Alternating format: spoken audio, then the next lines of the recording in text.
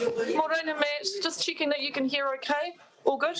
Okay, we're about to get underway. So when I come into the meeting, I'll just work out how I'm going to get you to connect through. Can you use, just before we start, is the chat function working or hand up function working?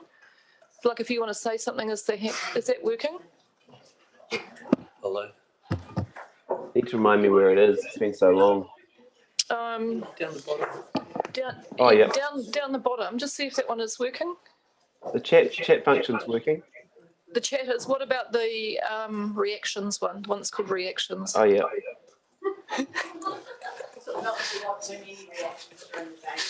I can clap. I can give you a thumbs up. I can send you a love heart. I can. Oh, that's so sweet. Oh no, there's a raised hand. Got it. You've got it. Does it work? I just did it later. Okay, thank you. All right, thank you. All right, thanks, Matt. Right, we'll get underway.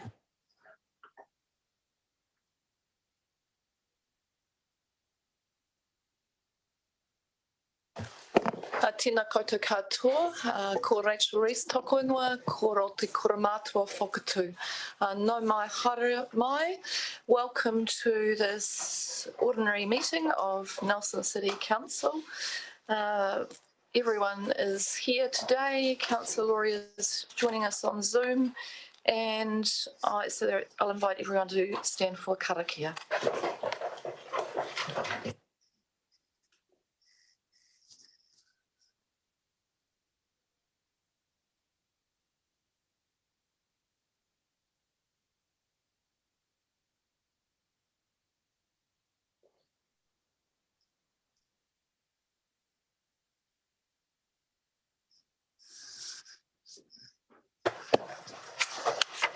Kia ora.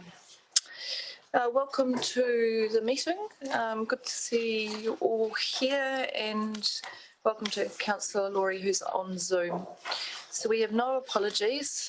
Confirmation of the order of business. Well, the order of business for a deliberations process is fluid.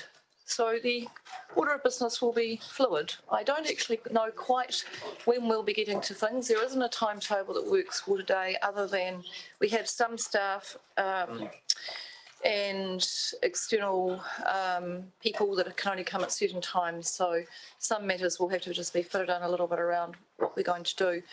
I had emailed out a bit of an idea about how we might approach this. So I'll probably just come back to that in a moment once I've covered off the pub interest register. Any interest updates, any conflicts, just identify those as we go through, please. I don't have anyone for public forum, and I have some late item resolutions. So they are sitting here. They've been tabled, I believe. Has everyone got tabled documents? Yes, they do. So we've got we've got a late item,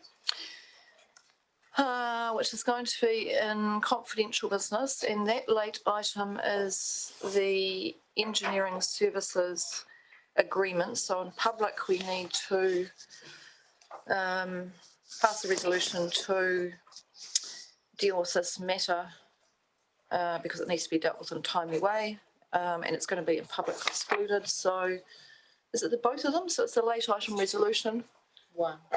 It's one. Okay, it's fine. And when we get to public excluded, we'll deal with that part then. So any questions on just the process we're doing here? Councillor Sampson. I'm just not sure if those of us who are using e-files have got the tabled documents. Oh, it was email last night. Oh, yeah. Okay. Oh, how late last night? So the question was, have they physically got the copies in front of them today on the... Did they? They were loaded to SharePoint last night, but I'm not sure. The question was, has everyone got them physically today? And I think the answer is no. They were sent out at about 7 o'clock last night, so I haven't seen them. No, I haven't read them either. Okay, if anyone needs a hard copy, just signal to Robin. Now, I understand the paper wasn't complete until yesterday afternoon, so that's why you're getting it today. So there's been process to work through on that one. I will move that we receive the late item, seconded by the Deputy Mayor. Any questions? No questions. In that case, I'll put the motion. All those in favour? Aye. Against? Carried. Thank you. All right. So then we'll go on to the, yes, no public forum. Confirmation of minutes, pages 11 through 42. So these are the minutes of the hearings process, I think, 4th, 5th and 6th of May. Any corrections that need to be made? Any errors in those ones? Everyone's happy with those? Move those be Moved by Councillor Courtney, thank you. And seconded by Councillor Skinner, thank you. I'll put the motion. All those in favour? Aye. Against? Carried. Thank you. Righty-ho, there is no Mayor's report for today, other than just to sort of give a bit of a sense of how I think we might work this process. You've had a volume of information to get through, and I know many of you will have been going back and looking at the submissions, reconciling what's in the deliberations report with the submissions. I've had a lot of questions that have come through from elected members, but I know you'll have many more that you want to get through today. And in the end, I've got a lot that I just, getting them into an email was not practical. They need to be, we need to work through them.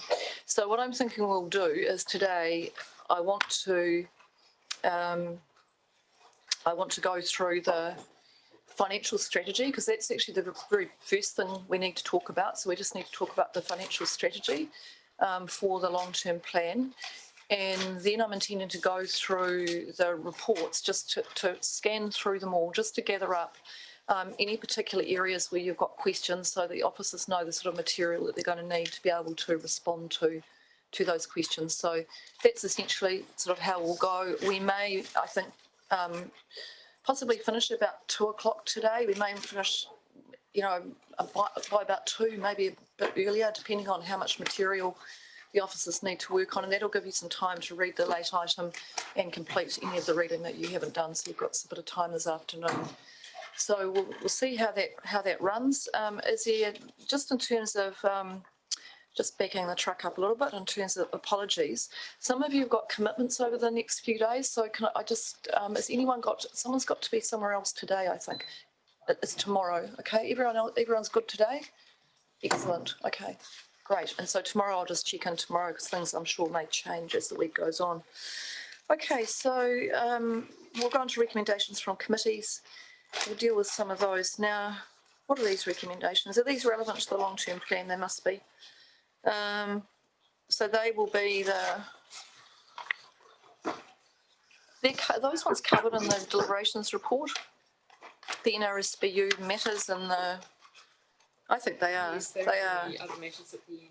Yes, they are. So I'm not going to take those right now. So we'll deal with those as we go through and capture those after we've had the discussion, because in fact they need to have some discussion, I would have thought. Councillor Noonan? Potentially a very dumb question, but hopefully no question. No dumb questions. Council Activity Management Plan. I couldn't find anything called a Council Activity Management Plan, and when I did the number, I couldn't locate it either.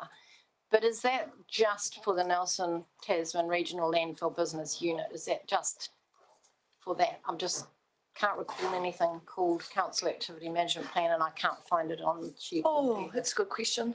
Oh, is it okay? Somebody want to help out with that? No, it's the landfill. Mr. Lavertus, you able to help us out with that one? I'd have to find the clause and have a think about it to see the context. It's on page 3. It's potentially the name that's bugging me a little bit. It's I don't think we usually have anything that's Council Activity Management Plan.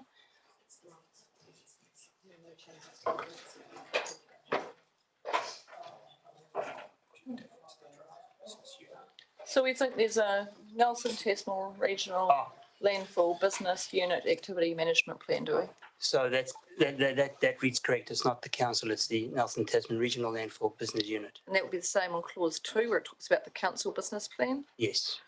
Okay, so there is a Nelson Tasman Regional Landfill Business Unit Activity Management Plan. There is indeed, as there is an NRSBU, AMP and business plan. All right, okay, so. I'm not too sure how that got through. All right, well, that's right. We've got time to sort that out because we're going to come back to them anyway.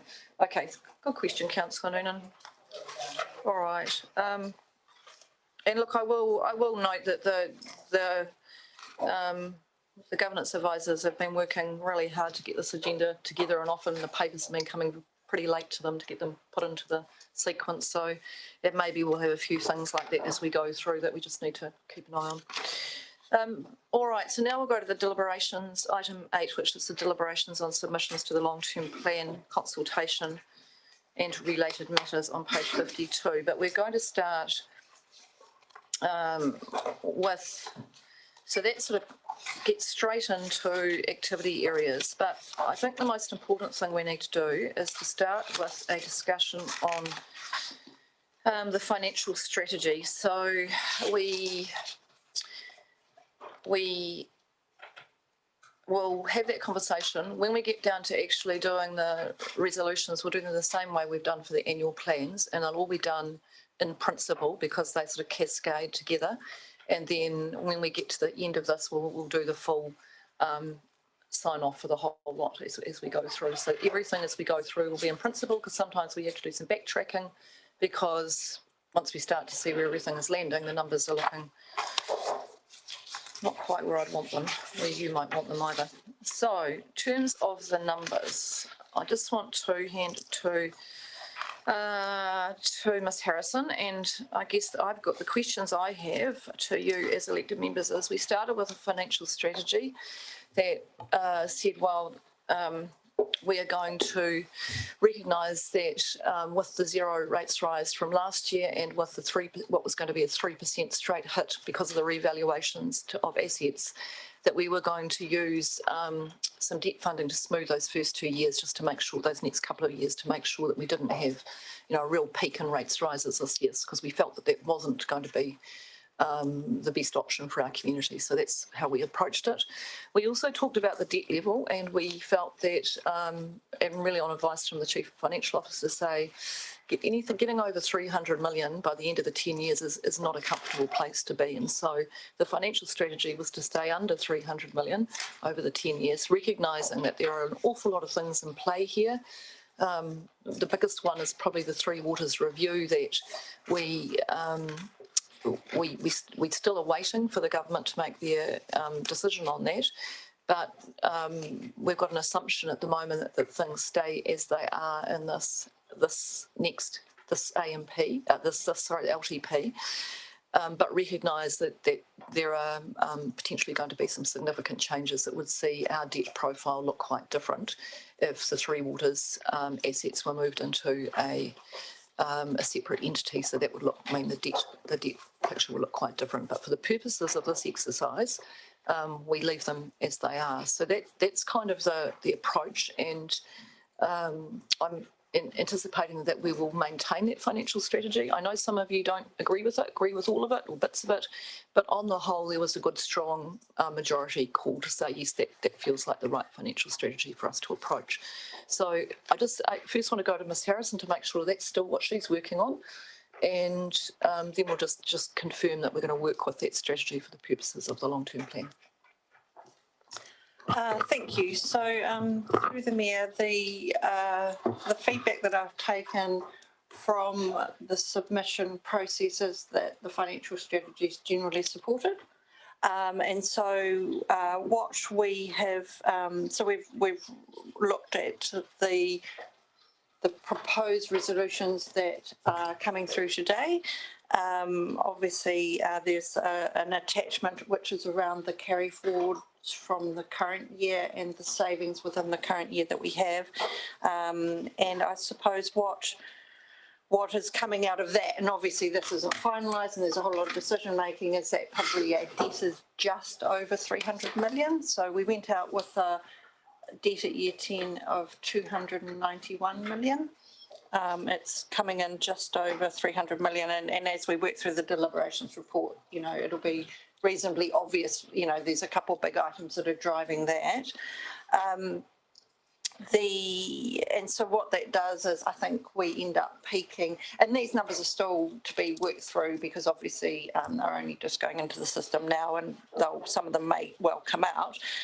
We had a peak of the debt to revenue ratio of 152, and this will take it to 162%. And so that's kind of on the debt side of it. It's still, Sorry to interrupt. Can you just tell us what was the previous peak? 152%. 152. And which year was that? About year 7. Okay. 7, I think. So it sort of comes back down in that latter part of the LTP. And so that 162 is in year 7 as well, or not? Yeah, I think so. It's yeah. I have to count backwards. Yes. Okay, thank you. So that's on the debt side of it. So that's that side of it. And the strategy had been that we would we'd be using debt in that first few years to kind of keep the rates increases down, or to come back out of the revaluation and the 0% rates increase, and then build up that the emergency fund in the later parts of the financial strategy. So in every year except for year 1, we are at the rates cap, which hasn't changed. So in year 1, it's probably the only year that we have room to move in terms of the rates. Push it up slightly if we wanted to, and that has a positive impact on the debt. Okay. In year 10. So what's the rates cap for year 1? Rates cap for year 1 is 6.2. 6.2%, and we went out with 5.7. And looking at the requests and additional funding that's coming through the submission process and the deliberations report, I believe you should be pushing up that rates increase in year 1 to reflect those additional funding. Otherwise, you're just funding OPEX out of debt, effectively. So if you push the rates increase up to, say, 5.9%, you do give yourself probably an extra $150,000 worth of rates a year, and it brings your debt down in year 10 by roughly 1.5 million. Okay. So, there's some choices to be made there. Righty-ho. I think that maybe my communication to the chief executive yesterday that he needed to go and find $200,000 worth of savings has come back and pushing the rates rise up to capture that. I'm not sure that was quite what I was looking for. So we're going to have to work our way through this as to how we do this. The other thing, Nikki, can you just cover off the reserves? So you've talked about the housing reserve in the report as well. So how you want to treat that? Sorry, You've got some reserve funding community housing. I get confused with which. No, sorry. Again, yeah. So one of the things that we've done in terms of the historic community housing reserve, so as opposed to the new housing reserve from the sale, which is the 12 million that we've put aside for future housing initiatives, the historic, when we wound up all the entries around the community housing sale, there were a couple of small reserves around depreciation, and I think it came to 622,000 or something like that. And one of the resolutions that is in the deliberations report is that effectively we take that to the rate increase for next year as a windfall to reduce the rate increase. Because those reserves need to be closed out. And really, I believe that should be taken to rates, as the ratepayers have actually taken effectively the financial risk on the community housing over the last few years with we were kind of topping it up from rates because of, so I sort of believe that's the right thing to do. All right, thank you. Go to some questions, Councillor Noonan and Councillor Eager, and Thank you, Madam Mayor. Councillor McGurk. Oh, I've just lost half of my reset. Never mind. The revaluation, can we have that separately amounted so that we can see as it's being smoothed off that it's coming down? Because we must know what that amount is. It must be a set amount. The difference between what it was valued and the new valuations. So can we keep that? I guess the question is, can we keep that separately? Can we keep a watch on that so that we can see that it is actually reducing to flatten out over those three? I think it was 3 years proposed. Through the chair, are you talking about the infrastructure revaluation? Yes, it's been smoothed in over the period, so that hasn't changed from the draft. So can we keep that?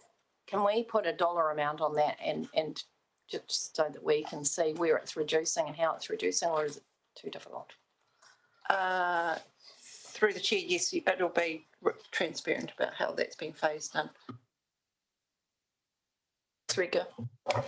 So just to clarify, so you suggested that additional revenue, well, the rates could go up this year, but a lot of the increases are multi-year increases. So are you accounting for that when you make that comment, or you're literally talking about 1 year? So through the chair, that's a good question, and this is one that always teases the brain really, because they are multi-year, but they can't actually go up in the subsequent years because we're already at the rates cap. So effectively, those multi-year requests end up being funded through debt in the subsequent years. The only year that they can be funded through rates is in the first year, which is why I'm suggesting that, you know, you do push that rates number up. So, sorry, just to follow up, but a number of those requests were OPEX to other organisations. And so we couldn't, you know.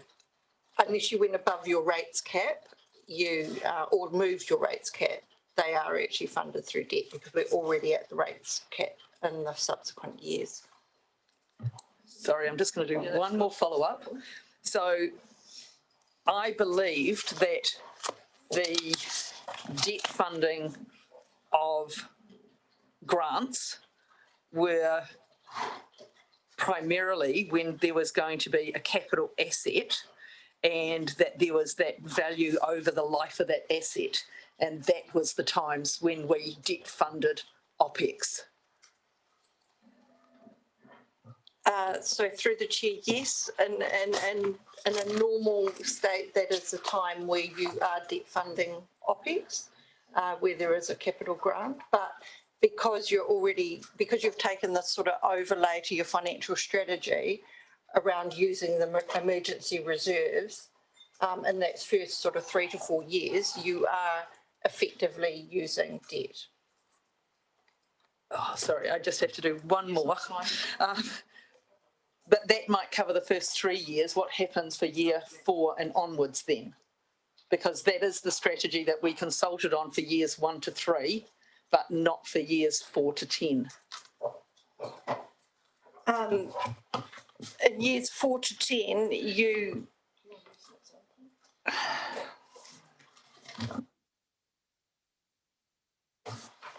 you're already at your rates cap in your year 4 to 10, so effectively it nets off against the emergency reserve, and that you're putting less funds into the emergency reserve than you would have been. So, apologies. But I thought we had only consulted on using that approach of using the emergency fund for years 1 to 3. And I heard, but please tell me if I did not hear this correctly, I heard that you're suggesting we could continue to use it in future years.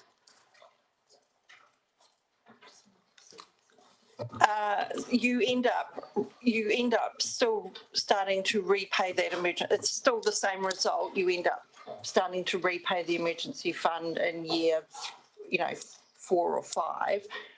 So it is the same result. We are using the emergency fund to draw down in the earlier part of the LTP and repaying it in the later part of the LTP. So it's the same result.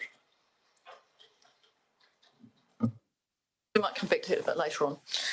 Councillor McGurk. Yes. That was a very hard to do basket.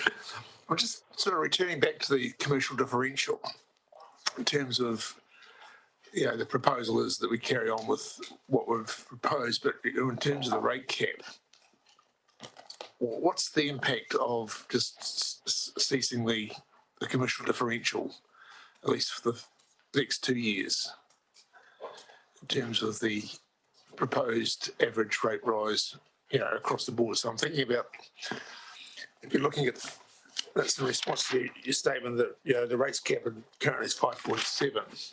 But if we've I'm wondering about flattening. The rates cap is 6.2, but that doesn't. Oh no, the proposal is you went out with 5.7, and the rates cap is. So through the chair, the rates cap is on the total rates increase. It doesn't say that individual properties will not vary around that. It's not an individual property rates cap. But I'm thinking about the number of, there's more residential ratepayers than there are commercial. Yes, and through the chair, when you looked at the sample properties that we went out with at the draft, the residential rate increases were above 5.7.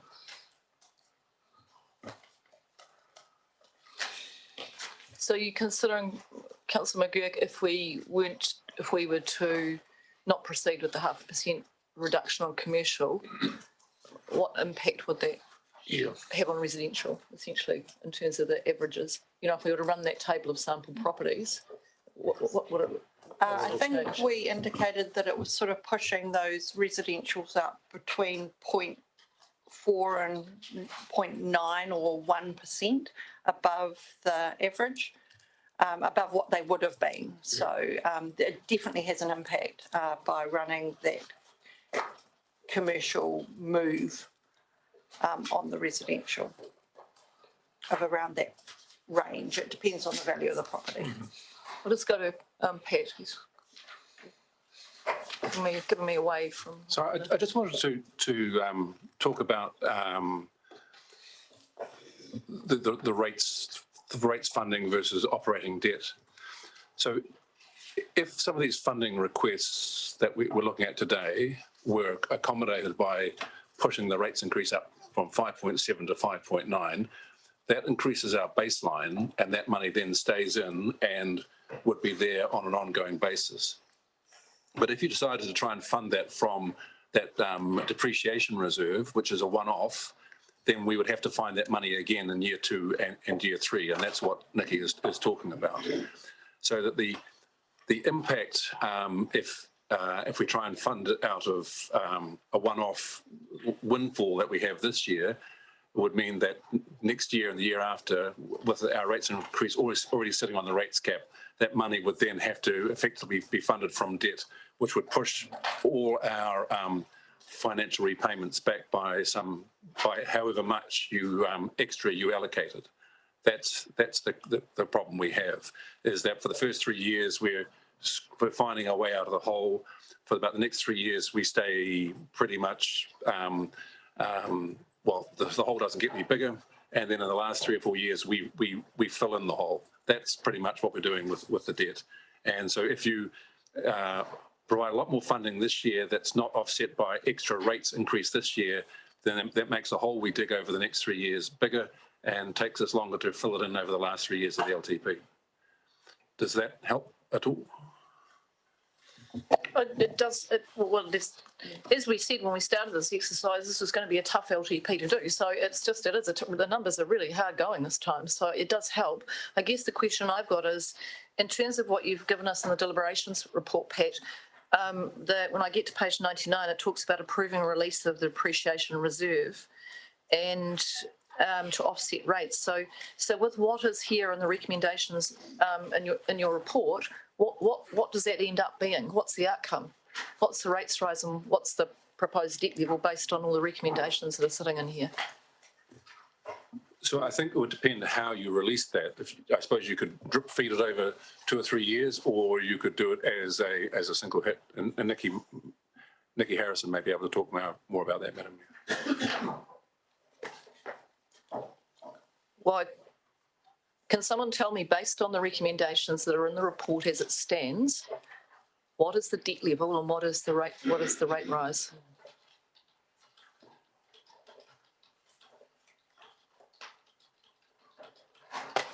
So through the chair, the way it's written at the moment, the rate increase has been kept at 5.7 and the debt at year 10 is 300 mil. Okay, So 300? that's the assumption. Okay, that's the assumption. We're not moving Okay. the rates or we're not moving the rates increase, and that therefore that's where the debt comes out. All right. And so what you're saying to us today is that after having written the report, you'd like us to rethink that and consider using, with all these increases that have come through in the report, what you're saying is that actually you'd prefer that we increase the rates by about 0.2%. So through the chair, I was just highlighting that's an option because that's the only other lever you've got, because your rates increases in all the rest of the years are already at the rate cap. Okay, so, all right, so I think that is, I'll go to Councillor Brand and then I'll come back to Councillor Ika. Oh, so, no, sorry, Councillor Sampson's next, sorry, apologies. Councillor Sampson and then Councillor Brand. Thank you, Madam Mayor. So 3 questions. First one is the Three Waters. I understand that we are not going to make any assumption, or we're going to assume that status quo in regards to Three Waters, but what is the level of debt that may be transferred off council's books if Three Waters went ahead and our water assets? I'd like to know what that number is if possible. Through the chair, we'll just have to quickly calculate. Are you wanting that at year 10 of the 300 mil? Is that maybe year 5 and year 10, if that's possible, if would be helpful. Okay, we'll come back to you on that. And then the next question is the total value of I guess, investment, what we're spending over the 10-year period, is it around about 500 million? Is that right? 492 or something? Or is that just on infrastructure? Just wondering what the value of the 10-year spend is, basically. On CapEx? Well, CapEx and OpEx. Okay. I mean, I just think it's really good for us to understand the value of the decisions we're making. Like, are we making decisions around $1 billion of investment, $500 million? I think it's really important, which will lead me to my next question, is that in light of the really significant decisions that we're making, like, considering spending $46 million on the library project, drawing down on our emergency fund, which is already in debt, to smooth over rates. Over the 10-year period, we're looking at doubling the rates for lots in our community who are on a fixed income. It's going to have a really significant impact. I would really like to ask if the quantum of our spend is significant and we feel as elected members that it warrants it, that we maybe get external opinion from someone like Shamabel Ekwab on our financial strategy and investment decisions, and just to give us, a view on it. We do get a view on it, and it's from the Auditor General, John Mackey and his team, and it gets reviewed before it goes out. And if there were concerns in relation to, the audit process, then he would have come and told us that, but he didn't. He gave us he said, no, you're good to go. So look, these are big decisions. For those of you doing your first LTP, they are big decisions, which is why we go through a really big process. This is, you know, we start off as a $1.8 billion enterprise. That's what you have responsibility for governing. And every council around the country goes through the same process. The audit process is really robust, and the financial strategy is reviewed by audit. So having listened to Shama Beale over COVID and various other economic commentators, their main message to us was, now is not the time for austerity, please. Thank you, councils. You'll just put more people out of work. Thank you, Madam Mayor.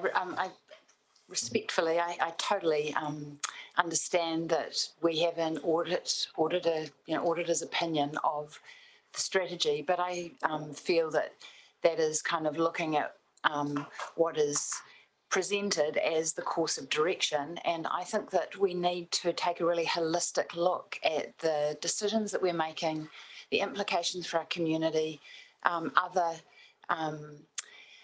risks and things that we're facing around poverty, housing challenges, those kinds of things. And I'm not sure if the Auditor General takes that kind of a view. And it's not a criticism of anybody. It's just that I think that we need to be making sure we are really sure about these decisions that we're making. So it's not a...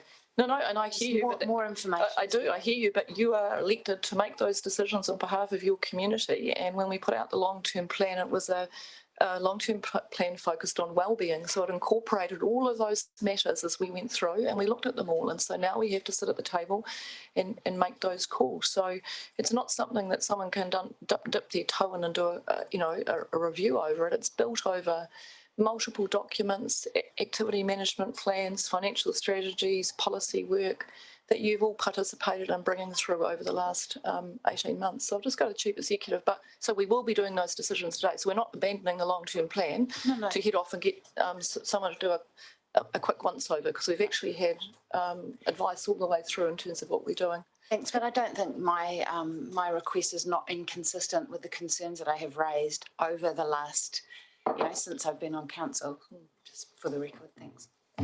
Pete, did you have anything to add?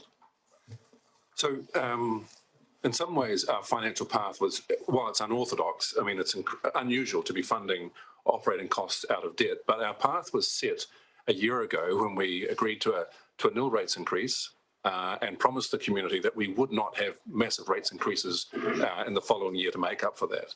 And sitting around the regional sector table when they were talking about their rates increases, where I think the average would have been 20% to follow. But I just want to echo the words that the Mayor has just said. You're elected to make these decisions for your community based on a whole lot of different priorities and come up with a solution that's best for it. And in terms of the financial strategy, I'm absolutely confident it's sound. And if it wasn't, our auditors would say something. And realistically, it's too late to be doing a massive piece of review work like that. We need to make decisions. We need to have a budget set by 1 July, and we need to be getting on with things. No, I don't think we need to have an independent review done on what we're doing. I have every confidence that what we're doing is appropriate to the circumstances and reflects the majority of the council's wishes. Thank you. Am I able to respond to that? No, because we're not in a debate with the chief executive. Essentially, he's confident that what we've got, I'm confident what we've got is a good, robust process. We're all capable of doing that. Councillor Brand. Thank you, through the chair. Sorry, I'm just processing all of that because the one thing that I was going to ask was about when Nikki mentioned about the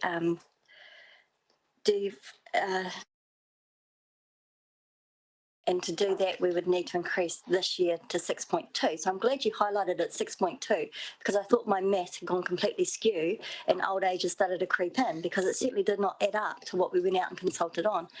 And I'm a bit concerned about that because The reality is people out there are hurting, our ratepayers are hurting, and we're just talking here like, oh, it's only 6.2%, we can just chuck it on debt, it's okay, we'll just average it out. But realistically, you look at this, and I'm just wondering, are we being realistic?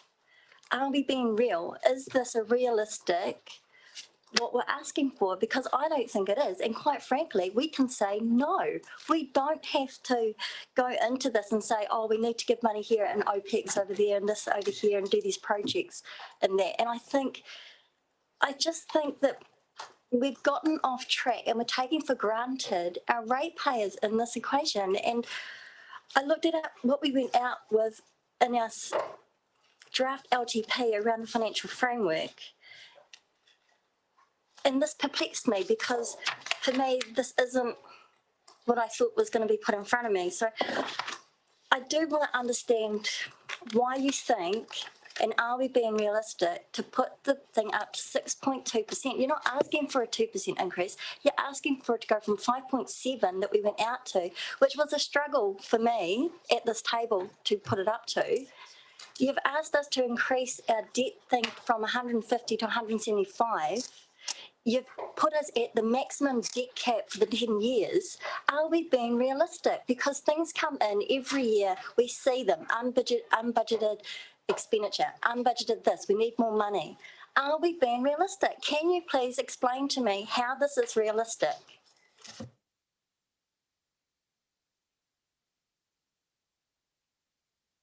Because the question is, we went out with 5.7. We went out with a very strong framework. They've come back and said, oh, we'll just put it up to 6.2. Oh, we can just throw these things in. Oh, it's realistic to put it to do the OPEX and do the increase in year one. How is that realistic? How is that real? Is this a reality of this long-term plan? Can we even deliver on what you're saying we're going to deliver on? These are my questions. It's not debate, it's questions. Okay, so there's a series of questions in those. So we'll come to firstly where the rates. I just want, through the chair, I'll just clarify that the 6.2 is just the rates cap. I wasn't suggesting that you put the rates up to the rates cap. So the 6.2 is the rates cap in year one, and the debt, which I said capped at 162%, is still comfortably within the debt limit, and the debt limit is 175. So that's just for a matter of clarification. So we've got 175% debt to revenue. That's that. So where it got to, where it was, we might have written those numbers down. Yeah, I've lost them already. They must be on that one. It was at the peak was at 152% in year 7. Now what Nikki's saying is it'll be at 162, and the rates cap in year 1 is 6.2%. Currently, what's in the paper you've got today is 5.7%. So what we went out with, but the debt's getting to 300 million at the end of the 10 years. And of course, by that stage, that's not going to be your peak for debt to revenue is earlier than that because your revenue is changing as you go through. So I think the questions are yes, it still fits with what we went out with, but in doing that, the $391,000 on page 99 has, I think, is that right? And the 231 from the housing reserve have been used to get us to 5.7, is that correct? Yes, so that's my concern. So I'm looking at that saying, 391, 230 plus 231 has been used as basically a cash amount to get to 5.7. So there's a lot of things in here that are new things, new spending. And I think what I'm just seeing is that's how that new spending is being funded by using those reserves, a one-off hit. And I guess that's the question we've got, Councillor Branders. I think several of us are probably not that comfortable with that, so we're going to have to work our way through it. So I do have one concern though, because if we keep putting in CAPEX, there is the flow-on effect that you will need OPEX. And if we don't budget for the operational side, then your renewals don't get done, your maintenance doesn't get done, and then we end up with having to create more debt to fix the stuff that we already own, which is what's happened in the first place, because we didn't invest in the first place and put the proper money in to invest. And I feel like we're repeating and repeating and repeating this pattern. And I say that because I've gone over the last 2 LTPs and looked at what we've gone out to the community on. And we just keep saying, oh, well, we'll just flag it. We'll just do the first 3 years. And that is my concern, is that we're not being realistic. Yes, there's a low interest rate, but what does that mean under the LGFA? Are we at our 30%? I'm not, fine, you've found a fix by doing the rebate through the housing reserve because the ratepayers have paid out the extra with the community housing, but really, what's the fix for the other years, which is what you asked, and I still haven't heard an answer for that. So, no. Okay, can we just come back before I go off?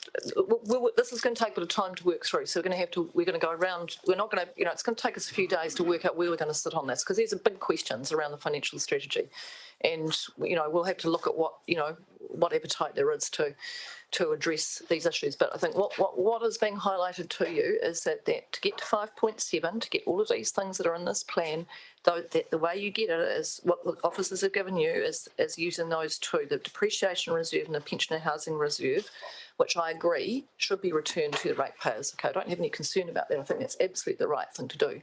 The question is whether it should be going to reduce debt or whether it should be going to be used for rates, and that's a question that we're going to have to work our way through. Councillor Brand, also you had another question in there, which was, is all of this deliverable? So let's head off to that question. So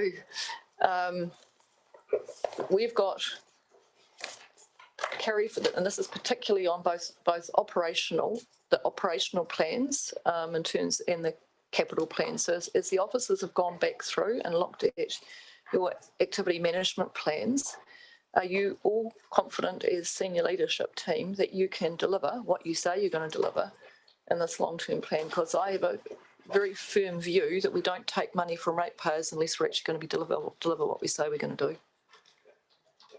So perhaps if we talk about the capital budgets first, and I'll get Mr. Levertis to speak to that, Madam Mayor. He's probably responsible for managing 70% of that money.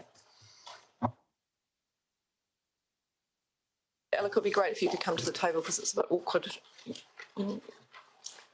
for you and for councillors when you could have a talk from back there. Welcome. Thank you, through the chair. It's a very, very good question, and it's a question that I expect to get asked every time we sit here for an LTP or an annual plan. So I have done some figures and some commentary, and I'd just like to take you through that, if I may. I won't keep you very long. So in terms of answering that question, I look back at what our capital works program was for this current LTP, and particularly the current financial year that we're in. And I refer specifically to infrastructure, where we have a $37 million spend, which is not insignificant, and we're on track to spend 35 million. So hopefully that'll give you some confidence in the fact that we are able to deliver on a capital works program. We have some really, really good staff. We've changed the way we deliver projects, and obviously you have assisted us in terms of our streamlined procurement policy, and all of those things go up to make the whole. In terms of the carryovers, so there's from this financial year, so there's a carryover about 4.8 million for the entire council. And to put that into perspective, for year one, that's 3.6 million, year two, just under $1 million, and for year three, about 300,000. To put that into context again, we're looking at whether we can spend that money, and the majority of that are committed projects and will be spent. So, for example, we are carrying over around 25,000 for roading, and that will definitely be spent. For wastewater, 120,000, that'll be for design. For stormwater, we're carrying over about 310,000, of which 200,000 of that work is already committed and already on site, and we cover that in more detail in our infrastructure quarterly 3 report. Flood protection, we're carrying over 380, but again, the majority of that funding is to upgrade the Wakatu Drive culvert, so that's about 300,000. So in terms of infrastructure, there's a large portion of that that will definitely be spent because we have works out on site. There are some other significant carryovers, and I'll just run through those. 900,000 for the mountain bike hub, and we are busy working with the Parks and Reserves team to get that up and running. And that was a decision made recently by council in terms of the location. 250,000 for the Civic House roof, 440,000 on the refinery earthquake, and 390,000 on the Miller's Acre. And once again, those are committed projects and work is underway. So hopefully the message that I'm trying to give you is that in terms of the carryover, there are valid reasons for having those carryover, and there is a high degree of expectation that we will spend that money. There's, and once again, I will relate to infrastructure. So yes, we are asking for 8.27 million over the term of this LTP for additional money. And I'm happy at the appropriate time through the chair to talk through the individual projects. There's three mainly from us. The first one is the 1.2 million for the Awatea pump station, which we are requesting in year 2, and 4.27 million for Saxons Creek stage 1, and that's over 2 years. And as I said, I have got a PowerPoint presentation for Saxons Creek stage 4 at the appropriate time through the chair when you are happy for me to take you through the complexities of that project.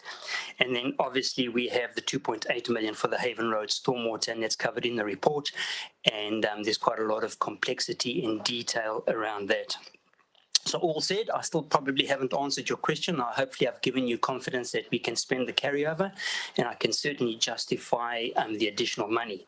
So if we look at what we're going to be spending to answer that question, if we look at the total amount, which is about 72, which is certainly one of the highest amounts that I've been tasked to deliver.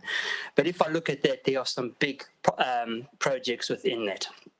And once we, through, and obviously subject to the LTP and the tender subcommittee for Awatea and Saxons Creek, once we approve those will be committed, and those will be on site, and they will be running for 2 or 3 years. The Awatea pump station, for example, is an 18-month project, and Saxons Creek is a 24-month project. So if I run through those very, very quickly, we have got the Saxons Creek, which I've discussed. Awatea pump station is about 5 million in year 1. Saxons Creek would be about 10 to 12 million in year 1. Civic House, and we covered that recently last week, is about 1.1. We have work on the Civic House roof, 1 million. Wakatu Storage, 300. Watney Terrace is another big stormwater upgrade, 1.6. We have wastewater renewals, 2 million. Water renewals, 2.4 million, which is slightly higher than what we would normally do, and that was covered off in our AMPs as well as the LTP document, consultation document, us doing more renewals and bringing that wall of renewals forward. We have work on the Alma Turner Library, 2.9, and that's obviously subject to what's going to happen at council. Haven Road stormwater, roading renewals 1.3 million, footpath renewals 1.2 million. So out of that 72 million, and I've just covered infrastructure, there are big projects that have large values associated with that. And when I take those out and then I look at the rats and mice, as I said, we have a good team on board, and while we will always strive, this will be interesting for us this year, but there's nothing that stands out overly other than it will be another busy year. Through the chair. Any questions for Alec? And this is on the overall sort of capital program for the next year and also for the 10 years. We'll come back to talk about further into this. Councillor Ika, I know Councillor Noonan, I've got you in the list still, and Councillor O'Neill-Stevens on the general ones. So I'll just do these ones first. Councillor Ika, Councillor Courtney, Councillor Sensen, and Councillor O'Neill-Stevens. So I was just wondering, can you explain to me, so what's different for next financial year, for example, from other years? So just relating to, most years we would have multi-year projects. Most year we would have a mix of large and small projects, but we've never managed to deliver a capital program that large. So what's different about 2021-22 that would enable us to deliver a capital program that large, that extensive? So through the chair, the quantum of the projects. So if I look at one project in particular, the Saxons Creek Stage 4, it's a $24 million project right there. And then we have Awatea, 10 million, 11 million plus. It's the quantum of the delivery of the project. So when I take, assuming that council approves the additional budget and we appoint a contractor, those projects will run out on site. They will do what they naturally do, very much like Saxons Creek Stage 3. So it's the value of the work when we take that into account, because we also have to look at the rats and mice, and sitting behind this, there's several hundred projects that need to be delivered. But as I've said, a large portion of these are big ticket value items. Which hasn't been, I mean, if I look at Saxons Creek, was probably 9 million over the last 3 years. The last stage, 24 million. It's a quantity above that. But just to clarify that, the 24 million isn't in year one, it's spread over multiple years. It's spread out over 3 years, yes. Yes, so I guess that brings me back to, it still makes for a lot of projects that need to be delivered, project managed, etc. While some are bigger, the bigger ones are actually spread over multiple years. So yeah, I'm just not sure what's quite the difference. I mean, is $10 million for one project, a portion of that in 1 year, is that particularly large? So yes, I would say it is. And if I look at Saxons Creek, we've got 12 million in 1 year, and if I look at Haven Road, we've got 5 million. Those are substantial projects in a particular year. Yes. Thank you. Just before I go to Councillor Courtney, Alec, has Mr. Mackey gone through? Have you worked with audit over this process? Have we had any conversations with Mr. Mackey? Remember, he was ready to. It took some work to get us through without a emphasis of matter on this subject. So I presume you've gone back and had a chat with him. Usually the auditor's still well involved at this stage. So yes, it was me that had the conversation with Mr. Mackey about could we deliver our capital program. So we talked about the fact that we the new structure, the way we changed the project team to be more project managers and make more use of consultants so that we could scale up much more quickly. And also that we have the ability, because that project management team is funded from capital projects, that if we have more capital projects, we get more people to help manage those projects. Also talked about the other way we deliver projects, which is through our asset managers. They also deliver some of the projects. And one of the things that we've been, as you'll be well aware, doing steadily over the last 3 years is building up the numbers in those asset management teams. We focused on the infrastructure teams first, the transport team, and over the last year or so, we've been looking more at the parks and recreation teams as well. And you're seeing more progress being made in those areas because we have more people able to deliver in an operational sense as well. So one of the chokes has been in the past, when I first arrived, the projects team were being told, can you build something here? And there was no clear definition or scope about what was going on. And so now the projects team only get involved when there is a clear project scope. And then the factory starts and we build something. But that has put more pressure on the asset managers to define the scope, do the business case, all those sorts of things.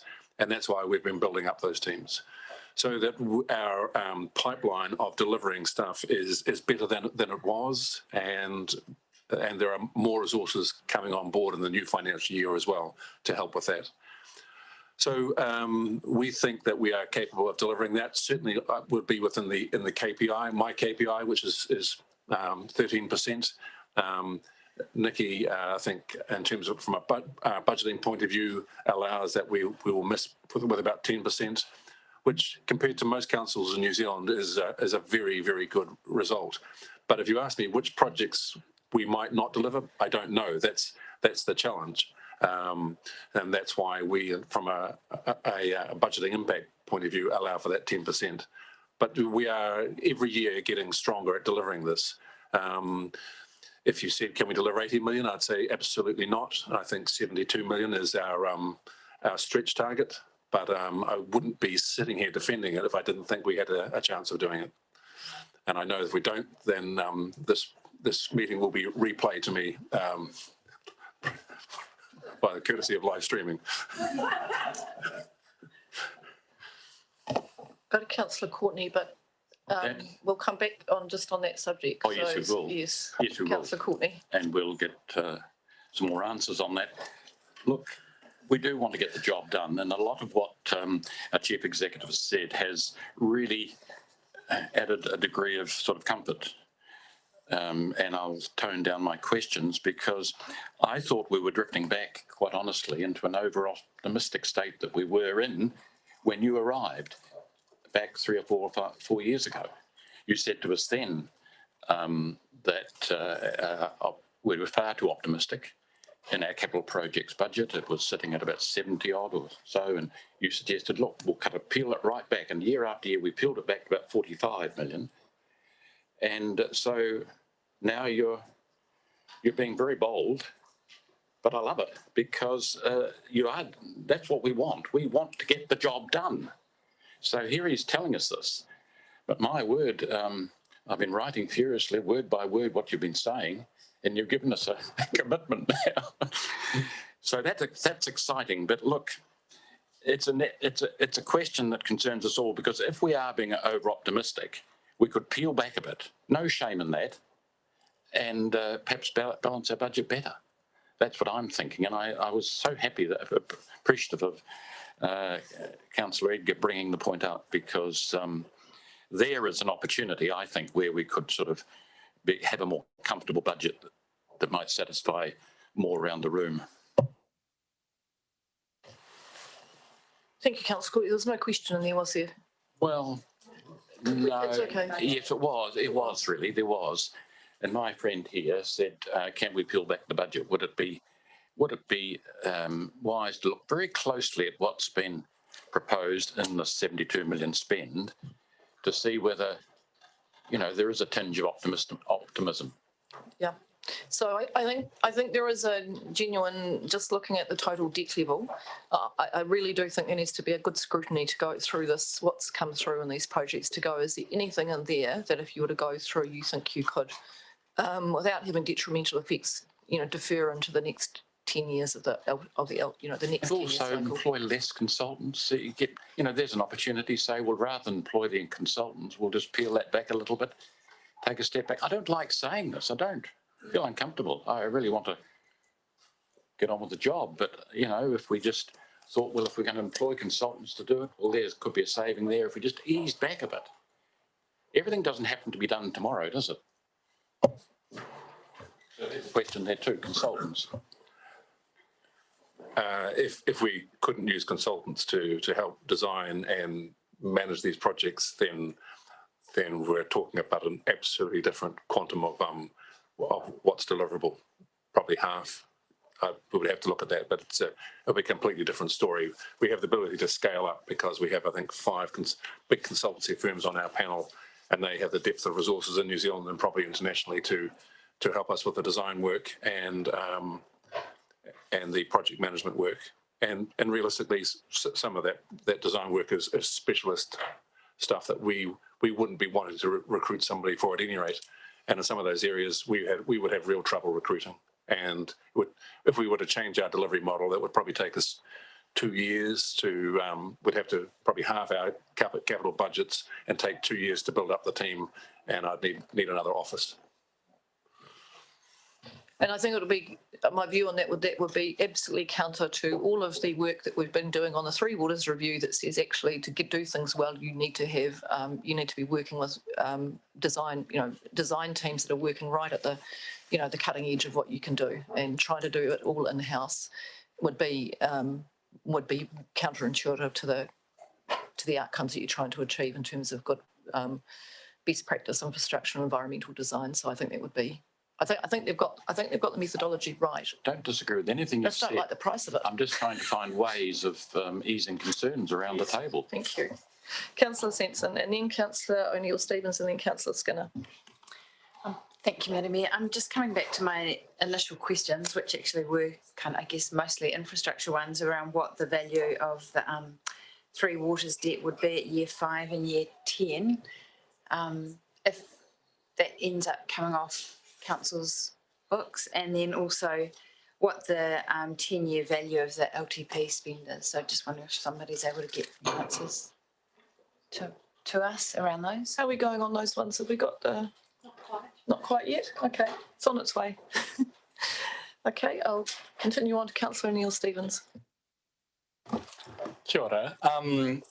Acknowledging that this financial year has been particularly tough with COVID, in terms of delivering the scale of capital spend whilst also maintaining sort of staff wellbeing, how do you think they're doing in terms of that resourcing front? To deliver this, will we be sort of putting, what sort of pressure will there be on our existing staff, and are we in need of more resourcing in these areas if we want to keep up this kind of spend? It will be tough. It's been tough this whole year, and even with extra resources coming on board, it'll be tough all next year as well. My staff will be under considerable pressure to deliver everything that's promised in that LTP, and it doesn't help that in the Three Waters area we're now having trouble recruiting, and that's going to make things harder as well. So if $10 million was trimmed off those budgets, would I be upset? No. As I said, I think it's a stretch target, and we will. I think we have a good chance of getting close. But it will be hard on the entire organisation. Yes, it's an organisation that came out of COVID tired and hasn't really. I think I'm pretty safe in saying hasn't really had a breather since. Yep. Thanks. Thank you. So just listening to that question and answer, I think, Pat, you do need to go away and really think whether you can deliver what you say you're going to do. So you're telling me you can, and then I'm listening to that commentary, and I just want you to. We'll come back to this later in the deliberations process, but I think you really do need to go away and reflect on whether it's a stretch too far. Councillor Skinner. Thank you, Madam Mayor. This might be a question for more just yourself, Pat. I don't probably have quite the same optimism. I have full confidence in yourself and Alec to hit those core projects, whether you're contracted out or do it in-house. But Madam Mayor, in regards to your previous picture of how we're going to work through the money, ups and downs, and smooth it out, etc., we are at unprecedented, this is where I'm uncomfortable, we're at unprecedented debt that we're predicting and taking on. We're at unprecedented rate rises that we'll be taking on.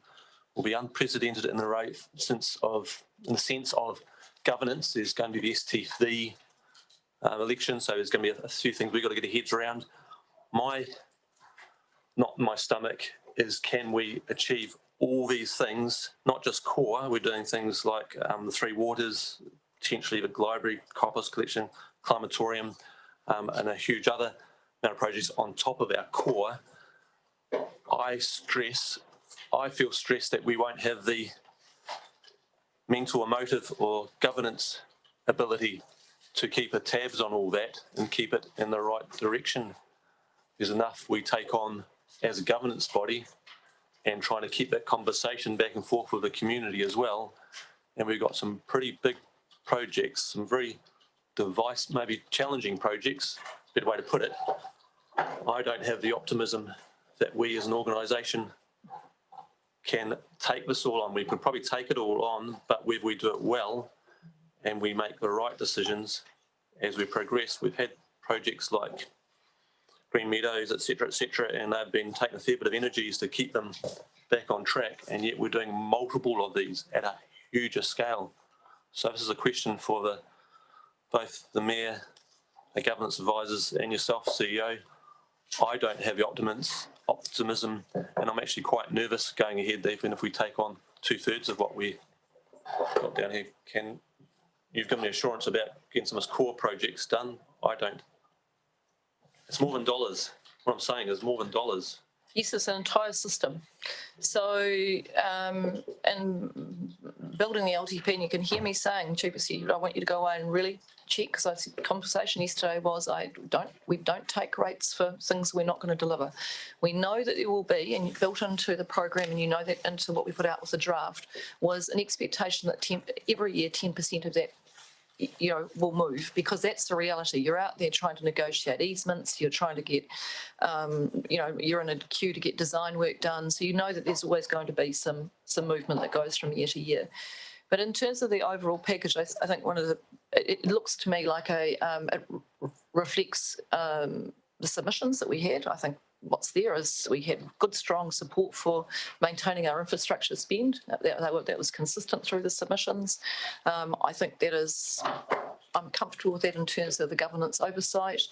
I think our systems have improved in terms of the activity management plans. They're not quite there yet. There are always more to do, and some are better than others. So some are got a fair way to go, and we've got some governance structures across some of those now to make sure that we've got more oversight, particularly around the property and facilities AMP. So that's why we've got some subcommittees there keeping an eye on those ones and trying to help lift that from a governance perspective. But I'm just the whole. I guess for me, I'm looking at today, Councillor Skinner, and going.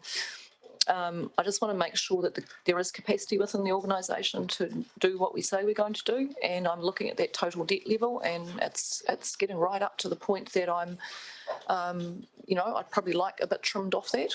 To be honest, I'd quite like something trimmed off that. In terms of the overall financial picture, the strategy is. I think is sound. I think what we went out with is the right financial strategy, and we've had good support from the community around that financial strategy. Are we consistent with what I'm seeing around the country? We're probably in better shape, to be honest, than most councils in terms of our financial strategy. So I think we've got, as Chief Executive said, we've been checking in to see where other councils are landing, and they are really finding this is a reflection of something that we do know is extremely challenging for local government, and that is when we come to those big infrastructure projects around Three Waters, they are incredibly expensive, and you're going to hear about one of those today. And that is one of the reasons why the government is looking to make some changes. And if you ask my personal view on what the assumption should be going into this plan, the assumption should be the Three Waters are going to be established. Now, Audit New Zealand has given a directive on the assumption, and that it remains as it is, because it's got a transition process to go through over the next 2 to 3 years. So that's appropriate for the first 3 years of the LTP. But my view of the likelihood of the Three Waters being as they are when we get to years 5, 6, 7 and 8 is I doubt it very much. They will be in separate entities. And so Councillor Sanson's question is a really good one. So I think before we go to the next speaker, we'll get the answer. I think we've got it. So here we go. Let's just get the answer on that one. And then we'll go to Councillor McGurk and Councillor Noonan. Let's try that again. And so through the chair, Councillor Sanson's first question, which I've got the answer to, was around what the debt would be net of the Three Waters. And remember, this is just on the overall debt number. We will actually lose revenue as well, so it will have a corresponding impact on our debt. A debt to revenue ratio won't suddenly become better. So debt at year 10 is about 184 million that will be removed off that 300 million, and at year 5, which was the other question, it was 117 million. 17. Yeah, 117. Yeah, so big numbers. And can I just ask a subsequent question? I really, really appreciate that. Do you have any idea of what the corresponding reduction in revenue would be? Because it would be helpful for us to actually understand that as well for around the Three Waters. Well, obviously it's your targeted rates around your water, wastewater and stormwater and flood protection. So, I mean, and obviously all the DCs and stuff like that. So we're actually just going to calculate the debt to revenue ratio for you.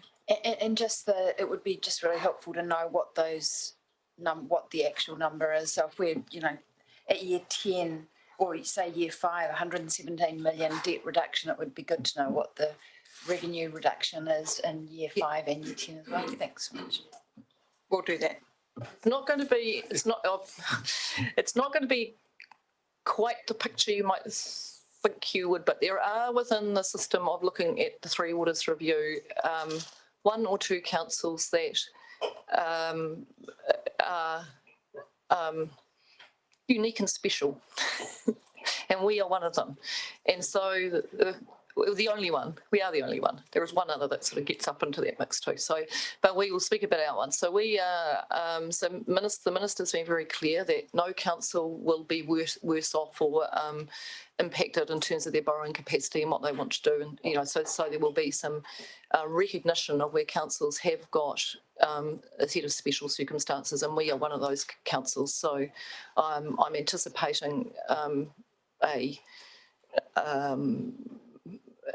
the characteristics of our debt level to our asset value is actually very low. So if we look at our debt level on our Three Waters infrastructure, it's actually quite low. So we need to do some adjustments through that process, but that is still working its way through conversations with the Department of Internal Affairs. Pat? The other thing is we don't know what stormwater will look like and what assets and costs will transfer across. So, any numbers we give you are based on some very generic assumptions, but we genuinely don't know. There's a technical working group working on that at the moment.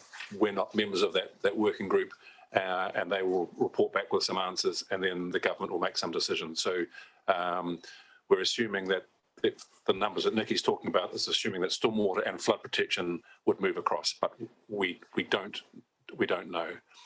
The other thing I just did want to touch on is the uncertainty on our Three Waters staff will impact their morale and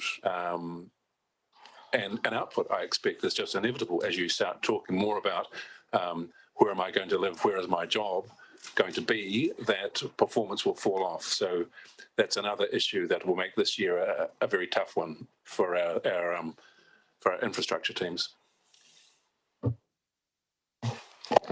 All right. Councillor McGurk's next up, and then Councillor Noon, and then Councillor Fulton. I've probably got 2 questions, or 2 areas I want to cover.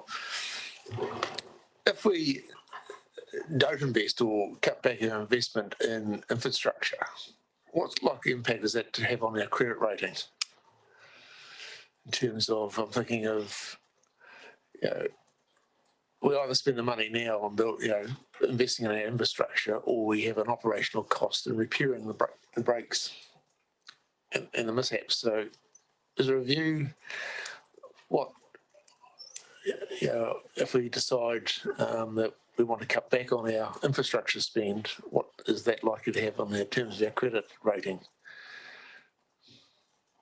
So through the chair, I mean, that's a good question, because I think everyone focuses on Standard & Poor's having a view about really high debt, but they also have a view about underinvestment in infrastructure, and they don't want to see that. And so they're looking very closely at councils that haven't invested in infrastructure in terms of their credit rating.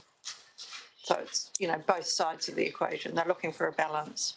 Okay, the next question is, I suppose, in terms of, we're using the early procurement system for the moment. I think that goes through to June next year. Is that what impact does that have on sort of turning around and getting I suppose, projects out the door? So through the chair, we're getting good value for money. Oh, through the chair. So that goes to June 2022, and it is absolutely instrumental and critical to our success. We have enough checks and balances in place to make sure that we're getting good value for money, and there are bigger projects that we have gone out to public tender, and we're involving the ECI. But in terms of our ability to deliver, our procurement model is absolutely critical, and we will have 2 years of the streamlined process, and I have no doubt that I will be recommending that probably not not be extended, but be the way that we do business. But without that, we will not be able to deliver even half of what's in front of us. So just on that, when's that due to expire, Alec? 2022 June. June, all right. So maybe that's something that we should consider as part of our LTP decision-making process. So we could just actually, because it's genuinely, if we're saying we're doing these things, we need to demonstrate how we're going to do these things. So I'll perhaps ask you just to go away and have a think about whether we should resolve that as part of our LTP process. Yeah, well, I suppose the point I'm making is that we've asked, upping our capital spend in terms of the capital expenditure, but part of that is having a system that, or a process that just gets those projects out the door. Otherwise, we just slow down. Councillor Noonan, then Councillor Fulton and Councillor Sanson, then we're going to take a break. Thank you. Can we just revisit what the capital program in year one is going to be? The amount? Through the chair, 72 million. 72 million. And then we've got all these extra capital projects proposed on the agenda that we've got today. How much are we adding on capital in year one? So the 72 includes the carryover and the additional monies. So it includes the carryover and all those additional. Yes. Okay, thank you. What would it have been if we hadn't done the extra? Keep the carry forward, but take less out 10 million.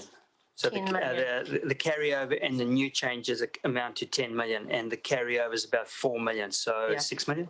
Okay, so we're adding 6 million new work in this agenda. Give or take, yes. Thank you. So, okay, that's fine, because the answers to the rest is the capacity has been discussed. I think the amount that looking on the table is 61 million for the draft LTP. So it's going up from 61 to 2.2 to 72.1. So that's the change. Okay. Councillor Fulton.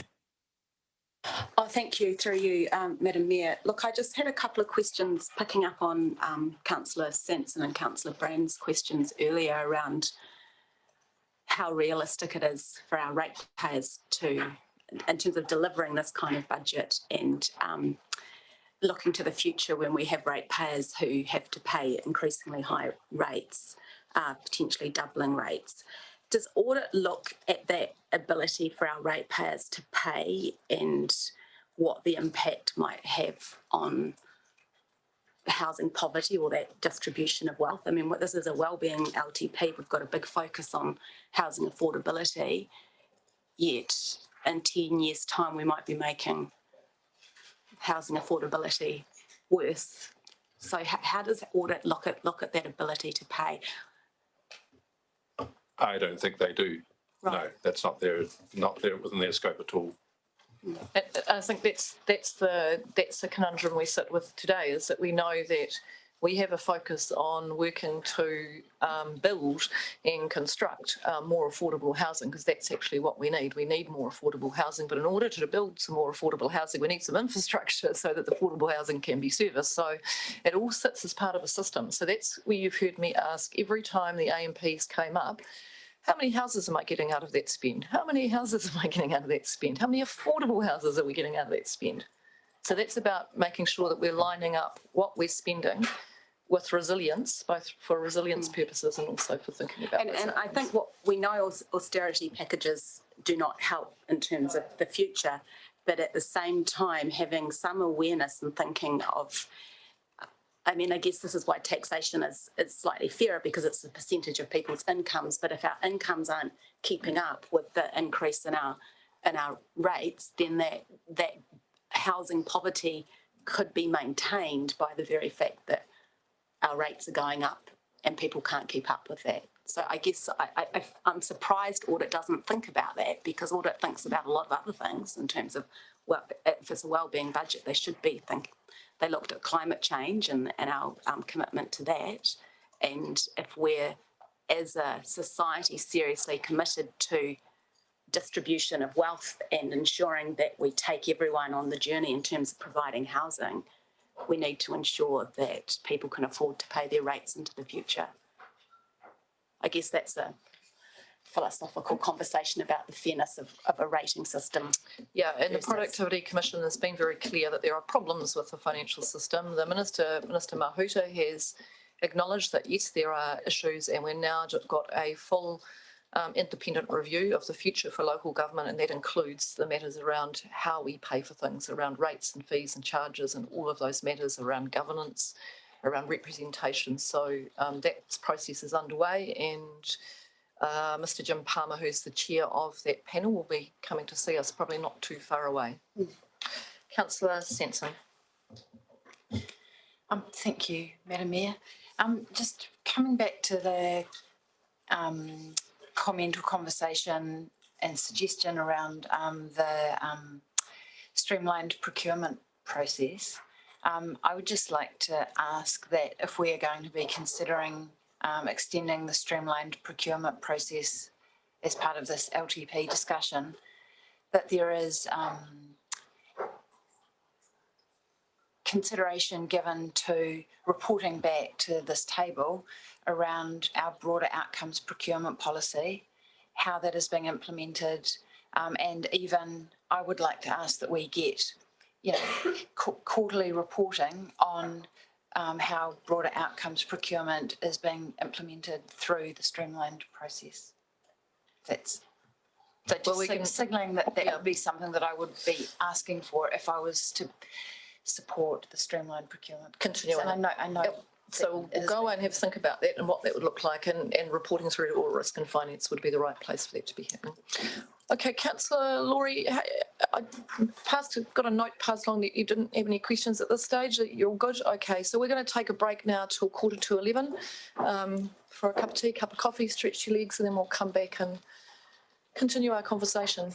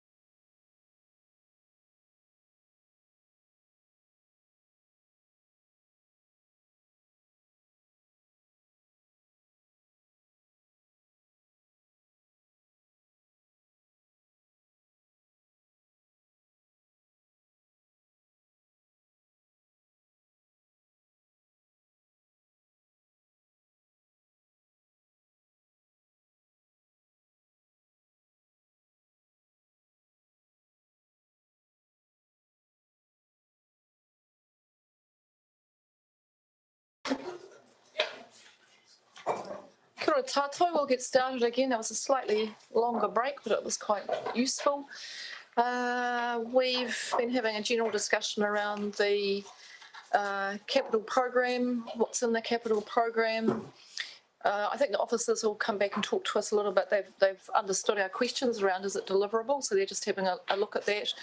I think one of the factors that is probably really important to note is actually the reality of the cost of delivery. So I sent a question through a few days ago to say, can I understand whether proportionally we're delivering a proportional quantum more of infrastructure projects that would be reflected by the dollars? And the answer is yes, we are delivering a big infrastructure program. But within that, the price of delivering that infrastructure has gone up dramatically in the last 5 years. So if we look at, and particularly when we think about the Three Waters space, so anything in the Three Waters space, we're dealing with a water receiving environment. So we're dealing with wastewater, stormwaters, even the drinking water as we're coming through. We're dealing with inevitably coming through streams or the coastal environment. And the cost of the regulations and the new provisions in the Resource Management Act around freshwater have meant that the cost of our both monitoring that, so you know that sitting in this plan is about 1.5% of rates was to respond to the new essential freshwater package that's come through, but equally you see that in terms of our monitoring role as a regional council, but equally you see that as you come into the construction phase for infrastructure projects. So the team are just going to go in and sort of work through that. It is important, as Ms Harrison said to us before, that our Standard & Poor's rating, we give a very good credit rating, is in response to Councillor McGurk, is based on, they do take into account, are we maintaining and renewing and looking after our infrastructure? And I think that is quite a bit of what we're seeing. So we're getting to phases where this is an old city. So when I've gone through and looked at what we've got in terms of renewals and replacement, we're getting to that point where we've got a lot of old pipe work, asbestos pipe work, all sorts of other things that now need to go. So I think you're starting to sort of see a point in time where there is a lot of renewal work to do, and certainly in terms of climate change impacts as well. As we start to get into the Three Waters space, there are two big factors that are impacting. So just the scale of the pipe network that we want to put in to deal with, say, a 1 in 15 year event, that's no longer appropriate. So we're starting to see those two things coming through in this LTP far more than we did in the last one. So I think we'll have another look at this as we go through, and as we go through each of the projects, we'll have a more detailed discussion, but we still just need to keep in mind that overall debt level, and is this deliverable? So the activity managers are just going to make sure that they're realistically looking through what they're going to do, that A, they can do it, and make sure that we haven't got projects in there that are realistically not going to come to fruition in that period of time. So let's have a look at what I wanted to do. So in the general context, I think what I think we need to be keeping a close eye on is that question about what does that first, the rates rise look like in year one. At the moment, the package is based on 5.7, but using those reserve funds to help get us to 5.7, and there's some question marks that we'll have to resolve as we go through as to whether we want to do that. So I think that'll be an ongoing conversation for the next couple of days. The questions we've had have been, I think, actually quite helpful, just for sort of teasing out where we may go with this. So any final questions just on that overarching financial strategy? I suppose there's a couple of other things I just want to check in with you on. One is the commercial differential that Councillor McGurk raised before, dropping by 0.5%, and then the other one is the UAGC level. So those two things. So Councillor Noonan.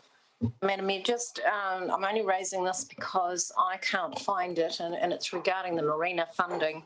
And there's a reference on page 97 about 14.8 million. So I thought maybe I should raise it now while we're talking about money.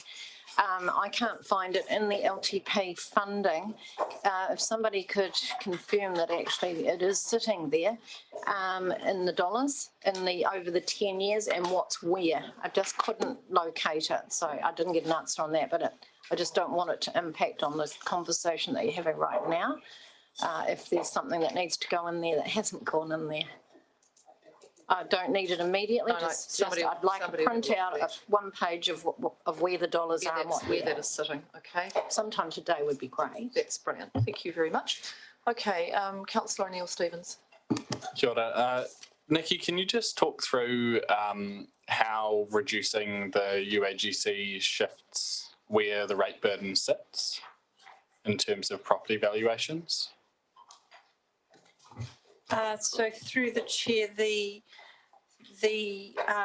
adjusting the UAGC from 14 to 13% effectively lowers the fixed charges that all properties pay, and it benefits the lower value land value properties the most. So I think when we looked at it in the last lot of workshops, by adjusting it, the lower value properties had lower rate increases and the higher value properties had higher value increases. And that was kind of the sweet spot at 13%. So, yeah, in terms of reducing that further, what sort of considerations would we need to have in regards to what went out in the consultation material? Can anyone answer that? Through the chair, I mean, we've put out what we said was council's preferred proposal. So to change it now, you'd really want to have some submissions, at least one, which was suggesting a move in that direction. So do we have any? We do. We do, to drop it further. At least one. What was the overall tone of submissions on UAGC? Very few people look at it. Okay. I remember reading it. I think it was. I took a note. Daniel Jackson from memory. Fed Farmers did. Fed Farmers did, and I think Daniel Jackson also did as well. Yep, those two.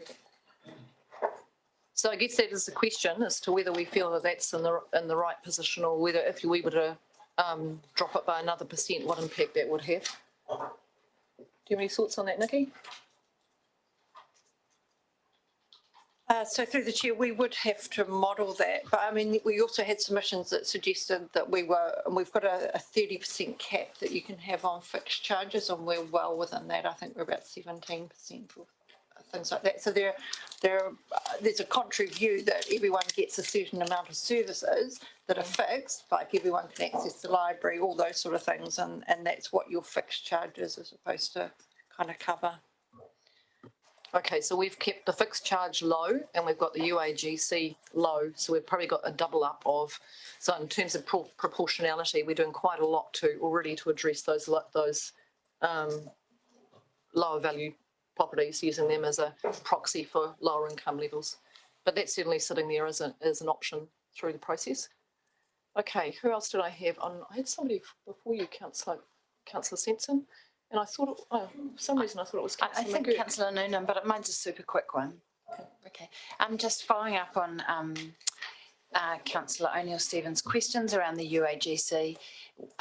In light of the fact that there are a couple of submissions supporting it being lowered, and we are facing a considerable rates burden on our lower socioeconomic ratepayers, would it be possible to come back to us with some examples of other councils that have a lower UAGC? I'm assuming there must be some that have lower UAGC than us.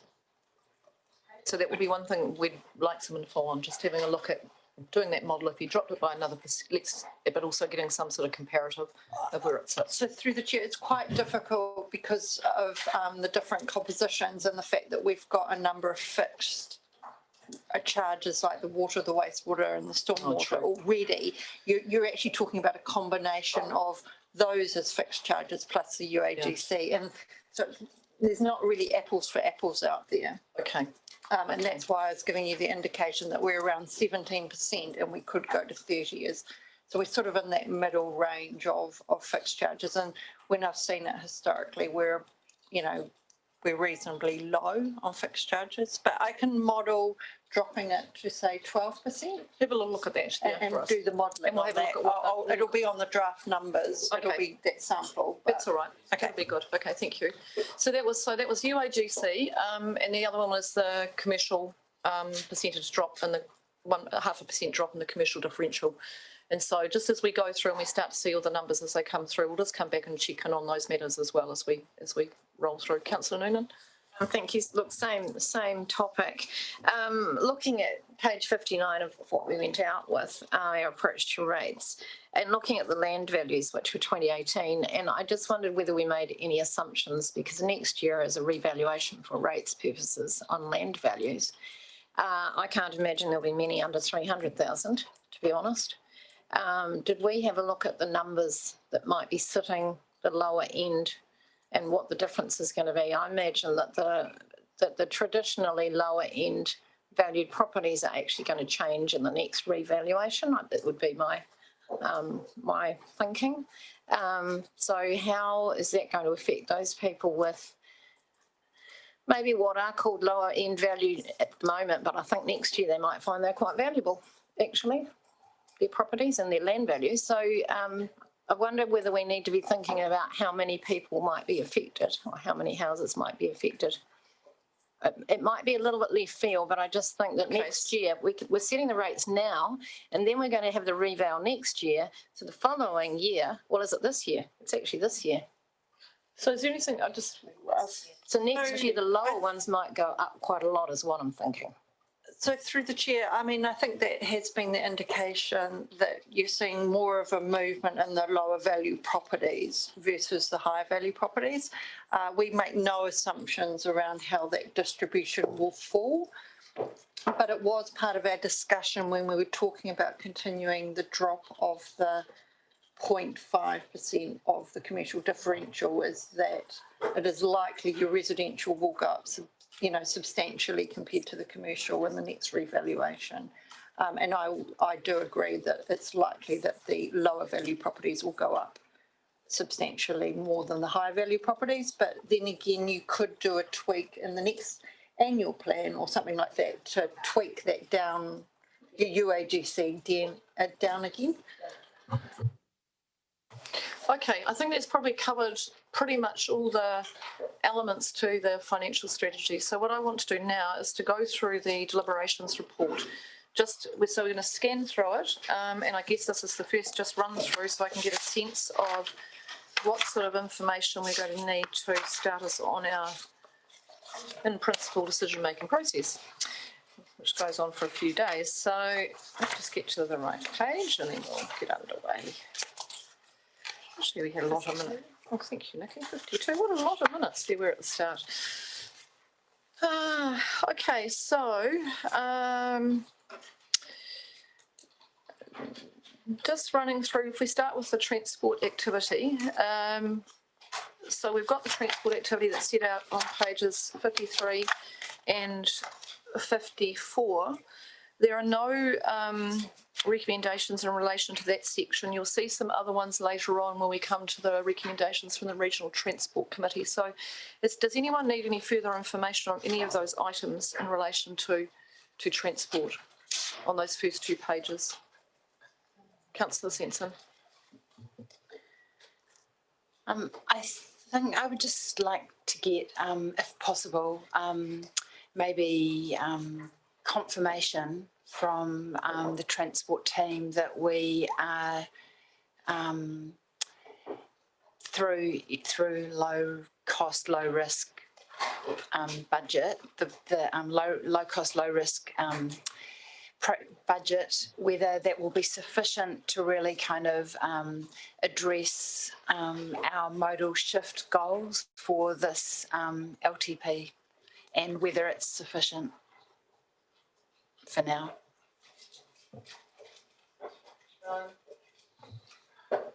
So then we, Margaret, you'll be able to talk to that when we come through it. Okay, so we'll just hold that one for the moment. Just in light of the fact that the team have come back from a conference on this where we were award winning. Nelson City Council was, award winning with our projects. And I just want to make sure that they feel that they are supported in getting this resourcing they need to achieve, our goals around modal shift and emissions reduction. Okay, well, actually, let's just, since you're here, Mike, why don't we just deal with that one now? Because there's no actual resolutions that we need, recommendations. Then I'll go to Councillor McGurk. Councillor Edgar. Thank you. Through the chair, yes, we are confident that we will be carrying out a lot of work that will support modal shift over the next 3 years. What you aren't seeing is a large request for funding at the moment, and reflecting on the conversation that you've had this morning, that's because we have yet to do a lot of planning around what the program of construction will look like. So we've got work streams in play. We will be coming back to council. We've got a reference group coming together for the first time next week on active transport networks, speed management. We'll be coming back to workshop with the councillors, with all of you, what the outcome of that is, and then there'll be a period of engagement, and at the end of that will come a program of works that will be where we will be requesting more funding in future annual plans, or possibly even the next long-term plan for construction. But we're just not ready. In the past we might have said, yep, let's have a couple of $1 million to do walking and cycling, but we haven't done the thinking, and that's why we end up requesting carry forwards or not being able to deliver. When we first ran the activity management plan workshops with you, we signalled that we were slowing down for a couple of reasons to get in behind the utilities program. So let's do the underground stuff first. To do the thinking, we know that some of the stuff is contentious, particularly when it comes to reallocating road space, and there's a great deal of consultation and engagement that needs to happen. And we're also very conscious of Waka Kotahi's financial constraints. So we've been conservative in what we've requested for the next 3 years. Having said all of that, that doesn't mean we're doing nothing. We have still got a long list of projects that we can deliver through minor safety or low cost, low risk, such as refuges. The Nelson Future Access has a short-term package that we're working them with. So yes, we've slowed down, but we're not doing nothing. Sorry, long answer to a short question. No, that's really great, Mark. Thanks very much for that. And just want to say congratulations to you and your team for the Innovating Streets Award. Really spectacular. Thank you, through the chair. Thank you for that. Thanks, Mark. It was worth it was worthwhile holding on to that funding. It was really good that we kept that, because that was the funding that where Alan had said, look, I just cannot get you the Trafalgar Street option at the moment, and Margaret knew that we had this one that was there and was able to be activated. So really good use of that funding. So thank you for that. Great result. Okay, hang on, there's a couple more questions. Don't disappear yet. Councillor McGurk, and then Councillor Eager, and then Councillor Brand. Yeah, thanks. Through Madam Mayor, to Ms. Parfitt. Looking at 5.4 in the report about basically the active transport network north Nelson, basically north of Clifton Terrace, and just says you've got the project in 27, basically years 7 to 10 in the LTP. Is there sufficient funding there for any planning and thinking that going on for the network? I know it's a really fraught project. You've got a couple of bluffs to get round. There's a couple of state highway you have to cross at least once, twice, 3 times to make it safe. I appreciate the complexities that are involved with it. But have we got sufficient funding there and planned in the run up to do the thinking, the engagement and the planning? So through the chair, that's a good question, and it is a project that's complex, and it certainly involves Waka Kotahi. So we are in discussion with them. In fact, in the first 3 years, there is an extension out, as we're working with them on an extension a little bit further than Clifton Terrace out to Alistair Street. It's not a long extension, but there is budget there for that.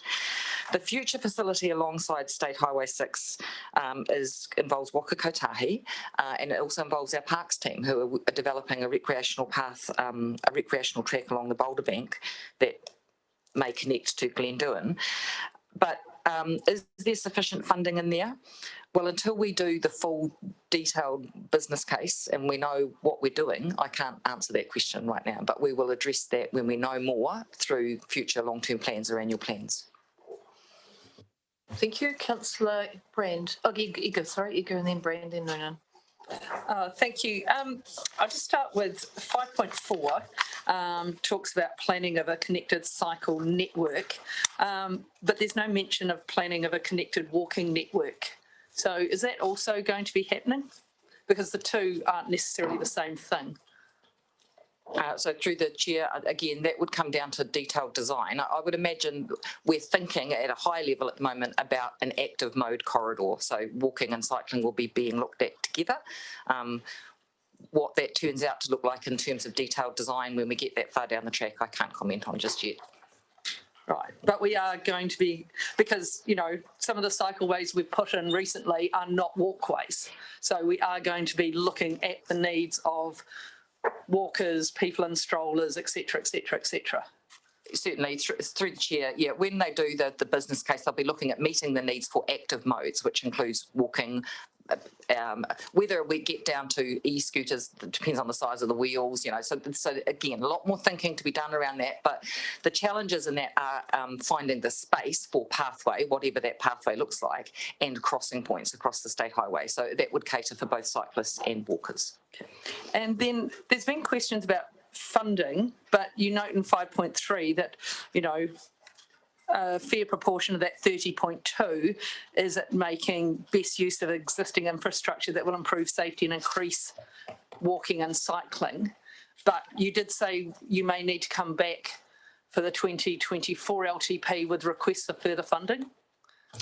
Through the chair, that's correct. I mean, that was the placeholder figure for the Nelson Future Access, and we, at the time of writing and populating that, we didn't have a preferred outcome. We still don't have a preferred outcome. We have an indication. Waka Kotahi are going out for engagement on that now. So we're learning more, but we still haven't a finalised detailed business case on what the Nelson Future Access looks like.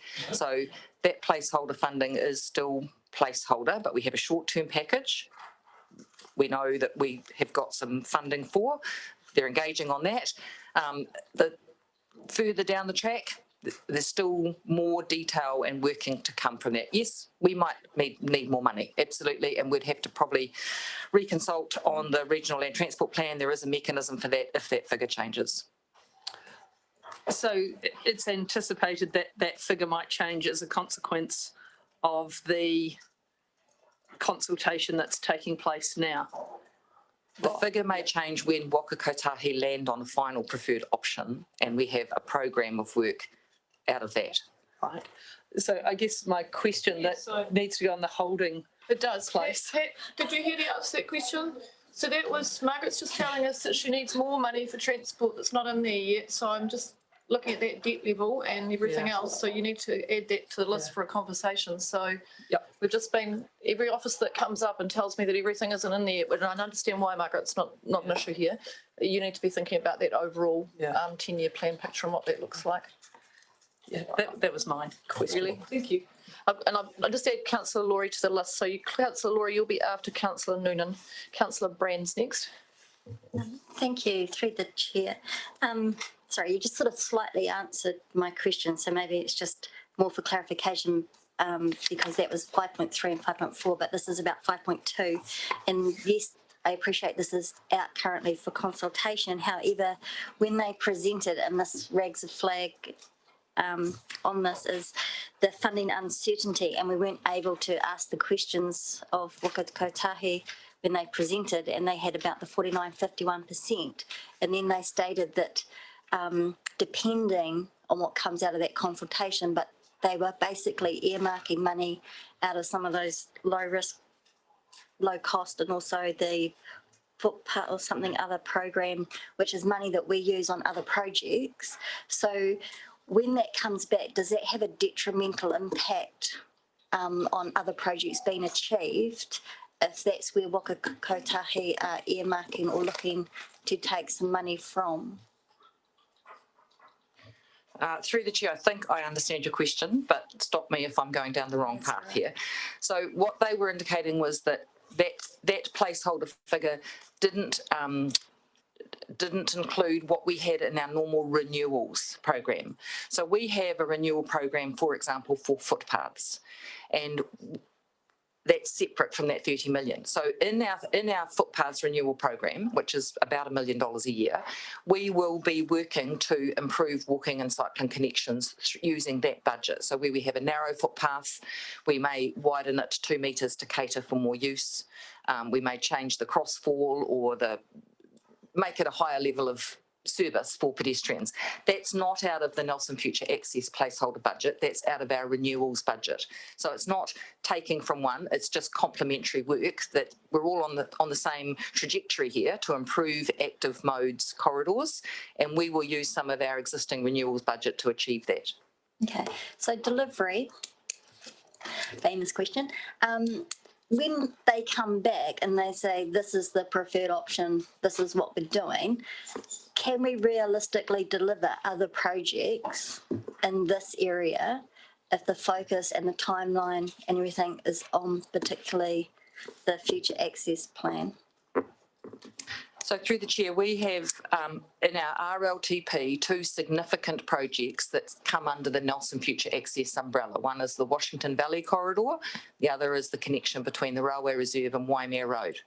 So the Washington Valley Corridor is phased to follow the utilities upgrade. So that's carrying on. Construction, we'll be doing a lot of thinking and design and consultation in years 1 to 3 on that. Construction, I think, following utilities is scheduled for year 4. The other significant project, which is the connection between the Railway Reserve and Waimea Road to service the hospital and the colleges, is the beginning of our east to west cross-town cycle active modes links. And that's one that we can crack on with. In fact, the Innovative Streets project that Councillor Sanson mentioned earlier is the beginnings of that. We're trialling what that might look like, and making that permanent is something that we could achieve within the first 3 years. Okay, but we just have to be a bit fluid in funding with Waka Kotahi because there is no guarantee that they will be able to provide funding towards these projects, because that's what they stipulated the other day. So based on our fluidness towards these projects, our budget, as you've just explained, can do these types of projects regardless of that. Through the chair, our transport program has a subsidy from Waka Kotahi of 51%. So our entire transport program is well, no, not our entire, our subsidised work program. And it's not just the Nelson Future Access aspect of it, which has at the moment 51% FAR, but that is an ongoing conversation. All of our minor works, our footpath renewals, our surfacing program, all 51%. Yes, I don't have a crystal ball to say exactly what Waka Kotahi are going to give us. They've indicated that they have some financial constraints, but our program of works is very consistent with the GPS. It's about mode shift, it's about walking, it's about cycling, and it's about safety. We should hear within a few weeks what we get from them and what we don't. At the moment, what's in the LTP assumes we will achieve the 51% subsidy for what we've asked for. If we don't, then you've signalled that there's a local share that they may not match, and it will come back to you as to whether you want to take that as a saving or channel it into ongoing transport active mode type projects, public transport projects. Okay, thank you. So really all that Margaret can do is she's put a placeholder funding of 30.2 million in there. Now that may not get spent because it all depends on what happens with Waka Kotahi and what comes forward. So yeah, and quite a bit of negotiation to go on in that space. All right. Next up is Councillor Noonan, and then Councillor Laurie, and then Councillor Fulton. Thank you, Madam Mayor. Thanks, Mark.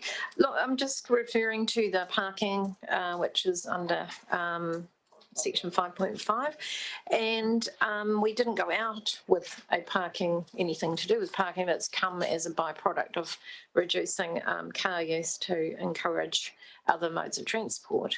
How many submissions were there that it says some? Is it 1 or 2, or is it 19 or 20, or what sort of numbers are we looking at? Through the chair, I don't have that off the top of my head. I know we had some comment around park and ride when we consulted on the regional public transport plan. And we will be going back to engage with the community. We're developing a parking strategy at the moment. We'll be workshopping that with you fairly soon. So that's an ongoing conversation, but I can't give you the figure as to exactly how many submissions. So maybe somebody could give me that at some point.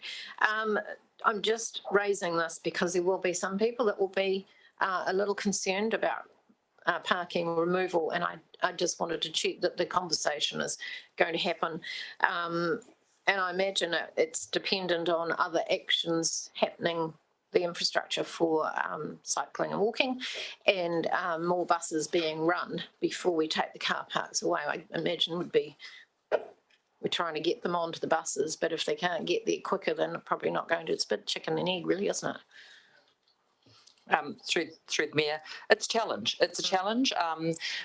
And yes, a reallocation of road space is the term that I use, and often it is for walking a wider footpath, or a pedestrian refuge, which makes it safer to cross, or a cycle lane, or going out way into the future, bus priority lanes. So reallocation of road space is a conversation that we need to have, and we will be bringing that to you as part of a workshop when we talk about speed management and active transport corridors. Okay, so some of that conversation and that you're going to be having, will that have some sort of timeline indicative as well that sort of goes along with the other pieces of what I'm sort of a bit putting pieces together, really?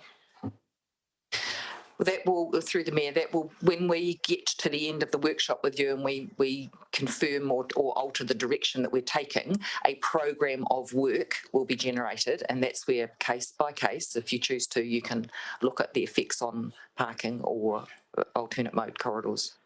Thank you. So Margaret, that program of works that you're talking about, you've got sufficient funding in the LTP to deliver on those proposals?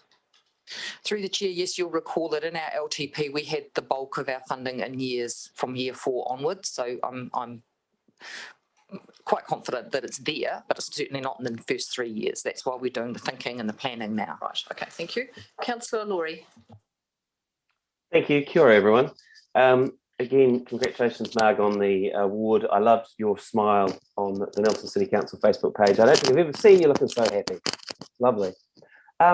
So I was just wondering, I hear what you're saying about Kawai Street, but in terms of what we will deliver the people of Nelson over the next 3 years under this plan, can you give us some other bullet points as to specific things that we will be doing to make it easier and safer for kids to walk and ride to school? Certainly, through the Mayor, I have a list of what's in the minor works list at the moment, but for years 21 to 24, and these a random sample. So we're looking at signalising the crossing on Songa Street for walkers and cyclists. We'll see some traffic calming in Hastings Street as part of the Washington Valley upgrade. We are going to be upgrading, we do need to upgrade our school speed zone signs outside Stoke School, Central School, and some of the others. Nelson was one of the first cities off the rank to put the variable speed zones in. There's currently a law change pending around 30 kilometres outside schools. We'll need to change all of those school signs because they're old and they can't be changed easily. So that's in our minor improvements package. We are looking at a raised table in the vicinity of Seymour Avenue. We're trialling some speed tables down there at the moment, and we're looking at what we might be able to do on the Scotland Street, Seymour Avenue, Bronte Street intersection. The Franklin Street, Waimea Road intersection is one that certainly Waka Kotahi has a strong appetite for us to improve the safety there. So that could be a signalised intersection. That's a big chunk of money. It might be all of our minor improvements budget in 1 year, but is signalising that intersection in conjunction with what we choose to do, or you choose to do at Hampden Street, is in our program for the first 3 years. There's also some public transport improvements which you'll talk about later on. Demet Street, so the shared pathway through Demet Street, or if it's not a shared pathway, what does it look like? So we're working with that community right now with a view to constructing something within the next 3 years. A number of improved crossing points at places like Niall Street near Alton Street, crossing point and improved connection from Isle Park, from the back of Isle Park through Isle Park or into Isle Park, a refuge going on the Ridgeway now. So there's a lot of small rats and mice type projects that we're doing. That's why I wanted to assure you that we're not doing nothing. There's quite a list here that has been submitted to Wakato Kotahi, that we have some very clear direction of what we want to do here. Some of them are tied to other projects, such as footpath upgrades. We've just done a wall in Arapiki Road. It's underway at the moment. There obviously some footpath work needs to happen as a result of that. We want to build a footpath between Arapiki Road and Panorama Drive on the southern side of that road. So there's quite a bit there. That is reassuring. Thank you for that. What about Market Road, Bishopdale, people coming off that hill and trying to access the railway reserve? Well, I see there's a bit of work going on there at the moment, but will anything significant be done in the next 3 years? So through the Mayor, yes, there is some work happening there right now. So we've improved the connection down behind the United Bowling Club and widened the path and put a small retaining wall in, creating a safer place for people to wait to cross Waimea Road. Changing the refuge in the middle of Waimea Road is far more complex than what we have given enough thought to at the moment, because it's potentially linked with changes to that entire intersection, which will be a Nelson Future Access issue. Whether you ban turns into and out of Boundary Road is not a conversation we've had. What we've done at the moment and what is in train at the moment is improvements on the United Bowling Club side of the road.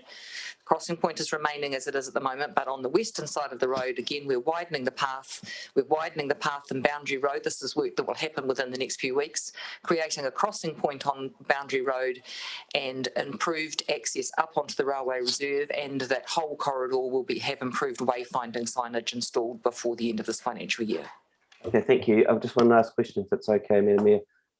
Now that Waka Kotahi have signalled where they want to go for Nelson's Transport Future, and we have embraced that vision, is that going to be the thing that sort of unblocks us and actually means that while things might be a bit slow over the next 3 years, things will speed up, hopefully exponentially, going into the rest of the 10-year plan? Through the Mayor, it hasn't stopped us addressing things that have been unsafe in the past. We've had a safety problem, we've addressed it. It gives us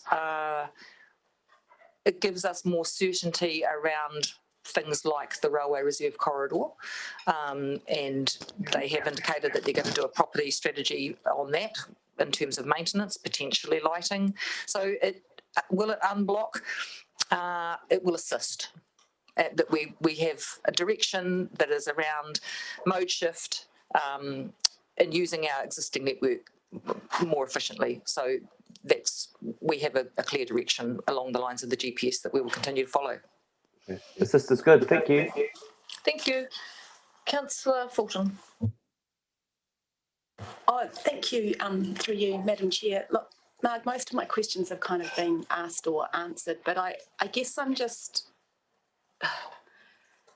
a little concerned maybe. We went out with a really strong message in our long-term plan document that transport is so I'm just reading from it, transport is one of the sectors where we can make the biggest reductions in CO2 emissions on page 20. And then on page 51, we say changing our attitudes to transport and how we use it will be critical to achieving climate change targets.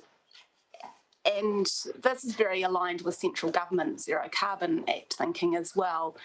And then we've got some messaging from Waka Kotahi that they might be financially constrained. It doesn't quite make sense to me shouldn't they be supporting councils to invest a whole lot in modal shift? Why would Waka Kotahi be constrained in a modal shift? They might be constrained in terms of building new roads, but could you clarify to me? So, well, through the chair, I can't speak for Waka Kotahi. So they have indicated that they have they are constrained. Their income has dropped partly because of COVID and reduced, I presume, petrol tax. So they've told us that they have some financial constraints. Whether they are assisted, and this is way above my pay grade, but whether they're assisted by central government to meet climate change targets is a question for central government. Mm-hmm. Okay. So it just seems a little misaligned to have strong central government targets to rapidly reduce our greenhouse gas emissions by addressing our transport network, and then Waka Kotahi to say that they might be constrained. It doesn't quite make sense. Grant Robertson's listening. Minister of Finance, please, more money in the budget for transport. And I guess my next question is surely these modal shift initiatives cost a whole lot less than building new roads. So even though there's a financial constraint, if you're investing in modal shift transport initiatives, you can probably deliver a lot more within existing budgets. Also, through the chair, if you recall, Waka Kotahi showed their intervention hierarchy and better use of an existing network is their preferred option. It's not always cheaper, right? You know, and there is a lot of engagement, and it is contentious at times. Okay. In terms of the engagement and the contention, we have done a good 10 years of engagement, and I guess I'm a little frustrated that here we are today saying we still haven't done the planning, we've got to do the planning, and there's more engagement processes to go, sort of this almost a handbrake on delivering objectives which we've been asked to deliver to for a long time. And we got some fairly strong submissions saying, why can't you get on and deliver with your modal shift? If you're serious about your climate change emergency declaration, why aren't you getting on with it? So can we speed it up at all? Through the chair, that's a really good question, and I'd love to speed it up.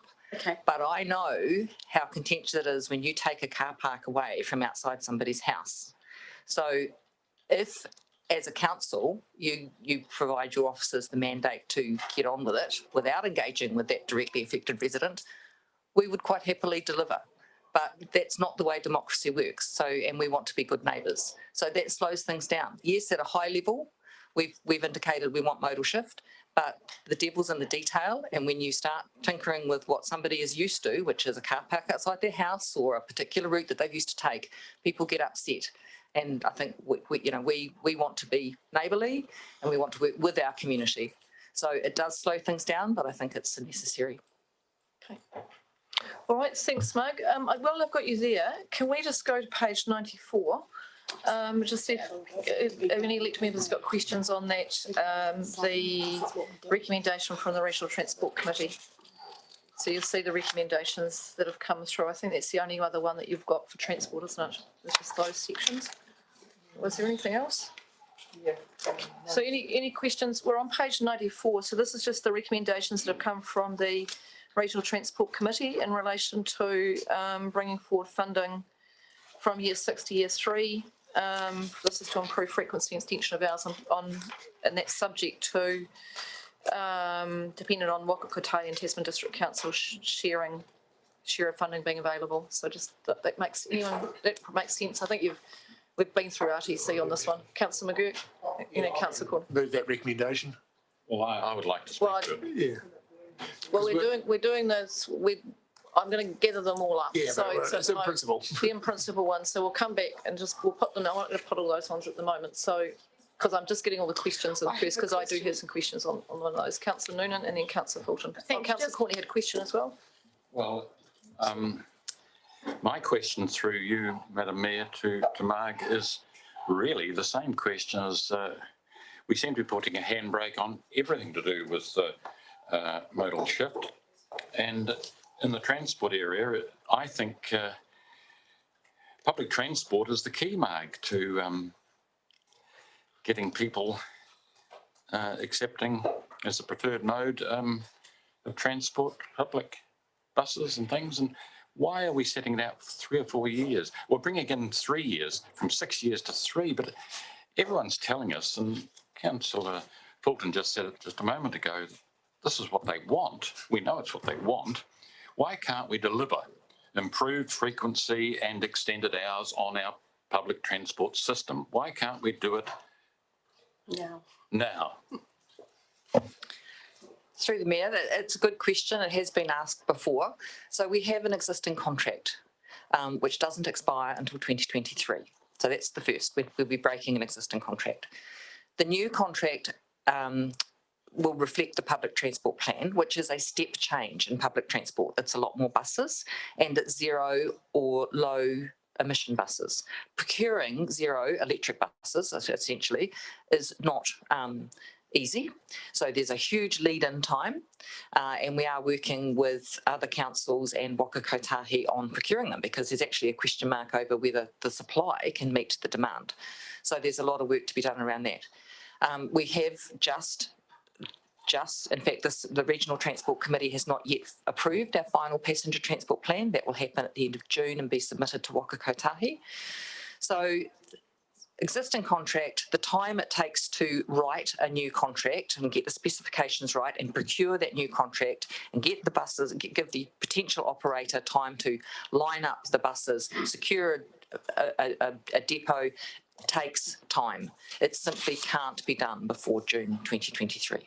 We will be starting work on this at the end of this, toward the end of this year, we will be starting the work on this and it will take us until then, until June, to land a contractor that can turn the key on the 1st of July 2023. Thank you, Mark. Through you, but Mark, people have been asking for this for a long time. It's nothing new. I mean, I've been hearing it for the last 3 or 4 years that they want more frequency. They want more frequency with the bus. And extended hours. And it appears, and I don't want to be discourteous, but it does appear as though, we're just seeing it now. What happened to the planning 2 or 3 years ago on this? So through the Mayor, it's a requirement to review the passenger or public transport plan every 6 years. We've just done that work. So that's what's informing the new contract. We have, as I said, been tied to an existing contract. So it takes time to do the review.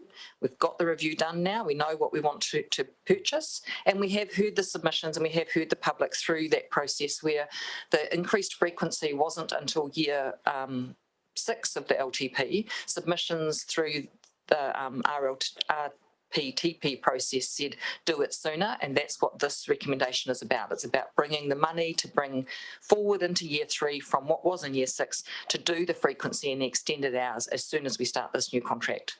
It's as fast as we can go. Can't amend the contract at all. It's not, you don't do those the existing contract, they don't have, no. Okay, so we've got moved it as much as we could at RTC to bring it forward. Okay, Councillor Noonan is next up. Thank you. Just some clarity, please, on the recommendation. I've read the piece just before the recommendation, and just not clear, or I'd like articulated that the 670,000 is our portion. So we're talking about 3 funders. So just want to know who pays what. Through the Mayor, I'm just struggling to remember. Yes, that is the net cost to council. Right, and that would be TDC's the same? TDC's contribution is not that full amount. So that amount covers our valley services, the RFI service. So TDC will have a fair contribution to the Nelson Richmond service, reflecting the percentage of their ratepayers that are using that service, and their contribution will also reflect that they're planning on growing these regional services from Wakefield, Mapua. So it's not the same number. So smaller than that, but they're contributing. They are contributing. Yep. And the Waka Kotahi, how much? 51% at this stage of the total. So that 670 is our share. So the total public transport cost attracts a 51% subsidy. Okay, that's really helpful. And then the next part is approving the provision for additional 38,000 per annum over the 10 years for providing the living wage to the bus drivers. So that is all our cost? Through the Chair, that's a conversation that's yet to be had. So Waka Kotahi have indicated that they will assist. That 38 is ours, but we have yet to have a conversation with the operator, and that's scheduled for later this week around what they might contribute. Okay, so that could be the top price for us, Yes. it might get better. Okay, that's really helpful. Thank you. I have one more. Oh, so if we approve this, then it is dependent on the other funders doing their part as well, or can we be independent on the bits that we want to do? Through the Mayor, if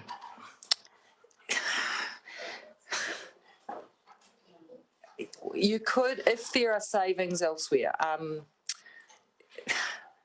so say in our big transport bucket, we don't get everything that we ask for in operations and maintenance, but you have signalled through your long-term plan that you're giving your 49% and they don't match that, you could take some of that 49% and put it into public transport if you chose to do so.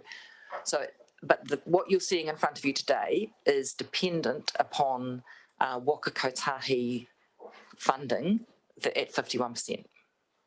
Final question is, when will we know about the Waka Kotahi funding and the TDC funding? Through the Mayor, we've had early indications that TDC are on board. Waka Kotahi, we expect to hear about the funding for continuous programs, of which public transport is one, within a few weeks. It was very helpful, thank you. Maybe just what I've got you there, just in terms of that national level discussions led by Waka Kotahi on the living wage, do you want to just elaborate a little bit more on that? Because it's saying dependent on successful completion of national level discussions. Certainly.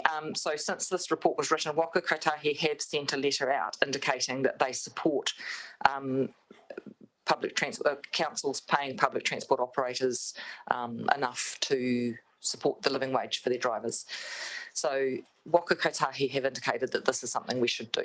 It's about looking after your drivers. There is a national-wide shortage of drivers. It's about attracting the right people for what is quite a complex and difficult job. What it comes down to now is our conversation with the operator, really, and their willingness to entertain this, because for them it has a wider consequence in that not all of our operators' drivers drive N buses. They drive other buses, school buses, tour coaches. So where it leaves them in terms of what they pay other drivers is a conversation that we've yet to have. So I'm very pleased to see Waka Kotahi taking that national leadership approach. It's really, really critical. Councillor Fulton, Councillor Neil Stevens, Councillor Skinner, Councillor McGurk, Councillor Sampson. Thank you, Madam Mayor. Look, I have a question regarding 7.11, page 59 of our agenda, which was the Nelson Marlborough Health submission on public transport advertising. Does that need to, any words on that need to be included in the recommendations on page 94? This is an issue which we tried to resolve some years ago. I'd like to go further than just thinking about healthy food and what we put on our buses, but actually as a council, we should be promoting community initiatives and things like the Brook Sanctuary and our climate change initiatives. We should be using those buses as an opportunity to promote the well-being of our community. So, and we tried to pursue that maybe 5 years ago. How can we ensure that's into the next contract? I would have thought it came through your regional transport review process, but I want to make sure it's in there. Certainly, through the Mayor, for the next contract, absolutely, we can take ownership of the bus branding opportunity back, and whether we choose to manage that in-house, it is quite involved. If you're selling advertising space on buses, it would require staff resource to manage it. But certainly, next contract, we won't be locked into what we're locked into now, which is the current operator retains the advertising rights on the back of the buses with some conditions around what they advertise, no alcohol, for example. But next contract, that's totally up to us to decide whether we want it in or out. And how was it that council couldn't even pay for adverts on the buses? Like when we tried to pursue this last time, how come we couldn't have paid for adverts on our own buses? So through the Mayor, you can pay for them, but it would be at the commercial rate because the backs of buses are managed by a third party. SBL give it to an advertising company to rent out, and we would have to pay the market rate. Okay.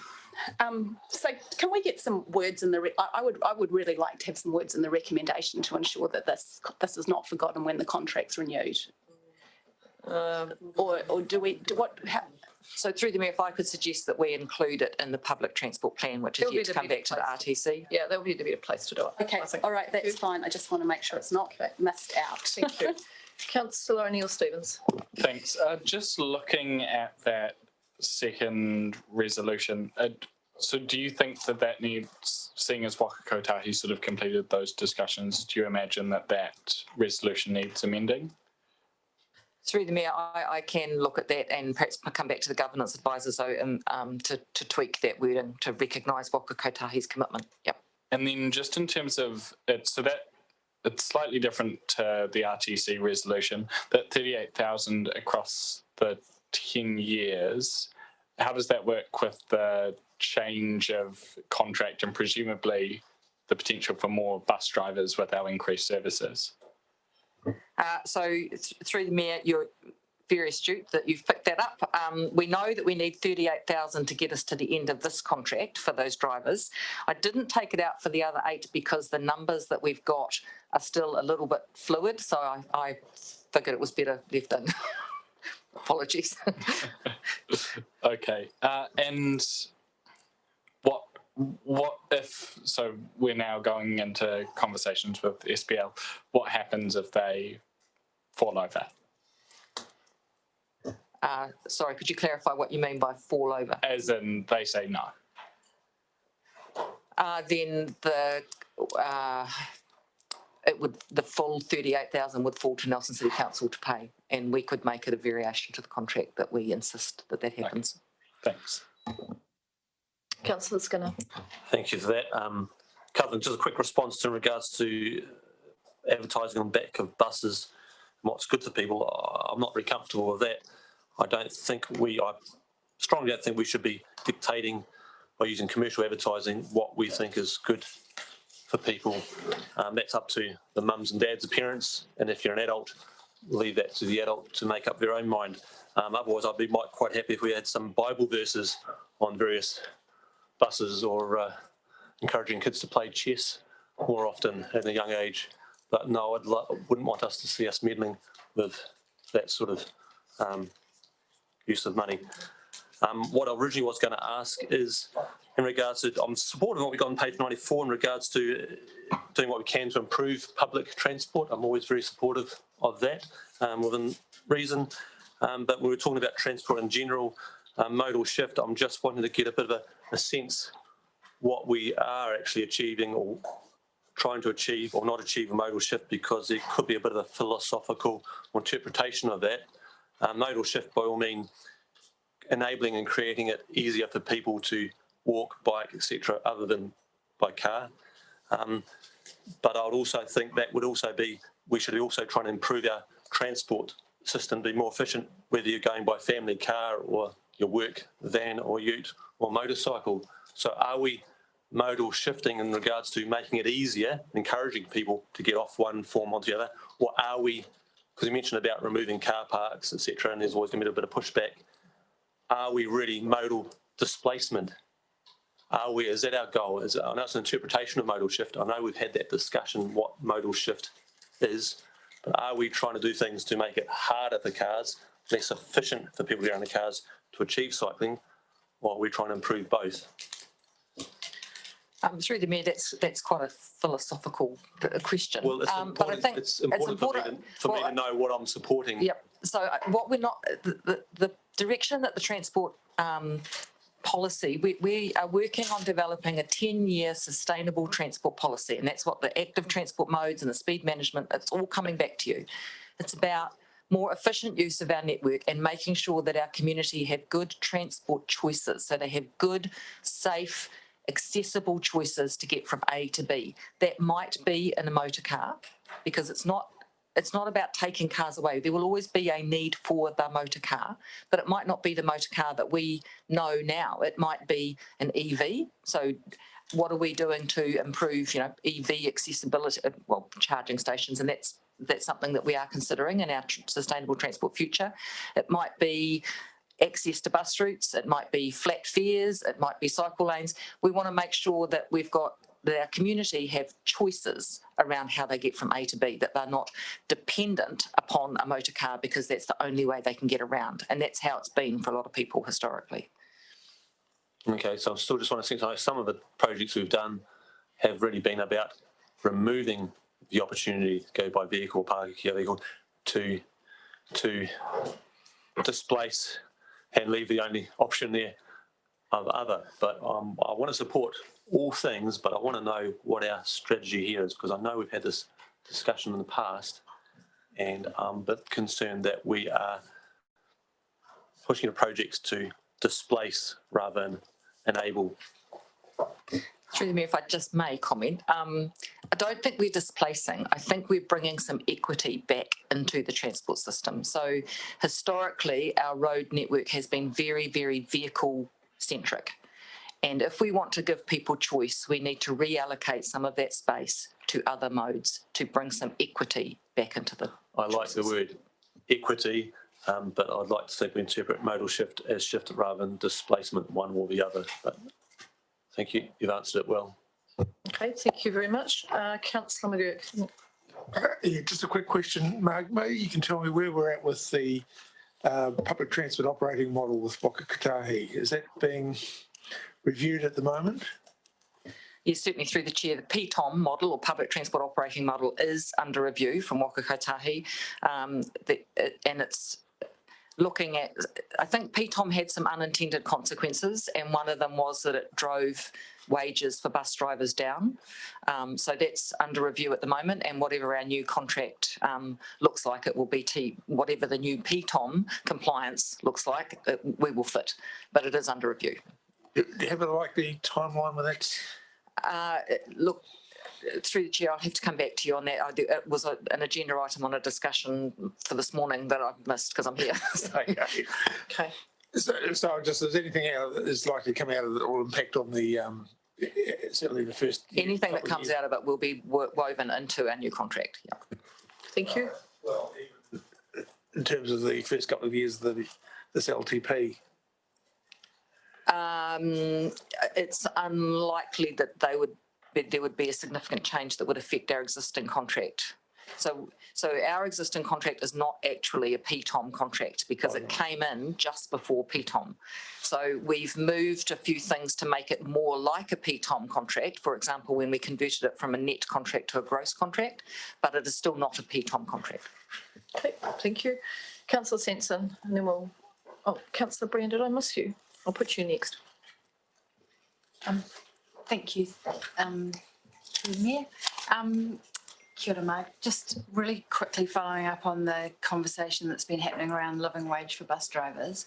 I'm assuming that Nelson City Council has no control or opportunity to influence the living wage for all bus drivers in Nelson. Like if N bus drivers get the living wage, it doesn't flow on to school bus drivers or tourist bus drivers or whatever. So it's, I guess, possible that a market might rebalance that, but we don't have any influence? Through the chair, correct. We don't have any influence. Okay, thanks very much. Councillor Brand. Thank you. A lot of the discussion about the living wage, but I'm also really aware of the impacts that happened on the bus drivers when the deregulation came in on the buses, and also came a lot of split shifts and other things that were quite detrimental to the health and wellbeing of bus drivers. Is that part of the discussion around the living wage? Through the chair, no, the living wage is around the living wage. I think that's where the PTOM model review may have some impact, but I'm not overly familiar with it. I'll have to come back to you. Okay, because I'm very aware that a lot of the bus contractors and owners split the shifts, which made it quite unfamily friendly and also unworkable for many people who were bus drivers, and it also had a detrimental impact on the income. So while you may push them up onto the living wage, if they continue on a split shift, there is no benefit because they might be working 4 hours at this end and then 4 hours at that end and a big gap in the middle. So that is also a detrimental impact on the bus drivers where people may, or business owners may, feel that they can recoup the cost of putting people onto the living wage. So I just want to be aware that that is part of the conversation. So when we come to the contract discussions, there will have to be a broad discussion about thinking about our procurement policy, but I think it's important to think about those points as well. All right, Margaret, just before you depart, because we've done some in principle, this has got in principle support, as we moved in secret, put it this way, for in principle support, we know that clause is probably going to change, so Margaret's going to have a look at that. There is just one more on page 96, Councillor Eggers pointed out, which is the Glen Cycleway matter. So questions on that one, Councillor Eggers? Yeah, I just wanted to ask about just the sensitivity of that environment and its suitability for a cycleway. It's a parks project. So through the mayor, I think that is a parks project. Right, okay, Yeah. we'll come back with that one for parks. Okay, there's nothing else. I couldn't spot anything else, so thank you very much. Well, that's quite good. We're doing things a little bit differently than I thought. Maybe we'll just look through them all and get them done then. How do you want to go for the next up? We'll go into, next up, I was wanting to know what information and questions you've got, or do you have questions on the utilities? So starting with water supply, any questions on that one? Councillor Eggers? Can you just give us a page number? 54. You got questions? Oh, yep. Question? Yes, so Hello, David. I just had questions on, so we're just doing wastewater, so then just Awatea. Yeah, just the level of contingency and just wondering, you know, what areas within the tender were estimated incorrectly. What I'm going to do is I am actually going to do what I started out to, which is to go through and get a sense of essentially is the information, you know, obviously about us, but is the information missing? So I want to get a sense of, there are questions on this one, so I know I've seen a lot of them. Is there any fundamental information that you think you should flag to the officers that you're going to be needing for this one? Because I'm just trying to get a sense for the whole thing. How long is this going to take us across all the activities? Yeah, well, I was just trying to get an understanding because $1.2 million on this project is a decent increase. So I was just trying to get a deeper understanding on that. So through the chair, perhaps I can answer that. Just pause for a moment, would you, Alec? Because I just want to go, so anyone around the table, anyone else has got questions on different things? So we've got the dollars, understanding these projects, anything, just on the water. So can we we'll go wastewater, stormwater, so we'll go through to 56, halfway down 57. So other questions on those ones? Yes, I had similar questions on Saxton Creek. Okay. There was a lot of comments on the working conditions, but I don't think they've necessarily changed at all. And so 4.3 million is again quite a decent increase since we last saw the budgets. So wanted to understand the key drivers of that variance. Ariasdale, just wanted to find out if that was already in our budgets and we were just simply bringing it forward, or if this is a new project altogether. It did mention staff had been working quite a lot on it, but just trying to understand. Okay, all right. Any other question? Any other topic areas from elected members? So I think we'll go through all of this. So, Councillor Skinner. Is it a question in regards to wastewater? Is it right to ask a question at page 55? Yep, so I'm very supportive of us continuing the upgrading of pumps and some of the smells you get from some of those areas. So I see that 6.5, bottom paragraph talks that this work follows the recent successful upgrading of City's Neil Park and Quarter Park pump stations. So I believe those are complete or successful. So I'm using the comparison for doing the other projects. But I have noticed in the last few weeks quite a bad odour from the Neil Park one just across from Guppy Park there. All right, so we'll come. All right, Selfers will speak to that. Speak to that, yep. Okay, fine. Anything else? Anyone else? Anything else on this one?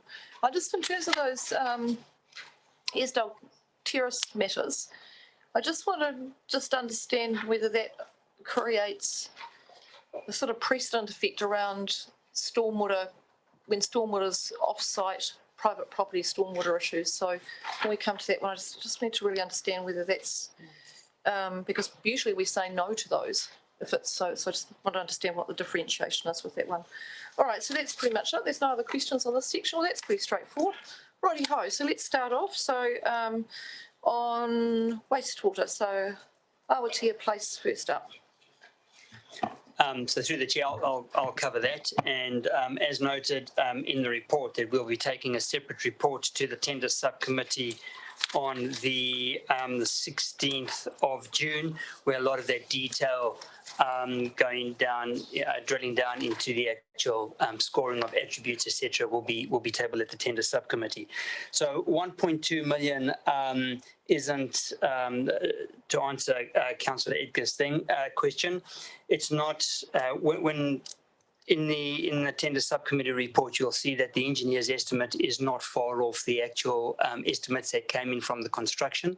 So that 1.2 million is not, it's purely for construction. It is as a result of the overall project for the delivery of that contract. So it's not purely physical works. The physical works, there's only about 500, when I say only, when I look at the complexity of that project, the estimates were only about 500,000 out from the engineer's estimate. So that's that for us is not a bad outcome, considering that the complexity of that project is quite extensive.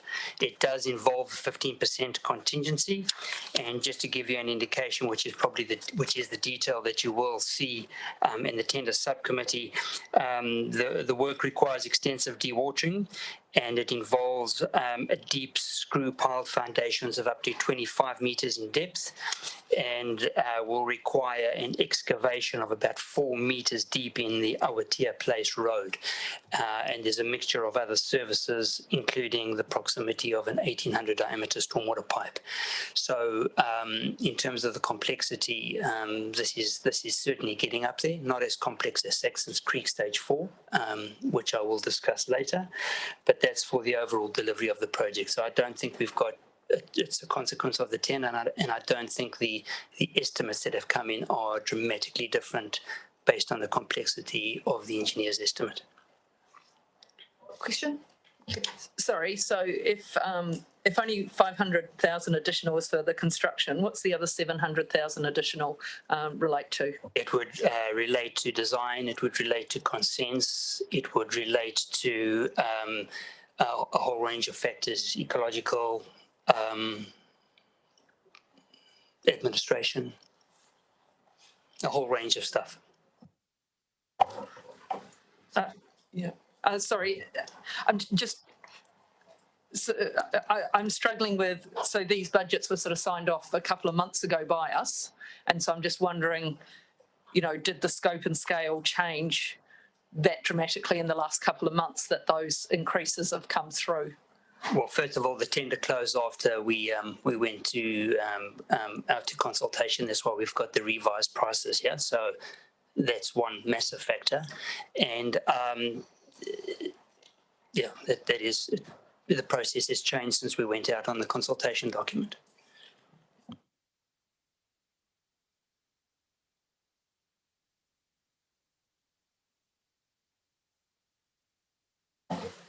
So can I just tease that a bit more? So why would the consenting, designing that sort of stuff change that much? That seems pretty.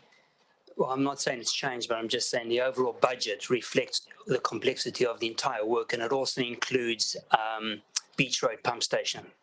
So this job doesn't just include, and I should have probably said that, doesn't just include Awatea Pump Station itself, but includes the Beach Road Pump Station as well. So do we have a separate budget? It's all inclusive, yes. So we're presenting that entire budget as one. So when we present at the tender subcommittee, you will see that it's all inclusive. All right, I'll go to somebody else. I think someone else had a question. Who had the next question on that one? No, we didn't. Okay. All right. So we did. That's right. We've got answers on these ones. So is there a separate budget line for Beach Road? if I was going to look at the estimates book, will I find it there? It's all inclusive in the one.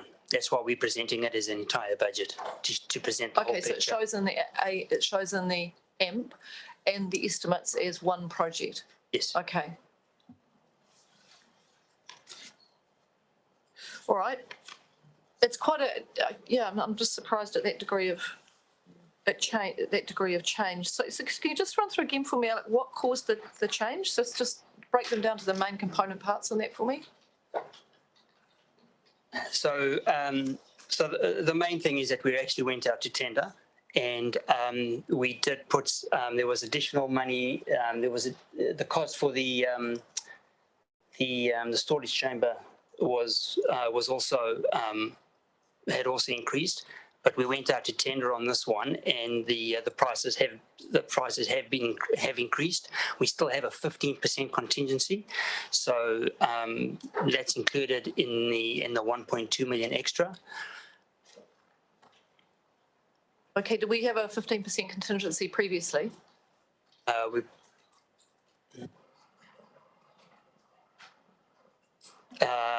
understand it was 10%. Okay, so you've increased the contingency. Yeah, and the reason we've increased the contingency to 15%, because as I said, it's going to require a 9-metre excavation at the Awatea pump station itself, a 4-metre excavation in Awatea Road, as well as piles. So we've done our best homework in terms of what we think we can expect. But when you dig in such a deep hole and you've got dewatering and piling, we still need a healthy contingency, or a contingency that reflects the complexity of the work. Okay, so I guess what I need to ask now, and I'll ask it before we get to the next one, is given that variation from what was in the AMP and for a project that's right now, so it's coming right up now, that's quite it's percentage-wise, it's quite a big change at this stage. You know, we're going to tender. We're looking at that. So what's happening here? Are we not in a buyer's market at the moment in terms of are we seeing a shortage of, you know, are we paying top dollars because there's it's tight out there to get contractors to do the work, or have we been too light in the dollars that we've put into the AMP? Because what I'm concerned about is I'm going to see a series of these roll out over the next couple of years, and that becomes the issue of back to the problem that Pat's got with the debt level and what we're going to be calling on. So I'm just trying to get a sense check of, should I add, you know, a margin on top of that 71 to bring it up to 80 to go, actually, when the numbers come in, it's going to look more like 80. So through the chair, I think it's a combination of both. I think on this one, we probably I think underestimated the fact that the engineer's estimate was slightly lower than the actual tenders. Shows that we've underestimated that. But as I say, I'm not too sure in the complexity of the project that's a major flaw. I think we've been signalling for some time that COVID-19 and has had an implication on the delivery of pipes, delivery of specialist equipment, and that is taking a longer time to get to Nelson. We have tried to mitigate that by ordering materials and equipment in advance, so that by the time they actually do get to New Zealand, and Nelson in particular, that hopefully that coincides with the actual work that's been undertaken on site. But we are seeing a lot more of that, and we highlight that as a risk in the next quarterly report, that we are seeing major delays as a result of equipment. So we have tried to mitigate that. I think it's a combination of both. So that's helpful for the broader discussion. So if what we're seeing, and that's an important point around supply chain, how everything's moving around. So there is COVID disruption impacting. It's continuing to impact our infrastructure projects. And what you'll be telling us in the quarterly report is anticipate that continuing for some period of time, which will be consistent with what I would, when I'm talking with private sector businesses, they're telling me exactly the same thing, that there are gaps in terms of what they need to deliver, and you've got to be planning well in advance to make sure you've got stocks, you know, you've got things in stock and you can actually get on with things. And as I said, we've tried to mitigate that by ordering a whole range of things early on for a lot of these projects, anticipating. Right. But even then, the delays, we may not be able to get them. So when you've built the AMP, did you factor that into the numbers that we're looking at? Is there any consideration for those factors in the AMP for the next year or 2 years? Yes, look, these are the latest things. So the values that were in the AMPs were done, for example, and we're going to have this discussion under Saxons Creek Stage 4. So those were brought to council in October. We hadn't realised or expected the delays that we are expecting now. So that's information that we've had subsequent to that, and that's also a consequence of Saxons Stage 4. The values in the October AMP that came through to infrastructure certainly didn't anticipate the whole range of things, including these delays that we are experiencing now, no. Pat, I'm going to get you to have a think about that as well. So when we're starting to think at those numbers that we're seeing for year one, and if we have a look at it and think that's too light on looking at COVID-19 disruption and what impact it should be on price, then we're going to have to just build that on there. Maybe it may be okay, it may not be, but I just think perhaps there's another factor to look at. Okay, so let's go on to the Saxon Creek Stage 4. So through the chair, would you like me to bring some slides up on the screen so I can talk to that? Let's see if we can get through this one before lunch. Okay. Okay.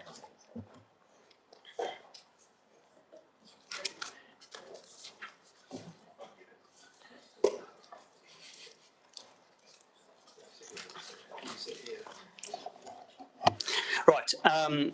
Let's just put this on. There you go. So just to set the scene. So to set the scene, and I know this is a little bit small, and I apologise for that. If you look at the right-hand screen, because I can only put the laser on one screen, and I apologise for those on the right-hand side who have to move their neck. But there's the ocean. There's Champion Road, and we have been upgrading Saxons Creek over the last 8 years, from Champion Road all the way down through. We're completing, or will complete, the last stage. So this has been broken up into 3 stages, and we will be completing this last stage, stage 3C, by June, and then we will be moving over to the I see there's something else moving on the screen, but maybe if you could just look at my and the last stage is obviously this section here. So when you look at this section here in relation to the entire work, it is a small section, but it is by far the most complex section. You can also see the amount of people that we actually had to liaise with through here, and we have gone through several project managers, including Mr. David Light sitting through here next to me. I was involved at one stage, went over to Mr. Josh Large, and it is now with the 4th or 5th project manager, because of the complexity of dealing with a complex project and in a confined area and many people. So I've just blown up this section. So as I've said, so if I could just, I've blown up this section over here now to reflect over here, and actually you can see that the stream comes down here, and we are upgrading the Saxons Creek Stage 4 to be a 1 in 100 year capacity. The capacity under this road is about a 1 in 2.5, so you can understand that it is way undersized. And the creek going through here, which is a combination of a covered section as well as an open section, is has a capacity of about a 1 in 5. So this is the last section that will require upgrading. And the reason, one of the questions that I was asked is, why did we stop? Why did we start at the top section? Why did we start over here as opposed to not starting downstream and working up, which was a very good question. And one of the reasons were that we were liaising and working very closely with the Tasman District Council. We needed to put in a gravel trap, which is at the Champion Terrace, so that we could prevent gravel coming into a stream, blocking it up, and creating an additional flood risk. We were also working closely with TDC, who wanted to upgrade their bridge and reinstate a whole lot of services up at the top, and we needed to prevent and try and mitigate the flood effects to a larger number of people if we had started up at the top end. We always knew that this section was going to be a little bit more complicated, but to be fair, we didn't realize it was going to be as complex as this. So this is about a 300-meter section in relation to the last section. There are two landowners, Heslops, and you can see that's where they have their trucks, and then the Alliance, the meatworks. Oh, okay. The underlying conditions of that we're working with here is Waimea sediments that are not conducive to construction and require specialist groundworks.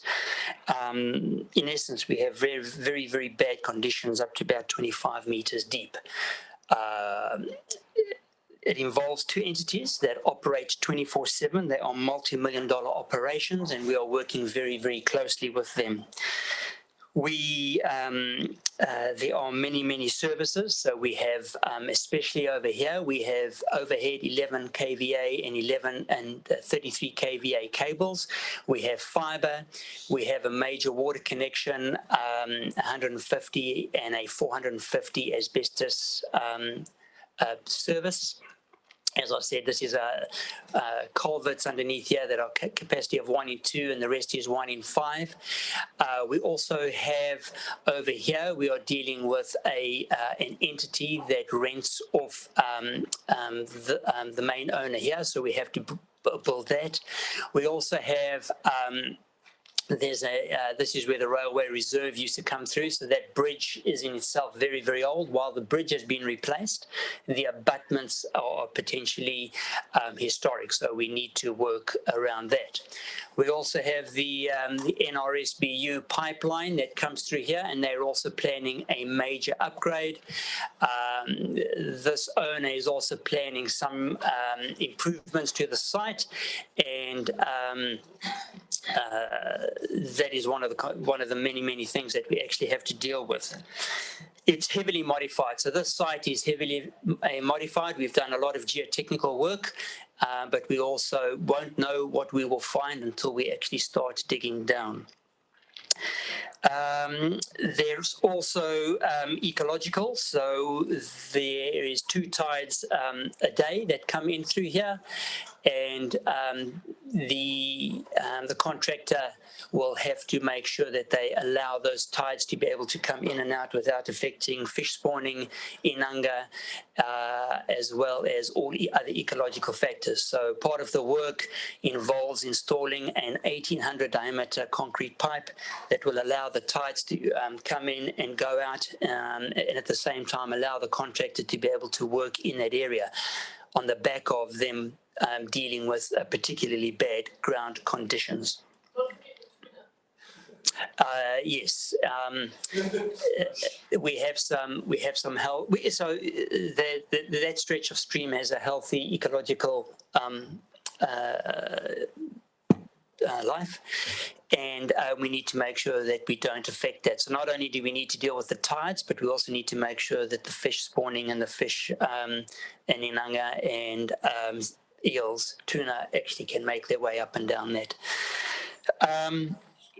It just gets it just keeps on getting better. So we also and I do need to say that these two owners here have been absolutely brilliant to work with. They really are. There's also we're also dealing with Waka Kotahi because we're dealing with going under the road, and we're also dealing with TDC because of the services, as well as using some of their land to store materials. So if I can just go into, I'll just give you a brief indication of the entities that we're dealing with here. So Hislips has got a 24/7 operation. This workshop over here is absolutely critical to their operations. It is busy 24/7, 365 days a year. The only difference is that some times of the year it's actually busier than others, and we have to make sure that we maintain access to their site and that they can continue operating their business as best they can.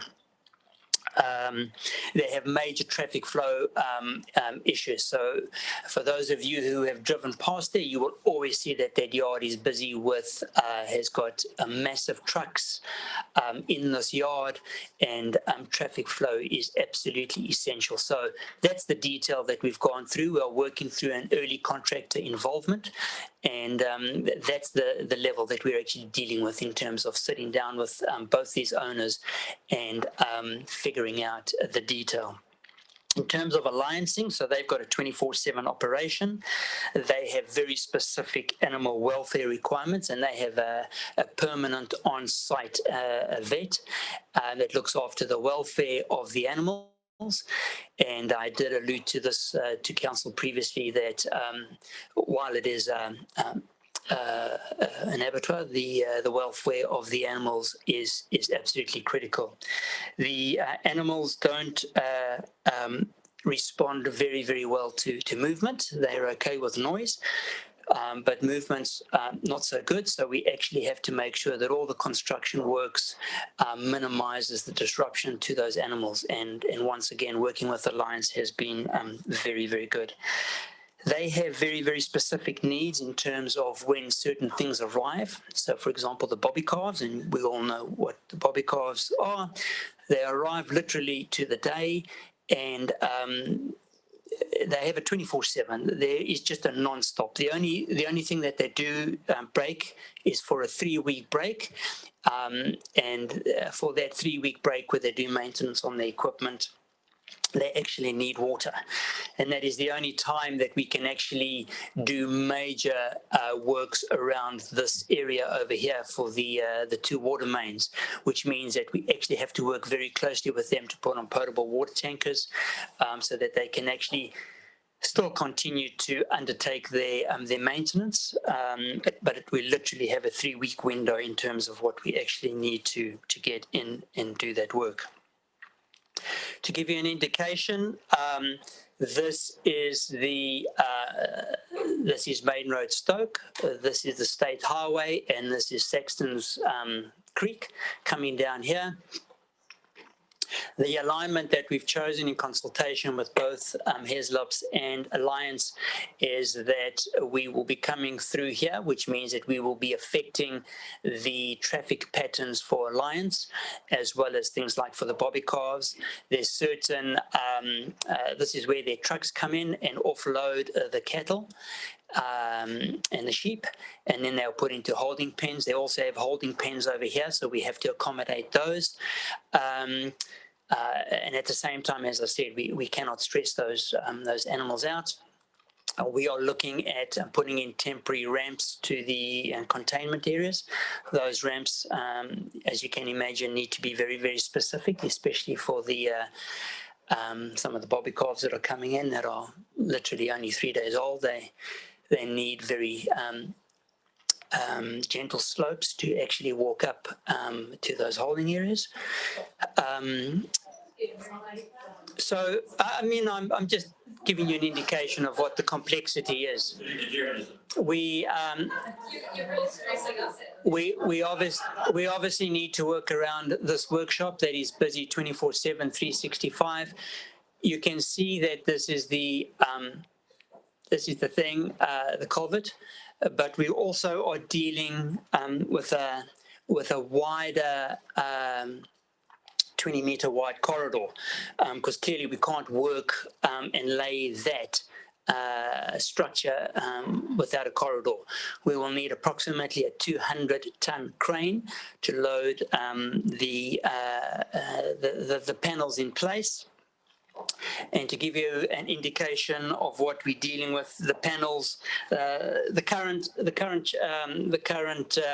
river or culvert is about 4.3 to 5 meters wide. We are looking at going to about an 8 meter wide by about a 4.4 meter deep culvert. You will see that these are the new culvert, is the new culvert, sorry. We'll be laying those or constructing those in 20-meter sections, hence the 200-ton crane that is required, and then they'll be laying both those L sections and then coming in at a later stage to joining them up. Because we've got such very, very bad material underneath there, we are looking at a deep geogrid reinforced base, because we can't lay on unacceptable ground conditions, and that we've only determined recently. There's a lot more, but I've highlighted the major issues in terms of what we're dealing with. As I've indicated, this is the last section of a multi-year, multi-million-dollar project. We started this in 2013 when we got that 1 in 600-year event, and we have been progressively working down to this last section.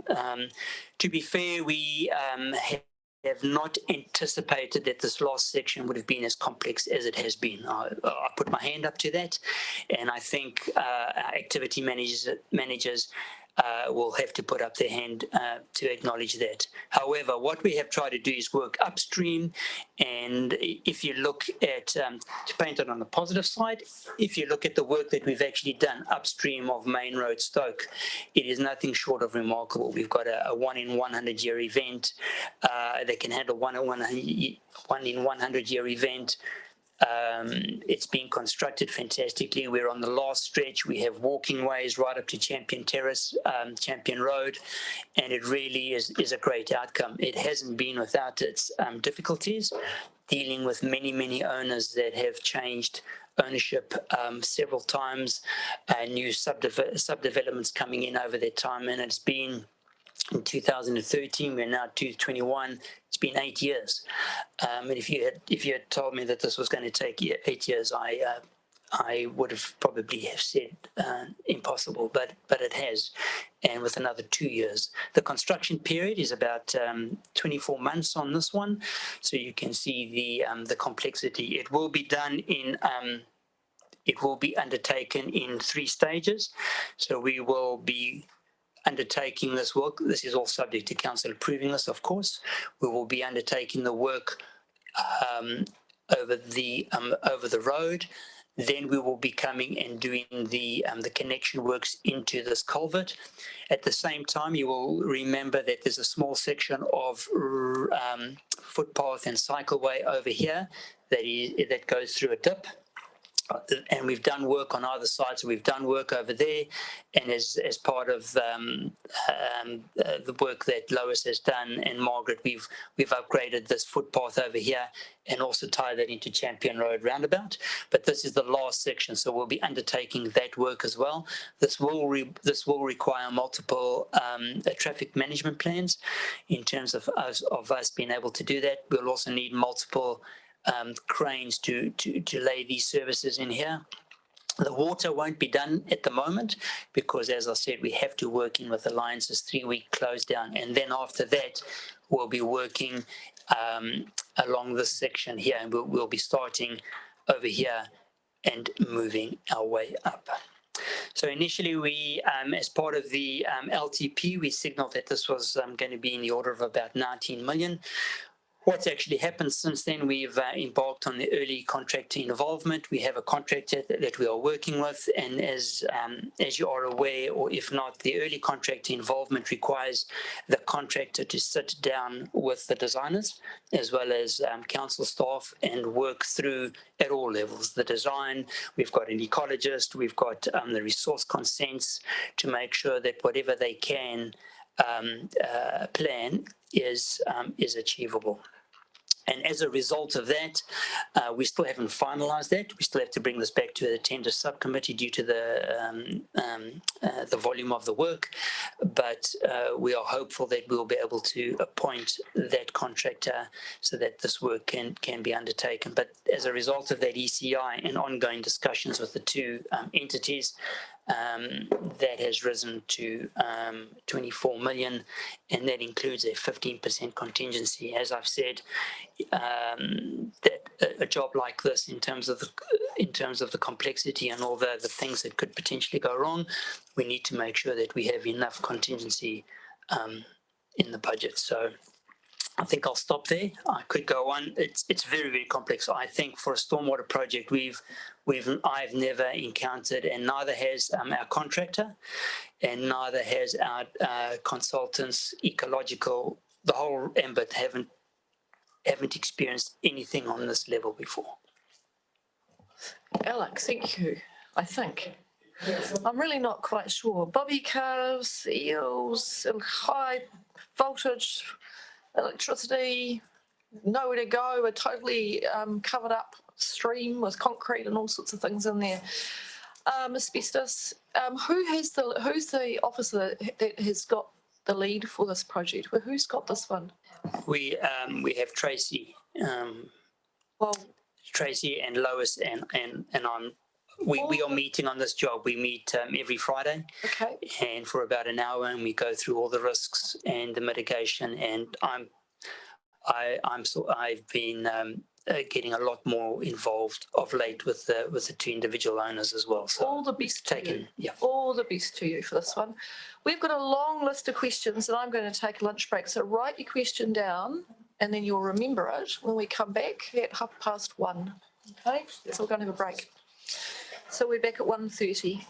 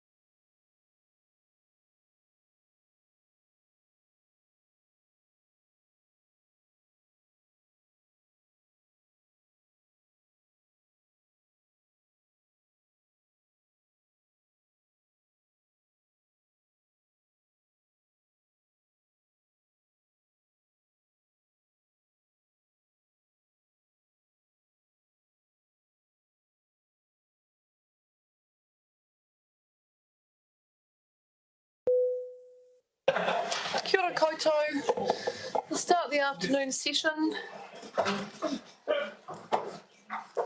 We've got a list of speakers. First up is Councillor Sansom. Thank you through the Mayor. Kia ora. Alec, thanks for that really amazingly in-depth explanation about Saxton Creek works. Really appreciate that. My question was really around the what is the expected life of the works, I guess the asset.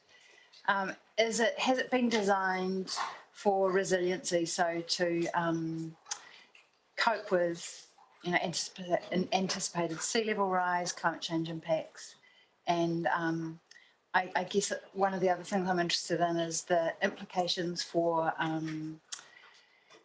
as sea level rise happens for biodiversity and that kind of thing. What considerations have been given? Thanks. So through the chair, the expected life is going to be a concrete reinforced structure, so probably about 80 to 100 years. It's going to have a long life. In terms of resilience, absolutely, we've designed taking into consideration sea level rise. And in terms of biodiversity, that's probably one of the things I didn't mention. I made mention that we've got an ecologist on board, etc., etc. But because we're dealing with an existing channel that's going to be looking very much like it is, just wider, we are going to be planting a lot of trees to give shade. We're also going to be planting sort of hanging gardens within the culvert itself on the last slide that I showed you. That'll be able to provide an environment over time for fish and bird life. So that's part of the aspects that we need to do for our resource consent here. Thanks very much. No further questions. Councillor Ika. Thank you. As part of the project, you mentioned you were going to fix up the dreadful little dip in the cycleway, which is great. Have you been talking to any other utility providers just to see if there's any other alignment of works that needed to take place or would benefit of working in parallel, or, leaving areas as, underground to enable cabling, etc., as part of this works program? So through the chair, we do that on all our projects. We have a standing meeting with all our utility operators, which we have to do. We have to meet with them twice a year, and we share our capital works programs with them. In this particular case, we're dealing with the telco, so there's buried fibre, there's buried telecommunications.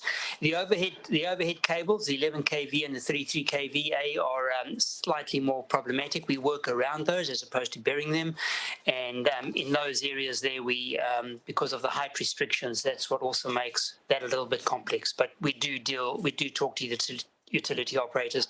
As I said, we have 2 water mains that we need to work around, and one of them's an asbestos pipe, and we need a special, and that's quite extensive work. So, you've acknowledged that this project is quite complex. I'm just wondering if there's learnings that you can take from this, because, so for example,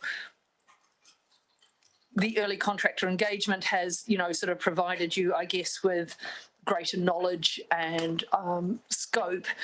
But if we'd had some of that information earlier, then we probably could have got more provincial growth fund money.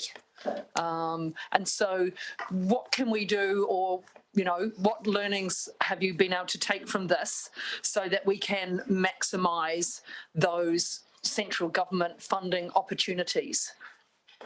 I think through the chair, so there are learnings on every project we do, no matter how small they are, there are learnings. In this particular case, I think one of our learnings are that we assumed probably incorrectly, not probably, definitely incorrectly, that the downstream, the last section, stage 4, was going to be we assumed it was going to be more difficult, but I think we underestimated the degree of difficulty. So I think in hindsight, we could have spent a lot more time looking at the potential costs. In terms of maximising our provincial growth fund, that would have one leads on to the other. And I think if we knew that this was going to be in the order of about 20 million when we did the PGF, which was when we did it in lockdown, and at that stage we were, I think, at about 10 million, we potentially could have got more money, absolutely. Okay. There are learnings. There are, there's very few projects that we look back on and say we do things exactly the same. And Yeah. Okay, you can probably see the tear I'm shedding at the potential loss of significant more central government funding for this. My final question is should there be or is there any private contributions towards this? So we are dealing with those two owners. There's substantial works on each of their site, and part of what I'm getting involved in now is the degree of who pays for what, because there is a certain amount of betterment, and we're busy having those discussions. So, and those are very fruitful. And as I said, those two owners have been really, really good to work with. But those discussions will be finalised in the next wee while.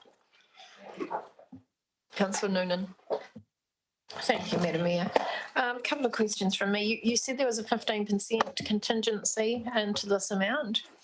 Do we ever not use the contingency? On the smaller projects, we probably don't. So on our normal run-of-the-mill water renewals, sewer renewals, we probably don't use as much, and our contingencies would be a lot lower in those particular cases. Most of the other projects that we've been involved in, there's a certain degree of use of that contingency, yes. The reason I've set this at a little bit higher, at 15%, is because of the unknowns. We know that it's a highly modified site. We know that there's a lot of concrete, a lot of boulders. We expect that, but we just don't know what we're going to get. Okay. Also, you say at 6.10 that the award of the tender will go through the tenders subcommittee. So the prices that you've got here, that's been formulated by discussing with a provider so that you can come up with this. Yes, so through the chair, we are running the process. The process that we're running with now is a concurrent process in terms of engaging a contract early, which we call an ECI. So we've actually we went to the we shortlisted 3 tenderers.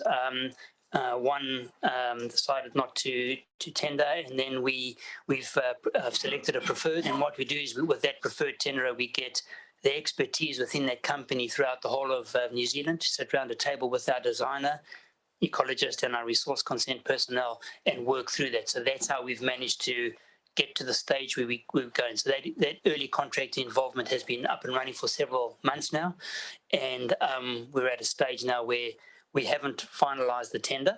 Clearly, they're only preferred, but that process allows us to work through all of those issues in terms of traffic management, in terms of all those issues that I've raised with services, to arrive at a price that we think is going to be able to deliver that job. And what we have presented to you is the outcome of that. We're pretty confident at this moment in time that what is reflected is what the job will cost. So my last question, I need to ask, how do you test the price that you've got there? How do you test it when you get to the end of it and the tender comes in? Do you get it priced up by a QS or some equivalent person? How does that work? A very, very good question. So we have to have checks and balances as opposed to just taking the word of a contractor that what they say the job's going to cost is what the job's going to cost. And what we have sitting around the table is both a quantity surveyor as well as external expertise, a 2-tiered level that actually go through the construction test. It's an open book, so we look at prices, we look at margins. It's a real open book, and at the end of the day, in terms of an ECI, what we are comfortable and what we will be proposing to council is what we think the job will cost. Okay. It's very, very different to an open tender, for example, where people tender, for example, Awatea was an open tender. Okay, so does the tenders committee, sorry, does the tenders subcommittee get the information from the QS as well when they look at the tender? The tender subcommittee will get a comprehensive report that will have all the information required for the tender subcommittee to make that decision.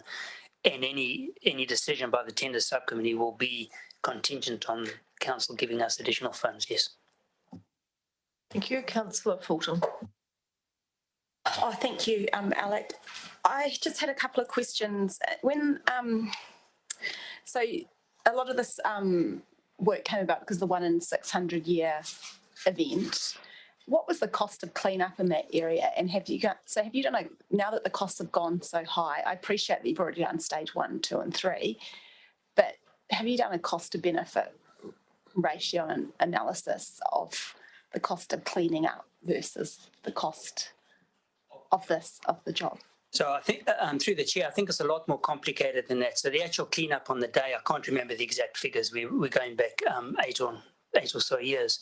I do recall that it was substantial. But if you recall, the damage to the individual properties, in terms of insurance and the cleanup and the amount of properties and both businesses and domestic properties that were damaged, we will never know the true cost of that. I think the insurance companies will have an indication of that.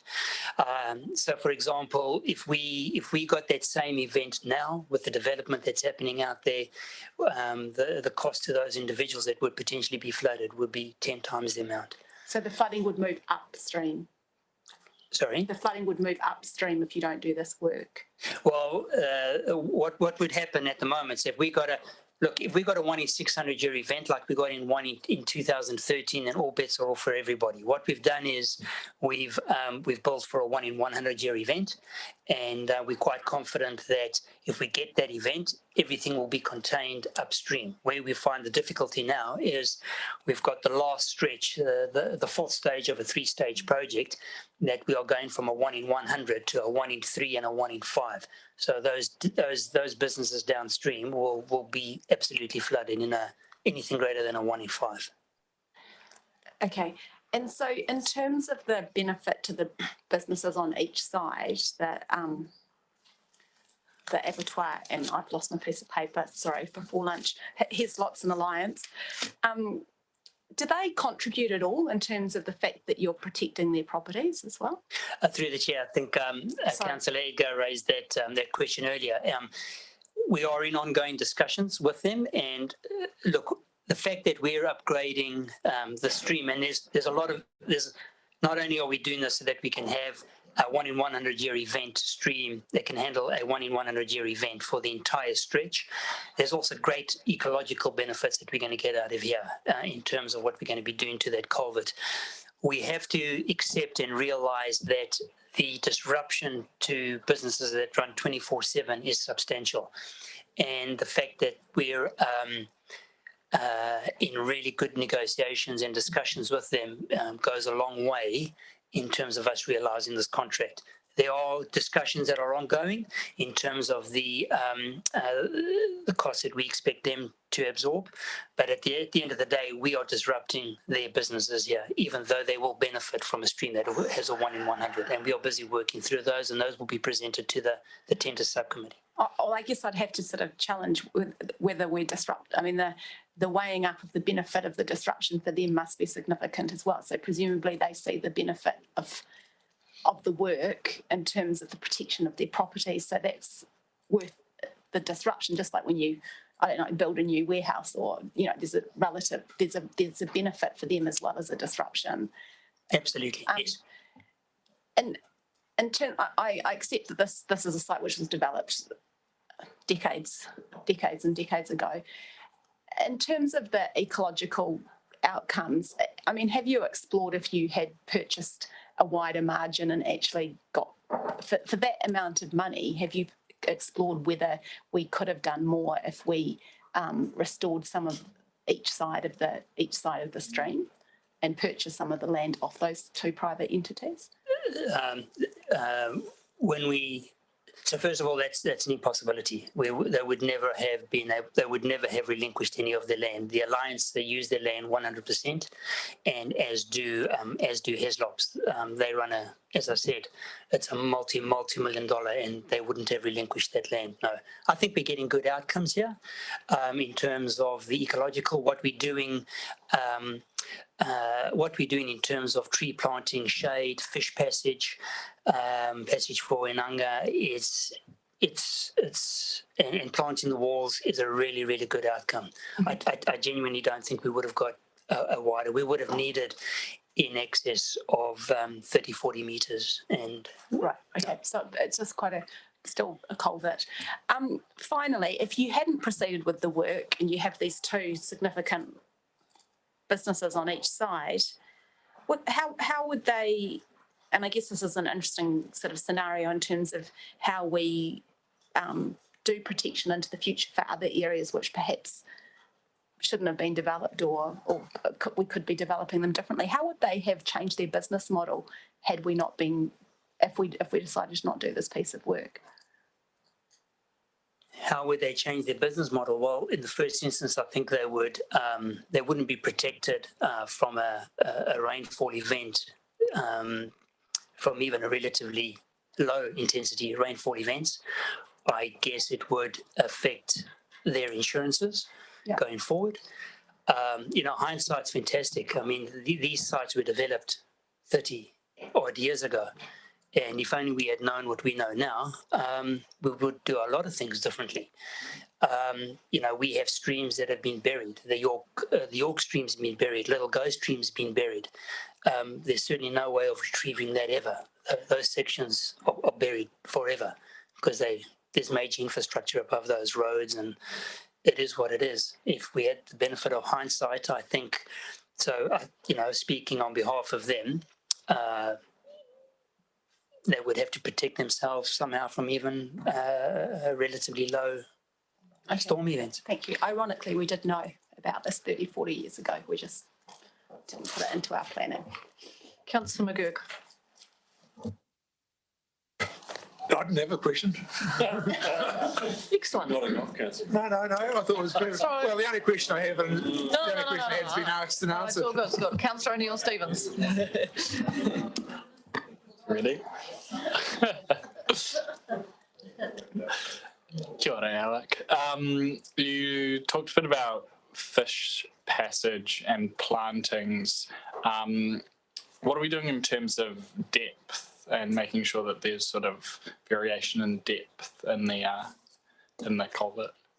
So through the chair, every bit of work that we do at the moment, and you will also be aware that we're looking at retrofitting a lot of the existing culverts in the Brook Stream, for example. We're looking at ways how best to mitigate fish passage. So in terms of this work, we will be ensuring that the abundance of ecology within that stream will be able to make its way upstream through fish baffles, ropes, providing the necessary shade.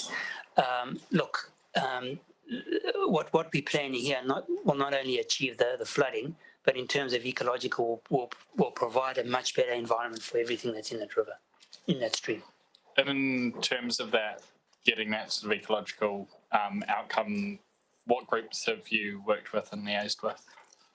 And I've probably overlooked that. I think the groups that we've worked with has been substantial, and I can't give credit enough to iwi, who have worked closely with us. In actual fact, they have indicated that the consultation and the discussions that we've had on this stage of the creek have been a basis as to how they want to see things working in the future. So we've dealt with fish and game, iwi, I think there may have been dock in there, a whole variety of groups.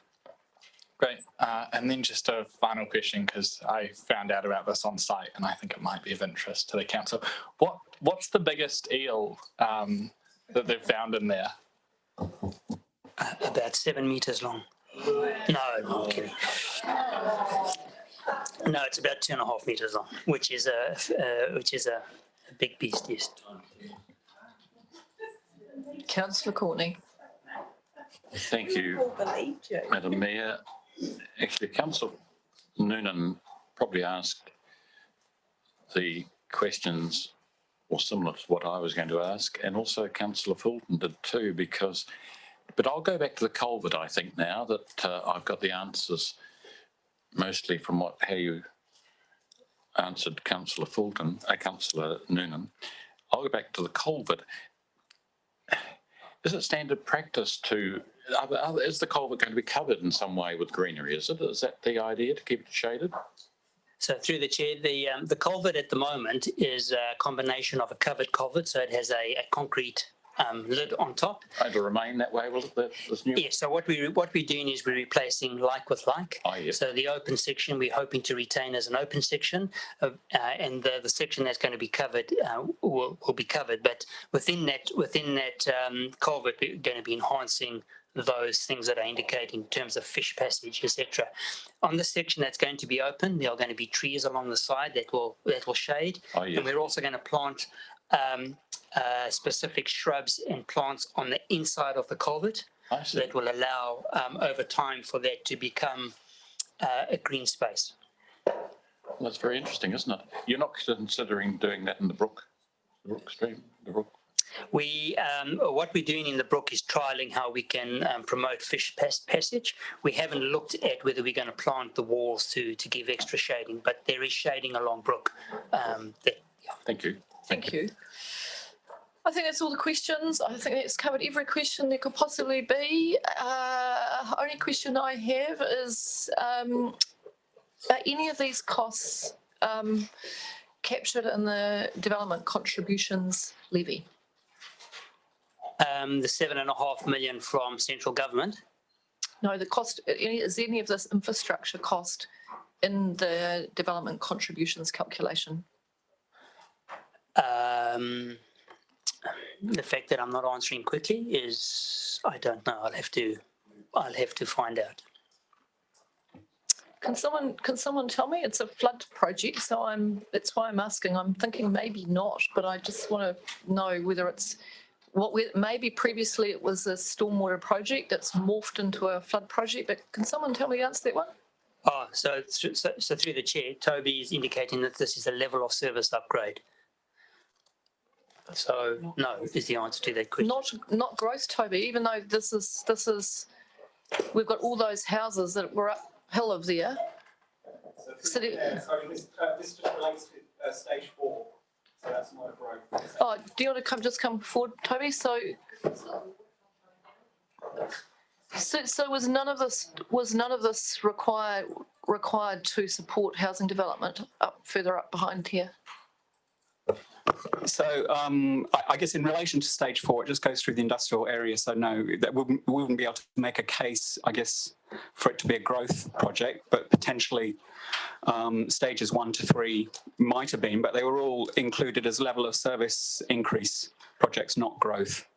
I don't think there was a growth component to those, but I think, again, we should confirm that just to be 100% sure.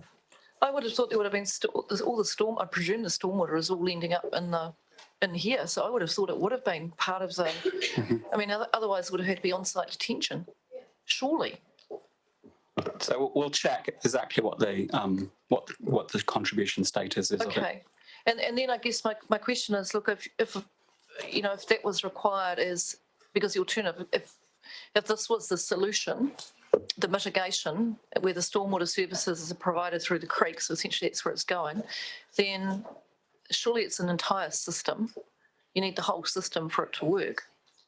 I get that it's a level of service upgrade, but if that's the methodology for dealing with the stormwater, I'll leave you go and have a look at that, because I guess I'm asking that partly because I want to understand whether this is one of our delightful regional council functions that we just have to absorb, and guess what, they're really expensive, or whether it can sit in the terms that DC levy and where it might sit, because which kind of, and I'm interested in that because it goes to two things. It goes from what we learn from doing things is that if those sorts of projects are not priced appropriately for what they're going to cost, then we don't charge enough for DCs, and therefore those costs get absorbed by the general ratepayer rather than the growth component going through. So just wanting to make sure that we're really clear on what we're doing in terms of our AMPs in these areas to make sure that the costs are falling where they should.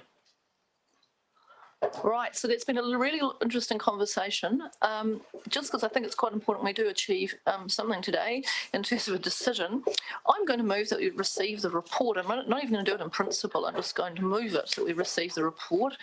And Councillor Fulton's going to second that. It's up on your screen, and I'm going to put the motion. I don't think we need to debate it. Sorry, after listening to the debate and realising that there are a very small number of people involved in this particular project, I'm going to step away from the table. Are we only receiving the entire deliberations report? I thought you would Oh, I thought See you what's were, on the I thought screen. you were moving this one. No, all I'm doing is the entire deliberations report. So I'm going to move that we receive. It's been seconded. I'm going to put it all those in favour. Sorry, Madam Mayor, I do have a comment then on that. Oh, right, okay. Particular resolution. Before I put it. In that, I don't know, if I was looking at this later, what is A26342556? What's that document? And what is 26422025? I just have an issue with things not having names. It's a lot easier for those of us that can't access the system very easily to have the names of the documents. Yeah, I've got a miss. Yeah, but we haven't. Through the chair, just to say this is the standard way we would represent it in any report, and they are listed in the agenda. So I know, it's just really hard to find things when you're sitting at home on your own and you can't find them because we don't have easy access. Just if nobody else wants to find it in the future, that's fine by me, but I just thought I'd raise it.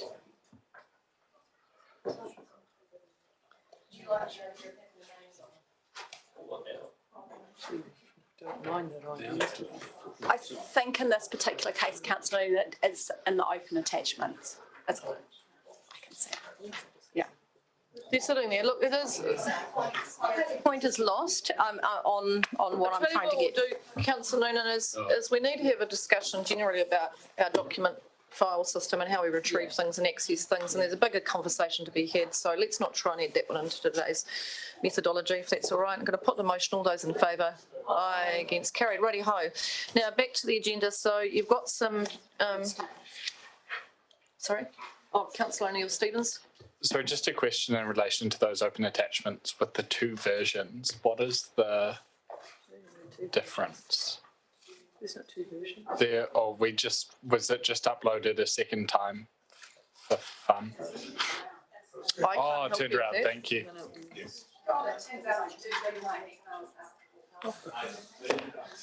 From portrait to landscape. Yes. Yeah. Righty ho. Okay, so we're up to, I think we've done all the questioning that we need to do on the those ones, and we're now up to Airsdale Terrace. So that was Saxton Creek, and that is page 57. So the only questions I think were, David, you captured the questions before, didn't you?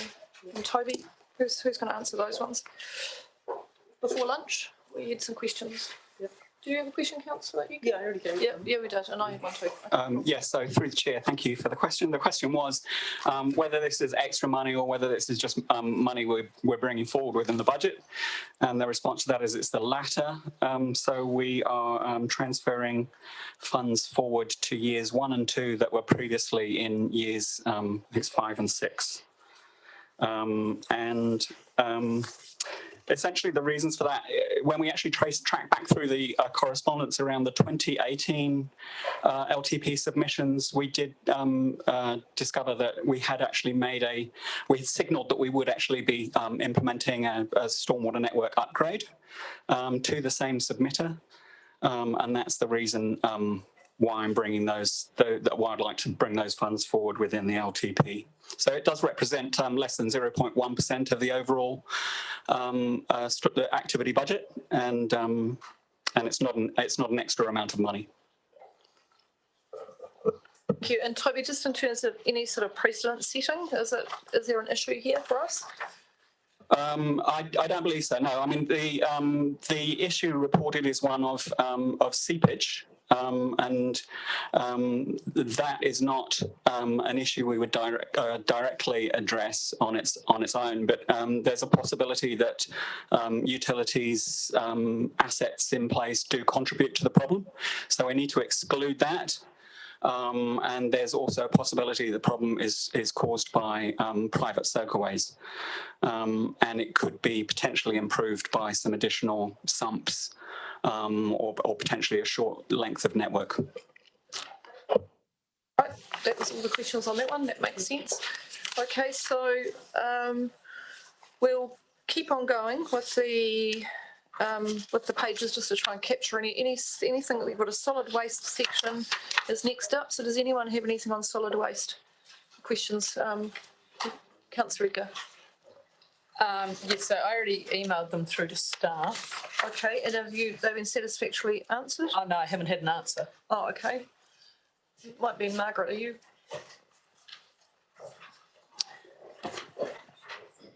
We're on page 57, 58, 59 now.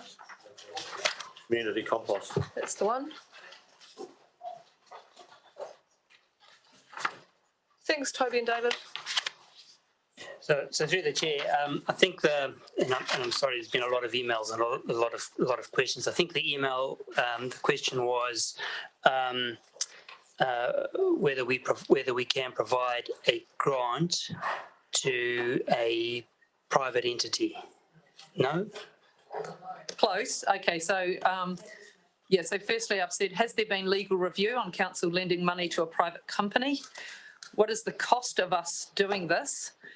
Because even an interest-free loan has costs for us. Who pays for the lawyers' fees? Is there a problem with them getting bank finance? And so that was all in relation to the loan. And then for the grant, I've asked, where is the grant coming out of? Is it coming out of the Waste Minimisation Fund? And if not, why not? So through the chair, we haven't sought legal advice.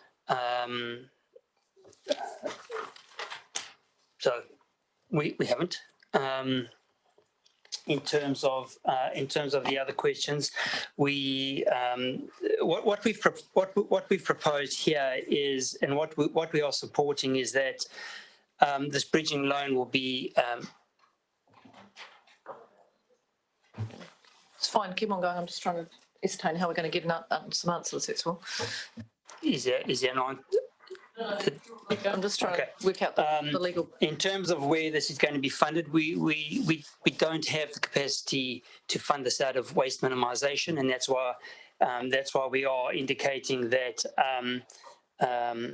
the 30 so for the bridging loan of 45,000, we still expect community compost to pay that back. And in terms of the 45,000, it's a timing issue. So in terms of when they get their money from central government, we will pay and then get that money back. So there is an interim issue with timing. And in terms of the grant, we've supported giving the grant subject to certain conditions, which is listed in item 7.6 on page 58. And we note that that is unbudgeted expenditure. In terms of what 32,000 will cost us, I do need to ask finance in terms of. With the line 45. Yes.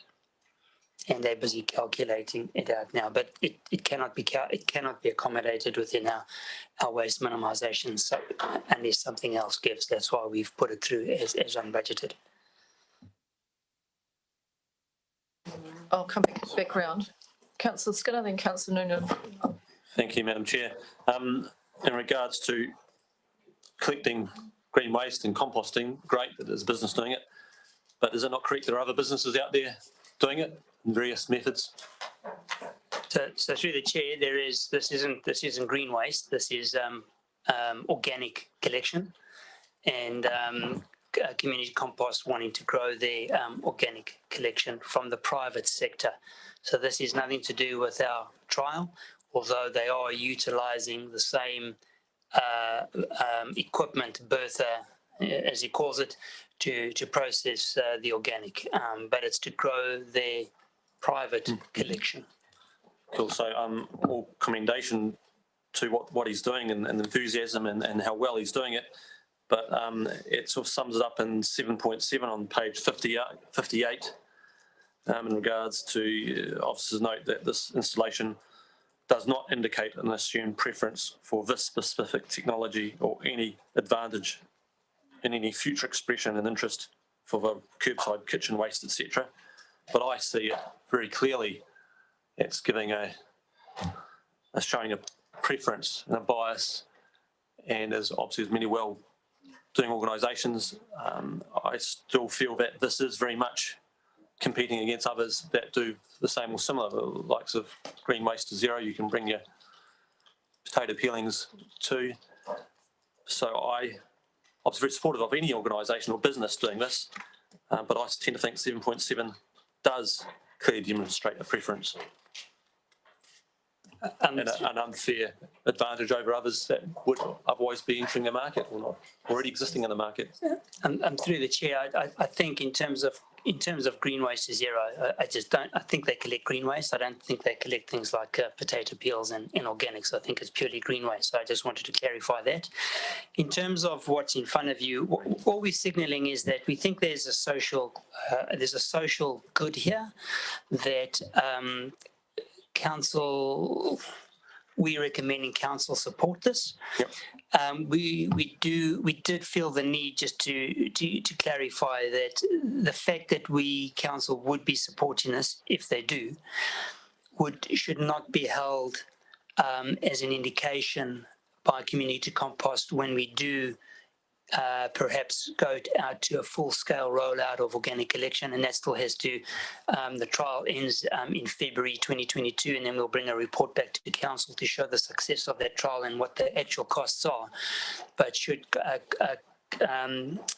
this entity wish to tender for that job, that they shouldn't think that by virtue of the fact that we've assisted them, that they would have a preference. That's what we felt that we needed to highlight. That might be what we're explaining. It may well be our thinking, but would it not be correct that it is giving quite an advantage to that tenderer and has quarry signalled apart from a decision? Put the other way, would we be doing this if we weren't doing the home composting beyond the trial? Would we be even considering this if we weren't in a composting trial? It wouldn't even come across our radar.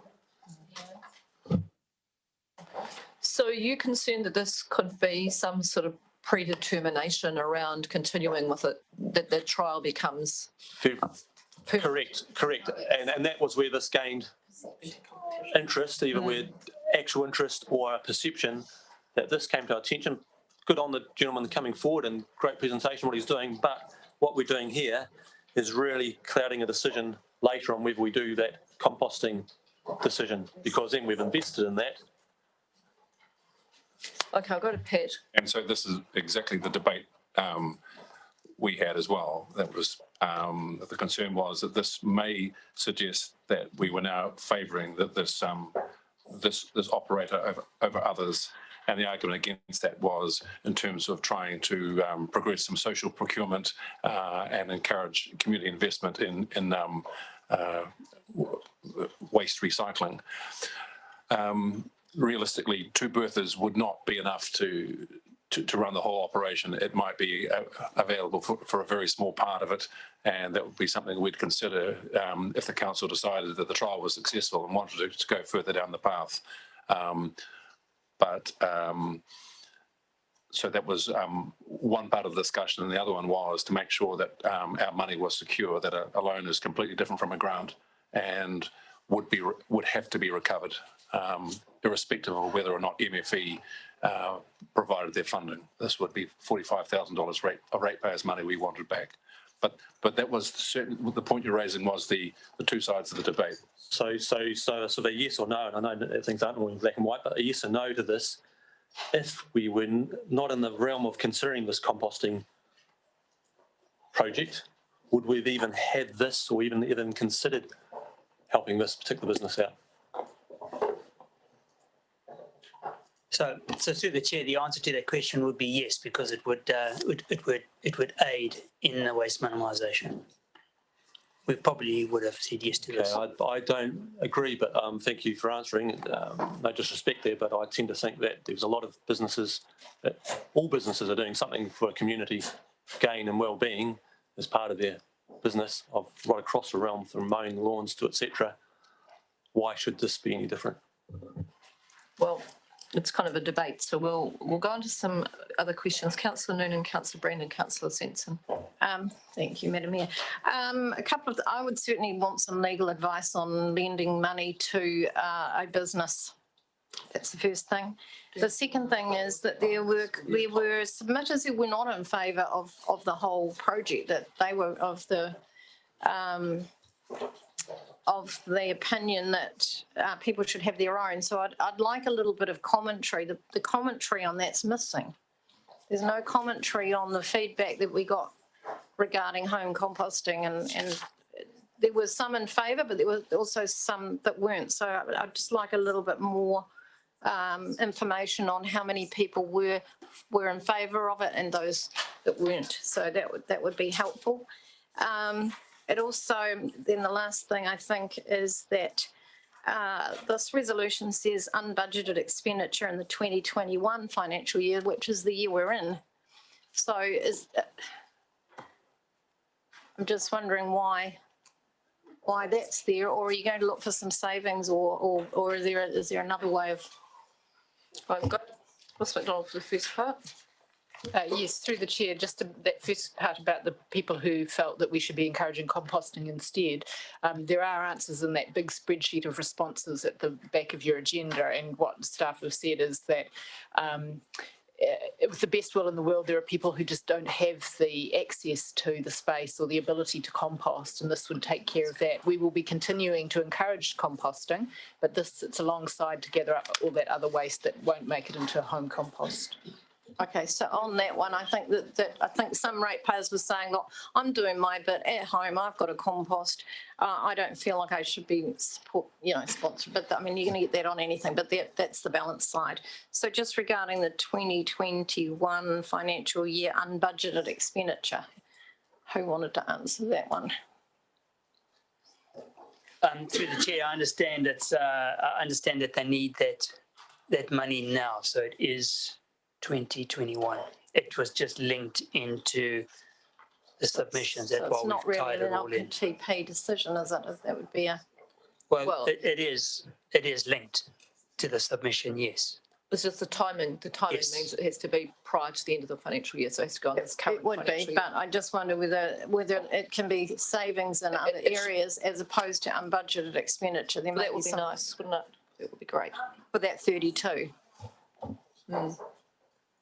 Okay, so that is in the current financial year. So in some ways, we probably need to take that as a separate, just as we deal with this, because otherwise it's going to be sitting nested under the LTP deliberations decisions. So we just have to think about how we do that one. Councillor Brand's next up. Thank you, through the Mayor. Sort of following on from Councillor Skinner, I had similar concerns.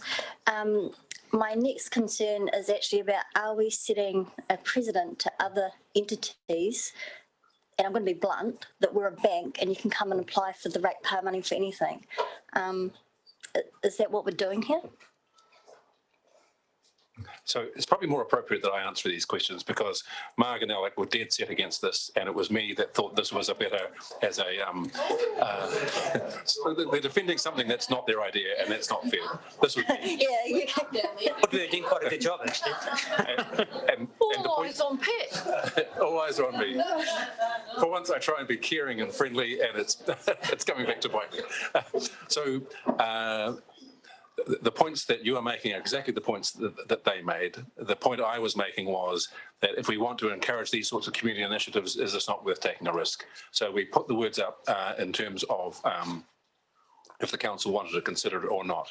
But yes, the point was made very eloquently by both Marg and Alec that there would then be an expectation from this company that they would be a prime position for the bigger recycling contract if need be, and would this set a precedent?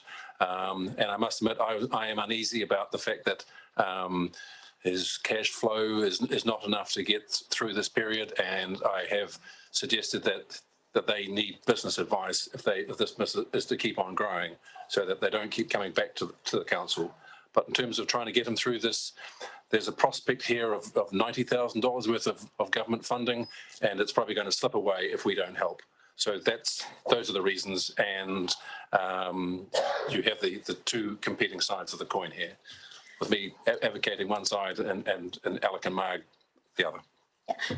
My actual question had taken the next step away from what Councillor Skinner's was about setting a precedent to other entities to come to Nelson City Council Bank and we'll happily give you a loan with no legal advice. And do we put this into our Risk Audit and Finance Committee because we haven't taken our due diligence?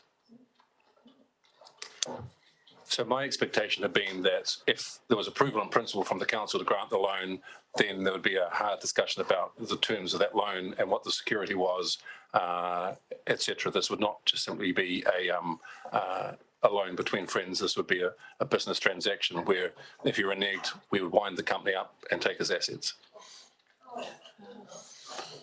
Well, I mean, that's Call what that a loan a is social for. outcome. Okay. Thank you, Councillor Sensen. I have no further questions from me, thank you. Councillor McGurk. Yeah, a couple of questions from me. In terms of, just to refresh my memory, when's this trial go to? Through the chair, the current kitchen waste trial finishes in February next year. So February 2022. Are there any compliance issues that are getting in the way in terms of, look at, it's, what are we, bring it up. There was a number of there, like the consents and public liability insurance and the site. So there's obviously some effects that probably go on to neighbouring properties. Are they significant, or are they being able to manage if we're looking at a second Bertha site or a second Bertha machine? So through the chair, the proposal is a second Bertha site, which means it would be compliant. It doesn't have, if you put the two Berthas side by side, then you would be on the cusp of breaching a resource consent. The current proposal is to find a second site for Bertha, where Bertha 2, where it meets the rules. And we have that second site? He is in discussion with a site. Right, so that's yet to be decided. And the other one, what other support have we given community compost sort of in the last 12 months? Through the chair, through the Climate Change Fund, we purchased an electric cargo bike, which is on loan to Community Compost. The council own it, but we loan it to Community Compost for their commercial citywide inner city collection. Okay then. And just in sort of the concerns that have been sort of expressed around there in terms of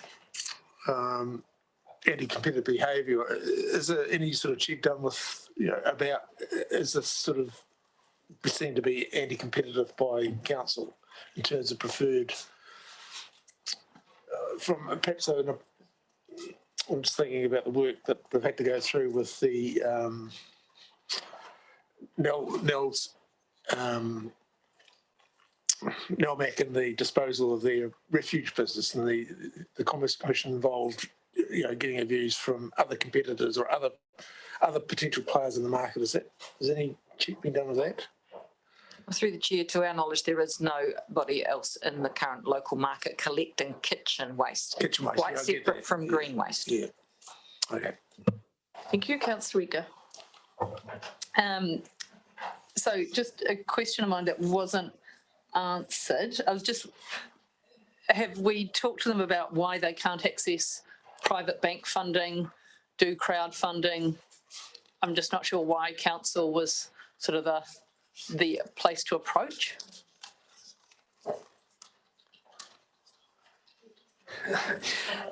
Through the chair, I guess they approached us because they thought we could help. We haven't asked them whether they can fundraise or do other work. No. Right. Okay. So coming back, I would like to, because the investment policy, as far as I'm aware, doesn't allow us to loan to private companies.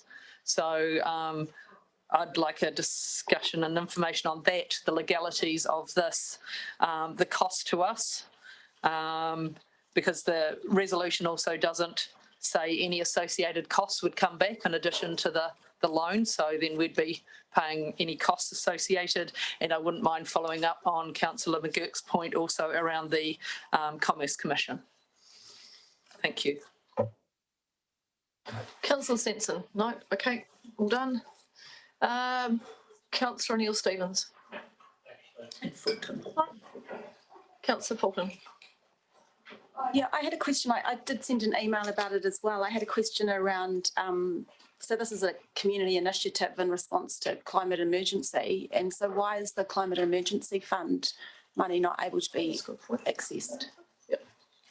Through the chair, that's answered in the report at 11:15. There's $100,000 left in the climate reserve, which includes that 20,000, which is in the report proposed to go to Businesses for Climate Action and Climate Forum. It's wrapped up in that money, but you could use it instead for this if you wished.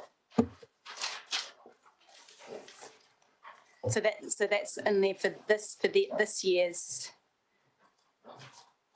Through the chair, the climate reserve is not by year, it's a reserve, so it's not an allocation per year. There's 100,000 in total remaining, which you can allocate through this process if you wish, and it could be to that project or to the other ones in the report. Okay, I thought the Climate Emergency Fund was particularly for this financial year. We have a resolution saying that there was 20,000 for community projects available until May 2021. So why would you have not allocated that, at least that amount into this, if this is So we've suggested it go to other community projects, but you can put it to this one if you wish.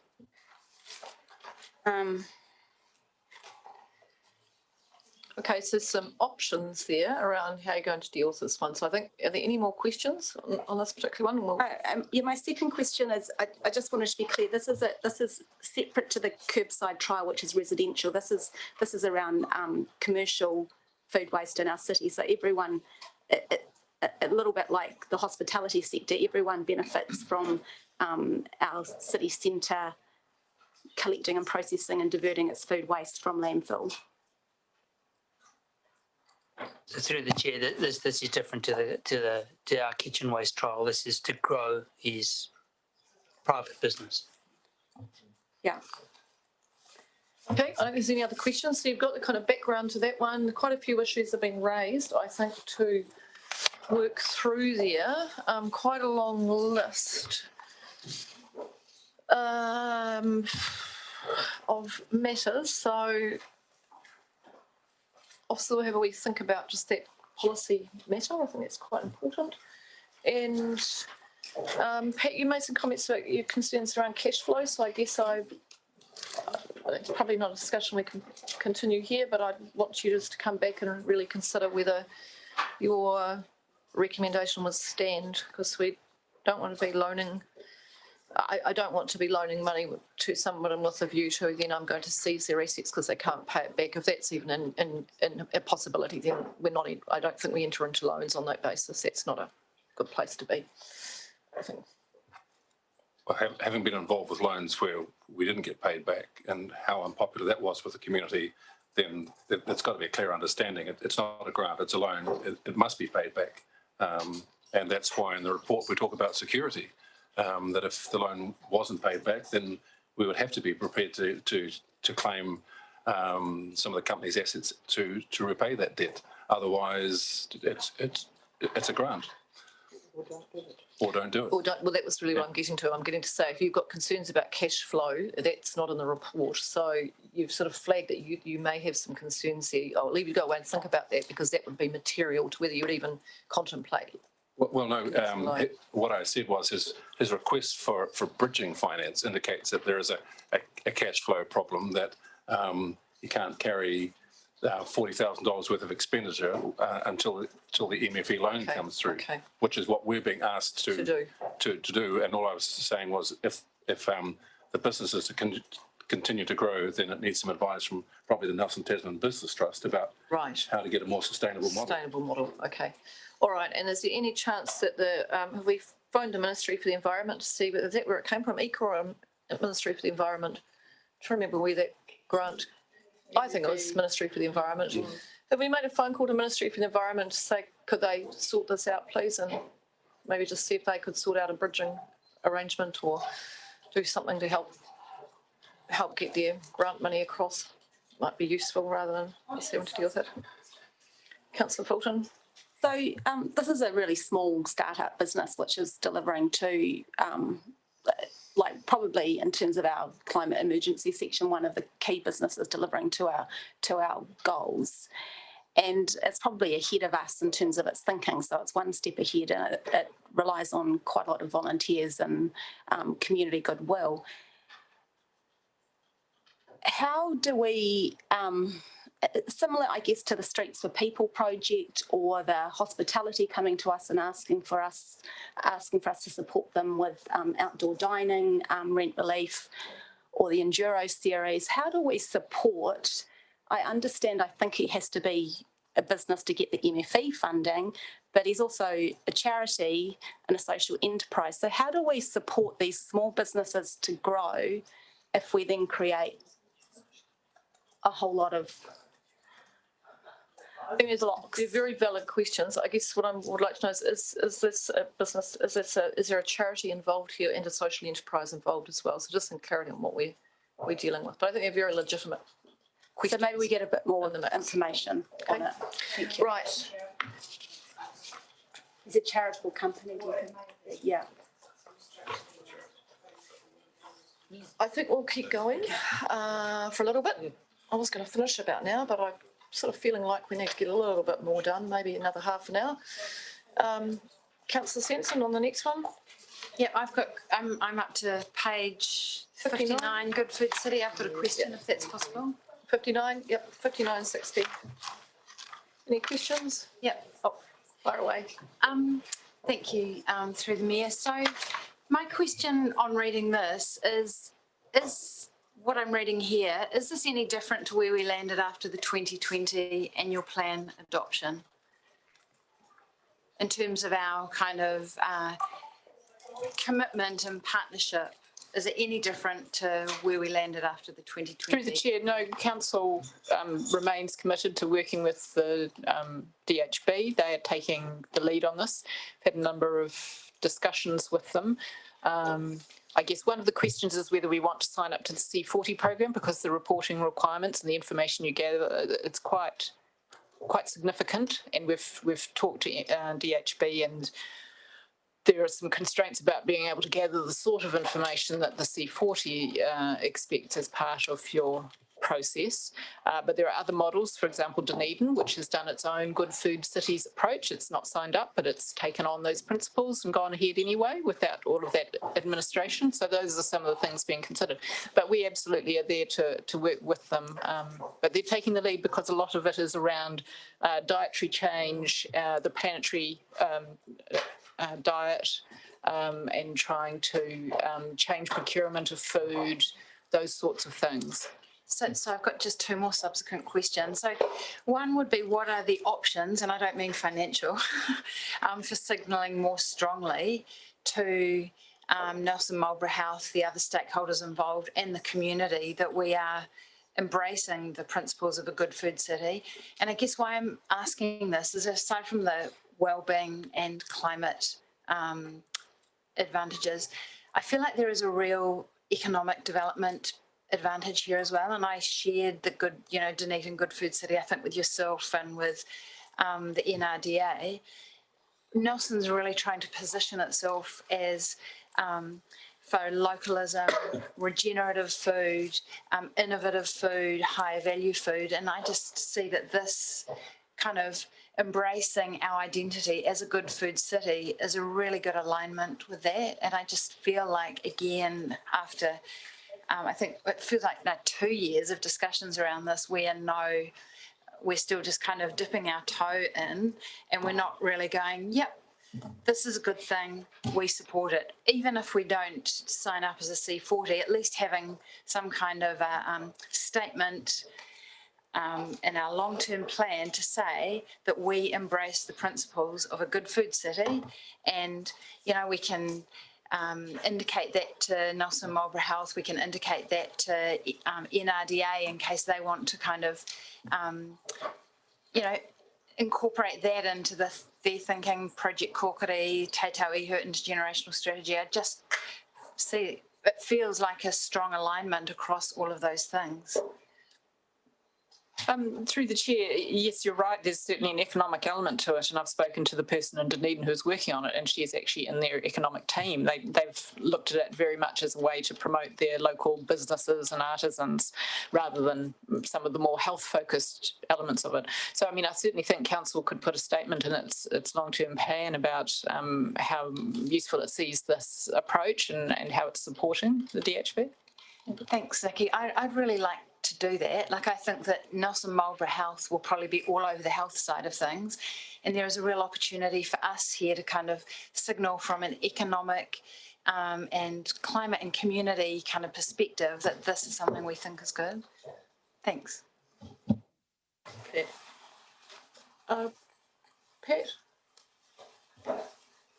So I was generous and supportive for the last one, and this one, I suppose what I'm always concerned about is what does this mean in terms of staff workload? You know, that if we adopt some words, is that the end of it, or is that the start of it? And I don't understand what this may mean for us in terms of workload, and it's certainly not anything that's in our work plans.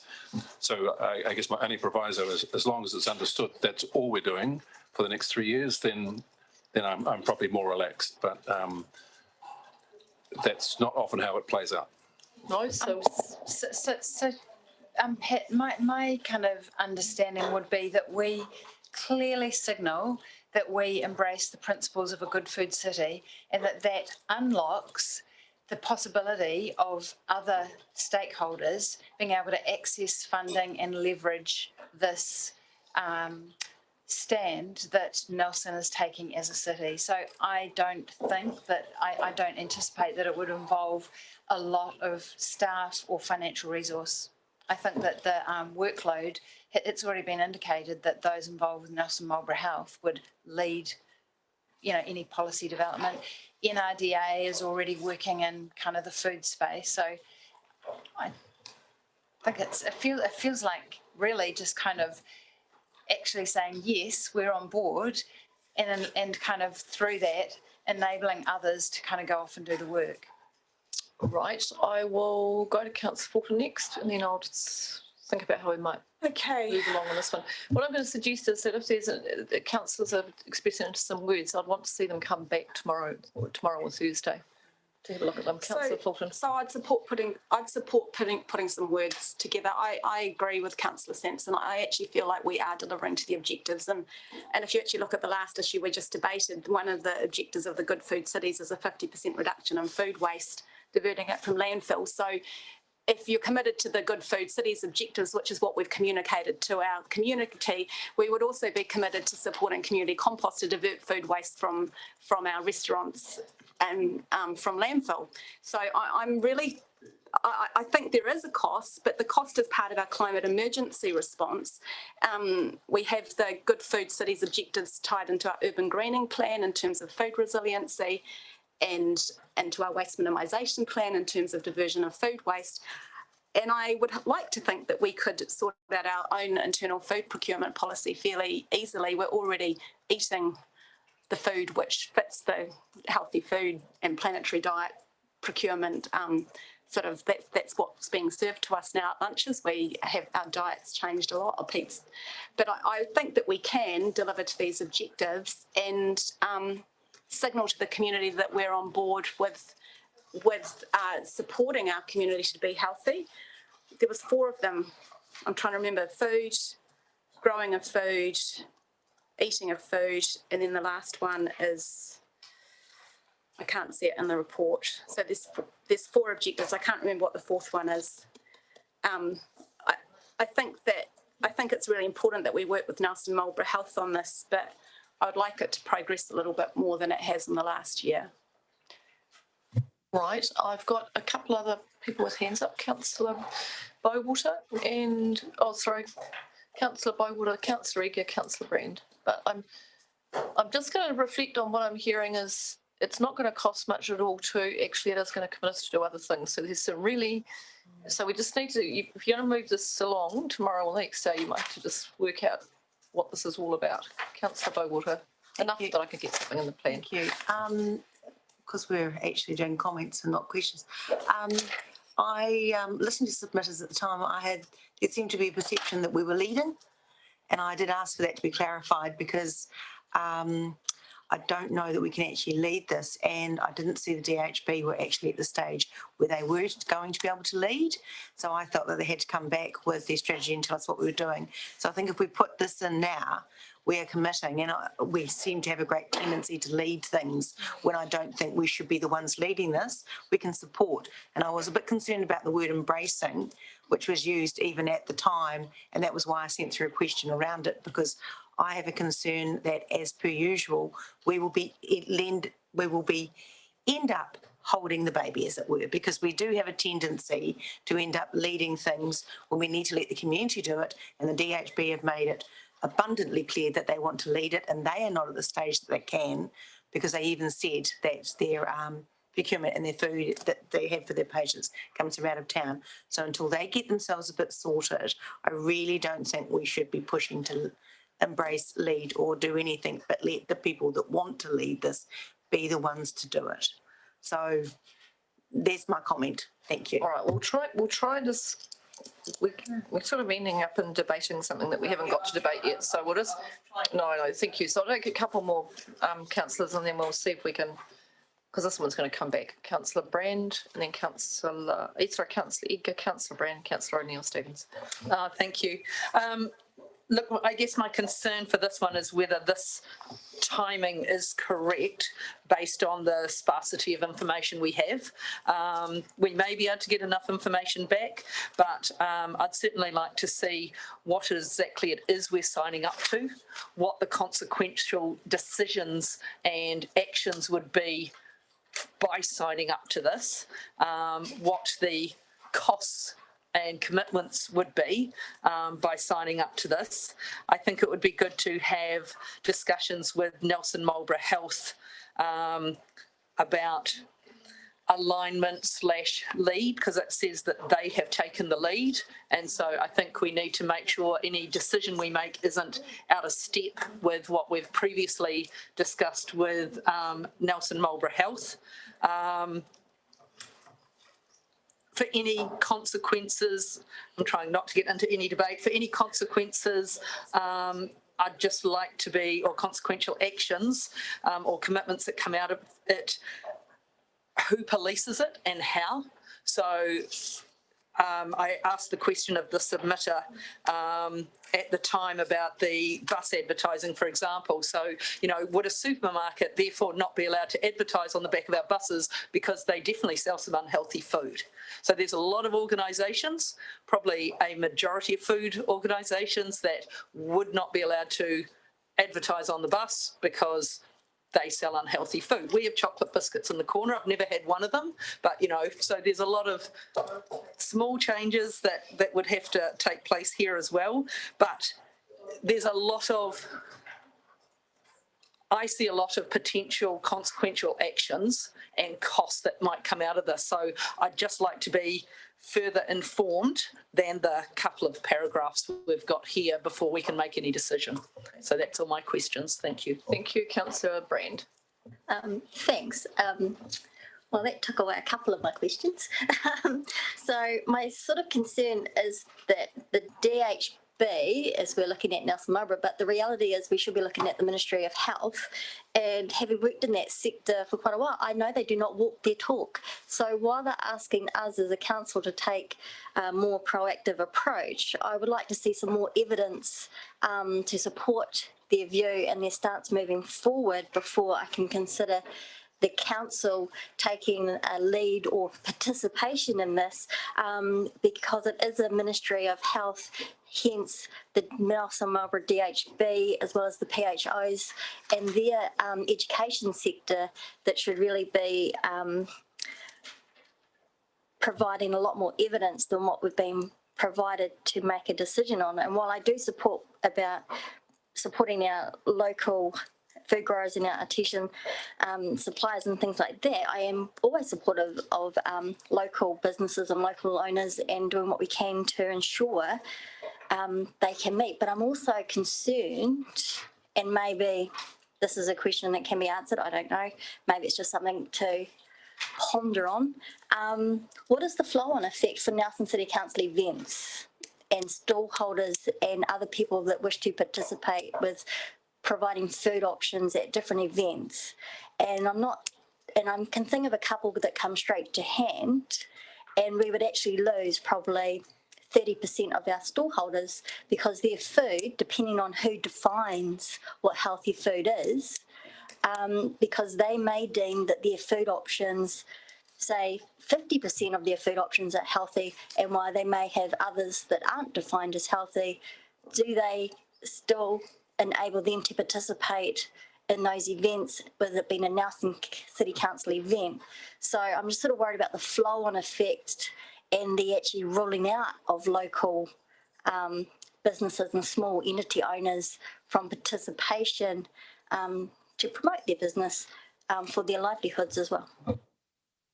Thank you. So just some consideration of what that might mean across the board. Councillor O'Neill-Stevens and then Councillor McGurk. Mine's not related to Good Food Cities, but solid waste in general. So maybe I'll just hesitate and let this debate. Councillor McGurk, good food or? Yeah, just a quick question. I'm just looking at my notes back here from submissions, and it looks like I've written that the DHB have already prepared an action plan for the food loss and the planetary food diet of the Good Food City. So I'm just wondering, can that be checked if they have prepared an action plan? Yep. See if we've got one of those. All right, okay, there's quite a few questions there. We'll come back to that one at some point. I do want to further on Good Food Cities. Yeah, I do have a subsequent question. I mean, it says in our long-term plan, allocating 13.3 million in the plan for the collection of kitchen waste at the curbside for composting if our current trial is successful. This is part of Council's commitment to supporting Nelson as a good food city and our aim to reduce waste to landfill by 10% per capita by 2030. So when I said there's a cost associated with it, we've already put the cost into the plan. I'm really struggling to understand why we would go out in our long-term plan and say we've made a commitment to supporting the parts of the Good Food Cities objectives which we can deliver to. The DHB can't deliver to food collection services. So my understanding when I met with the DHB was they would deliver to their part of the objectives and we would deliver to our part of the objectives. And I feel like that was communicated in the plan, but it perhaps hasn't been communicated to the community enough that we're already doing the work. All right, so what we need to do... I feel like we're already doing the work. So what I think we need to do is get hold of this plan, because what Pat said to you is dollars and people, excuse me, haven't got any of those left. And so now we're hearing a lot of things, the expectation about what it might mean. So they just need to get clear on that. Now, Councillor Laurie's waiting to speak on this one. Thank you. I don't really have a question, just really a comment. With regards to the advertising on the back of buses, if we take back that ability and we use it to promote council services, our partners, places like the Nelson School of Music and the Sanctuary, then that issue goes away. So I would really like, I know we've already talked about that issue, but I would really like to find a way for us to actually get ahead of that and not have to wait for the contract to roll over to get our hands on the backs of our own buses, for what it's worth. And just another comment, I support what Rachel and Kate are saying. Essentially, nothing changes unless communities give things like this a go. We've seen that with smoking. We've seen that with lots of things, actually, lots of problems in society. So yeah, I don't think it's perfect, and it's a little bit, it's not, it's still yet to be defined, but I don't think we should be stepping away from it because, you know, we're not 100% pure because we have, with respect, chocolate biscuits in the corner or anything like that. I think those guys who have submitted to us have put forward some really strong arguments. They're really committed. There's a lot of people who support what they're saying. And to me, it fits in with our role. It fits in with the four well-beings. So I just think I'm hearing a bit of dismissiveness about it, which makes me a bit nervous. Thanks, Matt. So I think that the policy team need to go away, policy and strategy team need to go away and get a bit of a sense of what, where this is at and where we could fit, if we wanted to fit this in, what we would bring, what would come back to for some debate in the next 2 days. Okay, so it's going to come back for debate, but I want something that is going to be appropriate and meaningful for that debate that is deliverable. So need to be some conversations around that. I'm looking at you, Gareth. You're nodding. Are you nodding, Gareth? You're typing. Good on you. Good on you. It's great. But maybe as part of that, it would be possible for Gareth to kind of look, or, just to include the potential economic development benefits that could come from this. But we'll see what's possible in an overnighter. It's probably going to be somewhat constrained in what is possible. Is it just words? Yeah. We'll see what we can see. Okay, now let's just see if we can do solid waste, because we'll go to Councillor O'Neill-Stevens, because that's the next up is landfill fees and charges, and they're coming through. You've had meetings, I think you've had a meeting? Yep, for the hearing. Okay.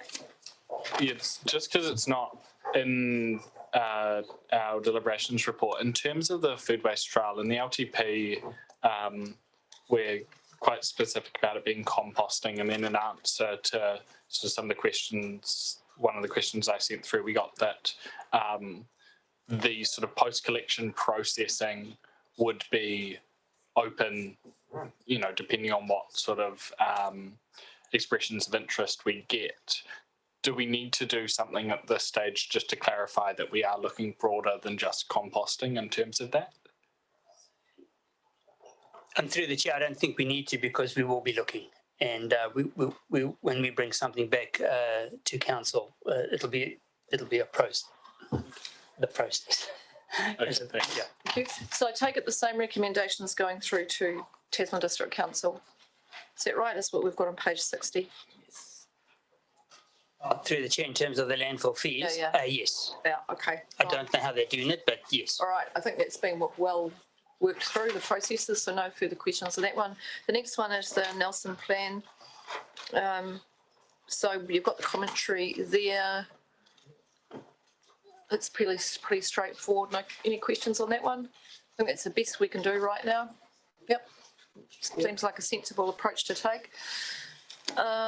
Just noting again that just to note, and I think it is important to note that we haven't got funding in here for the Resource Management Act reform related costs. The only thing that I would say is, and I did write a note, Nikki, you may not have read it yet, just in terms of actually again for across the organisation, there's an awful lot of reform processes that are underway, and we will have to be participating through submissions and select committee potentially. So have we got that built into? There's a range of them, whether it's some of them we're most likely to have to do a full consultation on, if the three, well, maybe not, actually, wait and see.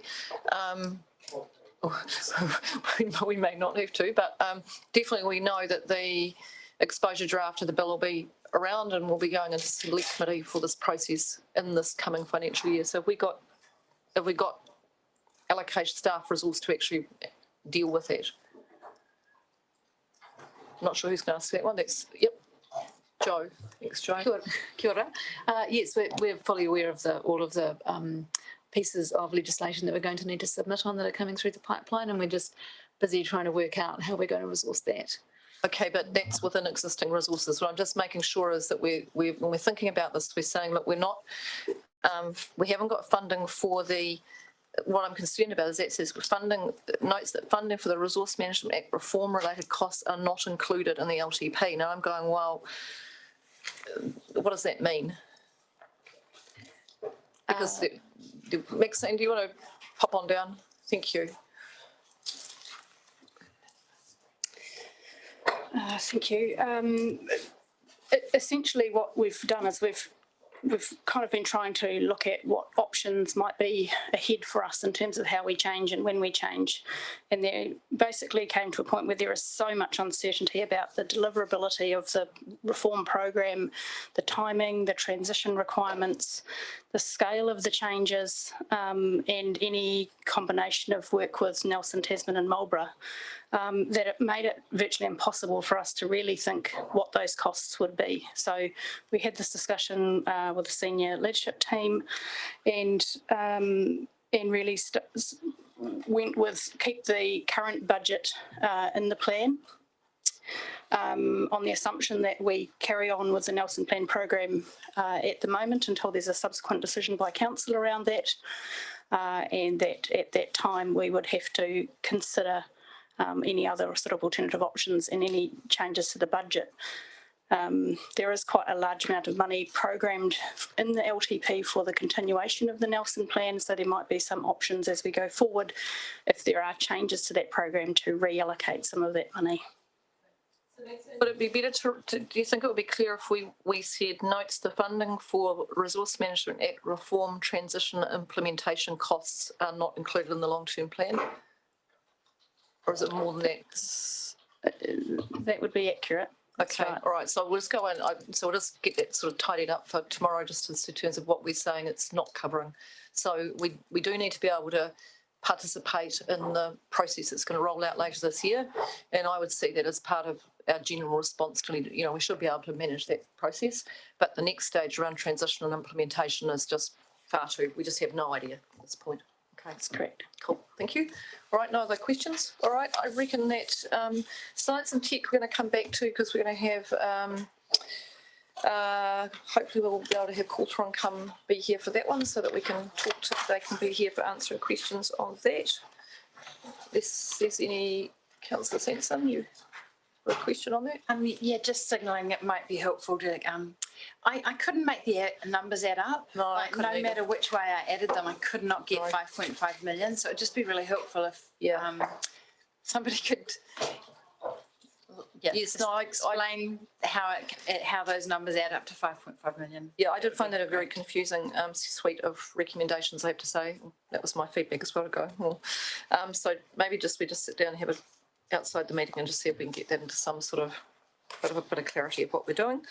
Then we've got the next one is housing. So the next one we're going to finish in a minute, but housing we've got is next up. So any questions on that suite of housing matters? We're going to come back to science and tech.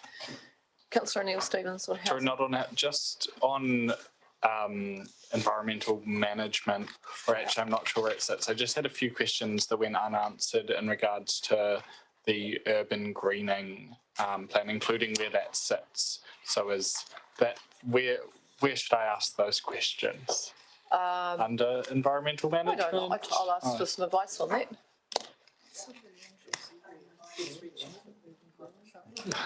Hello, Andrew.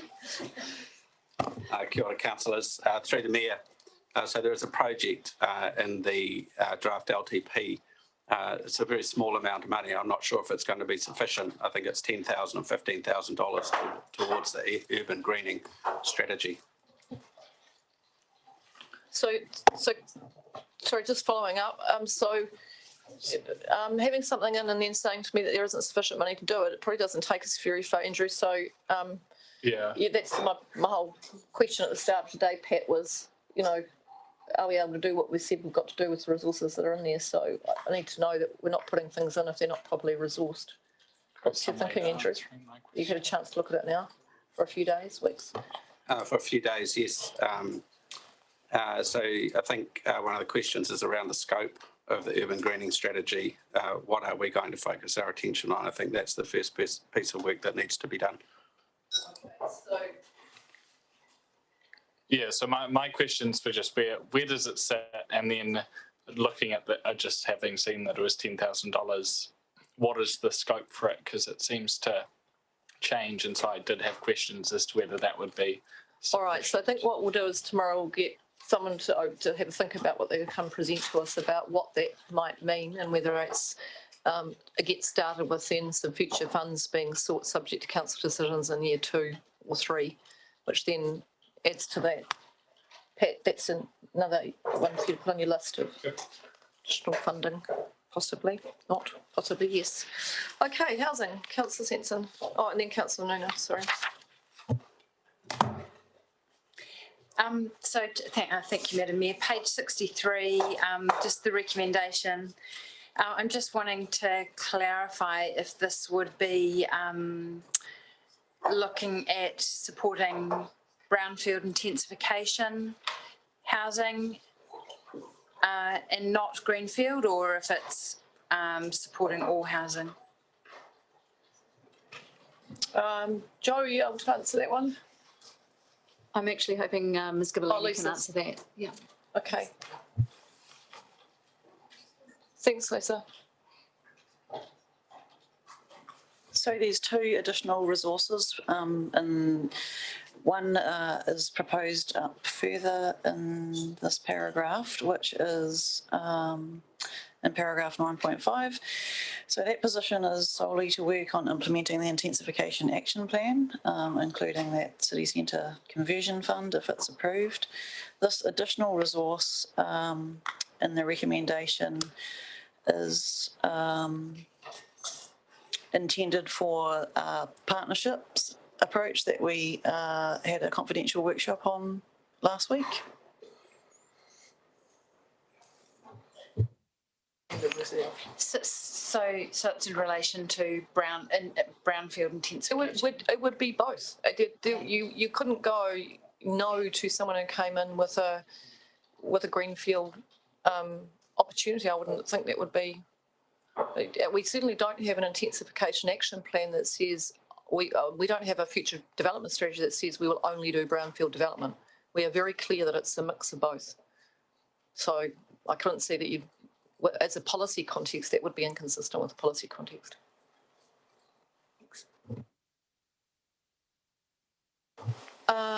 Any other ones? Councillor Laurie as well. Councillor Laurie, you've got your hand up. Yeah. My question's kind of been asked. I was particularly focusing on 9.5, the new navigation person, and whether or not the expectation was they would be more focused on brownfield than greenfield. I think for most of those ones, I think talking with Lisa and Claire, that's for. I think that will be probably where that one sits in the majority, so that would be where it is. But you couldn't go exclusively. So someone might come in with one of the sections that's never been developed in Nelson and decide they want to go ahead and do it. But very much it's to get that navigator person in play. It's part of the intensification action plan actions. Cheers. Okay, Councillor Noonan. Thank you, Madam Mayor. Look, 9.7, the transitional housing, I just want a little bit more clarity over that, because that particular building is the business is for sale, but not the building. So I'm not sure how that would work, because the person who owns the land and buildings would be expecting a business return as well. So you can end up not owning anything. So I just wonder if somebody can follow that up and give some clarity. Okay, I think we've got. I think what the officers are suggesting is they'll keep Ken informed of where the housing reserve is going, but I think that the housing reserve discussions have been very clearly focused on our role being affordable housing. But what I have offered to do subsequently is to help with some introductions to MHUD and MSD for. Because I think that's more important. applicable. Yeah. Yep. Thank you. Okay. All right. Anything else? Councillor Simpson. Yeah, thanks. I had sent through questions in relation to this, I think, in relation to the transitional housing, which was really what was being looked for. And I guess why I think it's important that we consider it is I always remember the teen parent unit, young teens that came in, and when, which impacted all of us. And when the Women's Centre spoke about this, my understanding is their vision is that it could provide medium-term housing, not just kind of short-term 6-month transitional housing, but, potentially years of transitional housing for women, young women like the teen mums or older women, or that and so I know that this is kind of out of the box in terms of it's not the kind of thing that we normally look at, but I feel like there is an opportunity here for the community to get behind this and actually potentially co-fund it somehow. And I just would hate for them to miss out because there's kind of time crunch on, committing to the lease. So I just really wanted us to look at what they were looking for and whether there was any opportunity or anything that council could do to kind of support this if it was appropriate, really. So I guess, do we have any further information? I think Ms Barton's been having the meetings and she's not here today, but we'll see if she's got any further. Jo, did she leave any information for you? Through the chair, no, I'm sorry, I don't have any further information. Okay, all right, so we'll come back. She could come back to us. We can come back to it. I think as we go through, we're going to certainly there is, I mean, the issues are what is for sale as a commercial lease, and that creates some real challenges in terms of similar to those discussions we've been having before, is how we could assist. So it seemed to me that that was one where the location, I think, is a really good location. I think if there is, this is for transitional housing, then that's very much a central government role to support. And so I'm just wondering why we need to just help with trying to get that central government support. Yeah. Okay. That's helpful. Thanks, Rachel. Okay. Councillor Skinner and then Councillor Noonan, I think. No. Oh, good. Thank you, Madam Mayor. I'd like to sort of at least show my expression of interest and tease out in support of Councillor Sanson's expression there. And you know how passionate I am in regards to making sure there's roofs over people's heads, whether it be pensioners, young families, homeless, or people just starting out in Nelson. And you know how I've often pushed for like our campsites and our cabins to make utilisation of those assets that we owned and protection of our housing that we had. So I'm quite warming to this when the Women's Centre and those young teens' mums came to us and said, hey, there's a need here, and here is an asset that may not be ours in town, but that ticks a lot of boxes. I just want to at least flag that I have some interest on something that we could do, and possibly it ties in what Councillor Sanson was trying to express. So I know the issues of when this comes out of what we do compared to what central government and wraparound services, but I still believe that this council and any council has a social responsibility to keeping roofs over people's heads, those are less able to, without interfering with commercial entities. So in this, I'm not sure I am sure what we can do. Just try and keep that live. So we'll come back to that. I'm happy to talk further on that, but that's something we can come back to at the appropriate time. We will come back. I've got a copy of the business case and I'm just sort of part way through reading that. Because that because we're talking some big money on some big projects, whether it be libraries, climate, toriums, etc., which may have their pros and cons. This I put above priority than those things. And there's big money being spent there, good or bad. I think then if we're going to be doing that or not doing that, this then rises to the top. I support you, Councillor Skinner. We should speak. Who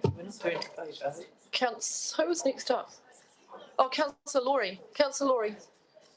Thank you. Yeah, I agree. And some of you will have seen the story on the front page of the Nelson Mail the other day about women sleeping allegedly at the men's shelter. And the whole thing I took away from the story, it's one I've heard before, is that we have a big gap in the care that we're providing in our community when it comes to these vulnerable women in terms of where they can go. So I would like to know, before we make any decisions, whether or not council officers have spoken to Housing First about this opportunity and what Housing First said, what their response was if they had one. And I am very interested in exploring this as well. Thank you. It's a very good suggestion. It does need. Have officers spoken to Housing First? No? Okay, well, there's some follow-up to do there as well. So this with HUD and MSD and Housing First. Okay, I've been given a piece of paper that says the resolution to extend the meeting time after 3 o'clock, and I don't think I'm going to agree to that one today. So the answer is no. I'm not even going to ask you for your views on that. I'm going to suggest that we finish for today. We've got quite a lot to go through. I think we've got quite a lot to go through for the next couple of days. We've got some people coming and going. Look, just keep doing your reading. Anything that you... I think you may have some more questions that you want to send through. If you want to do that's fine to help the officers, but I really recognise that you're trying to read and be here all day and then catch up on all the other things in your life as well. So any things I need to be aware of as we finish off? Councillor Skinner. Without getting in trouble for suggesting we don't finish off, can we make some gain by being here another hour or so? Or do you think that we're just stuff we're, I know there's still questions to be had, but there's still topics we probably...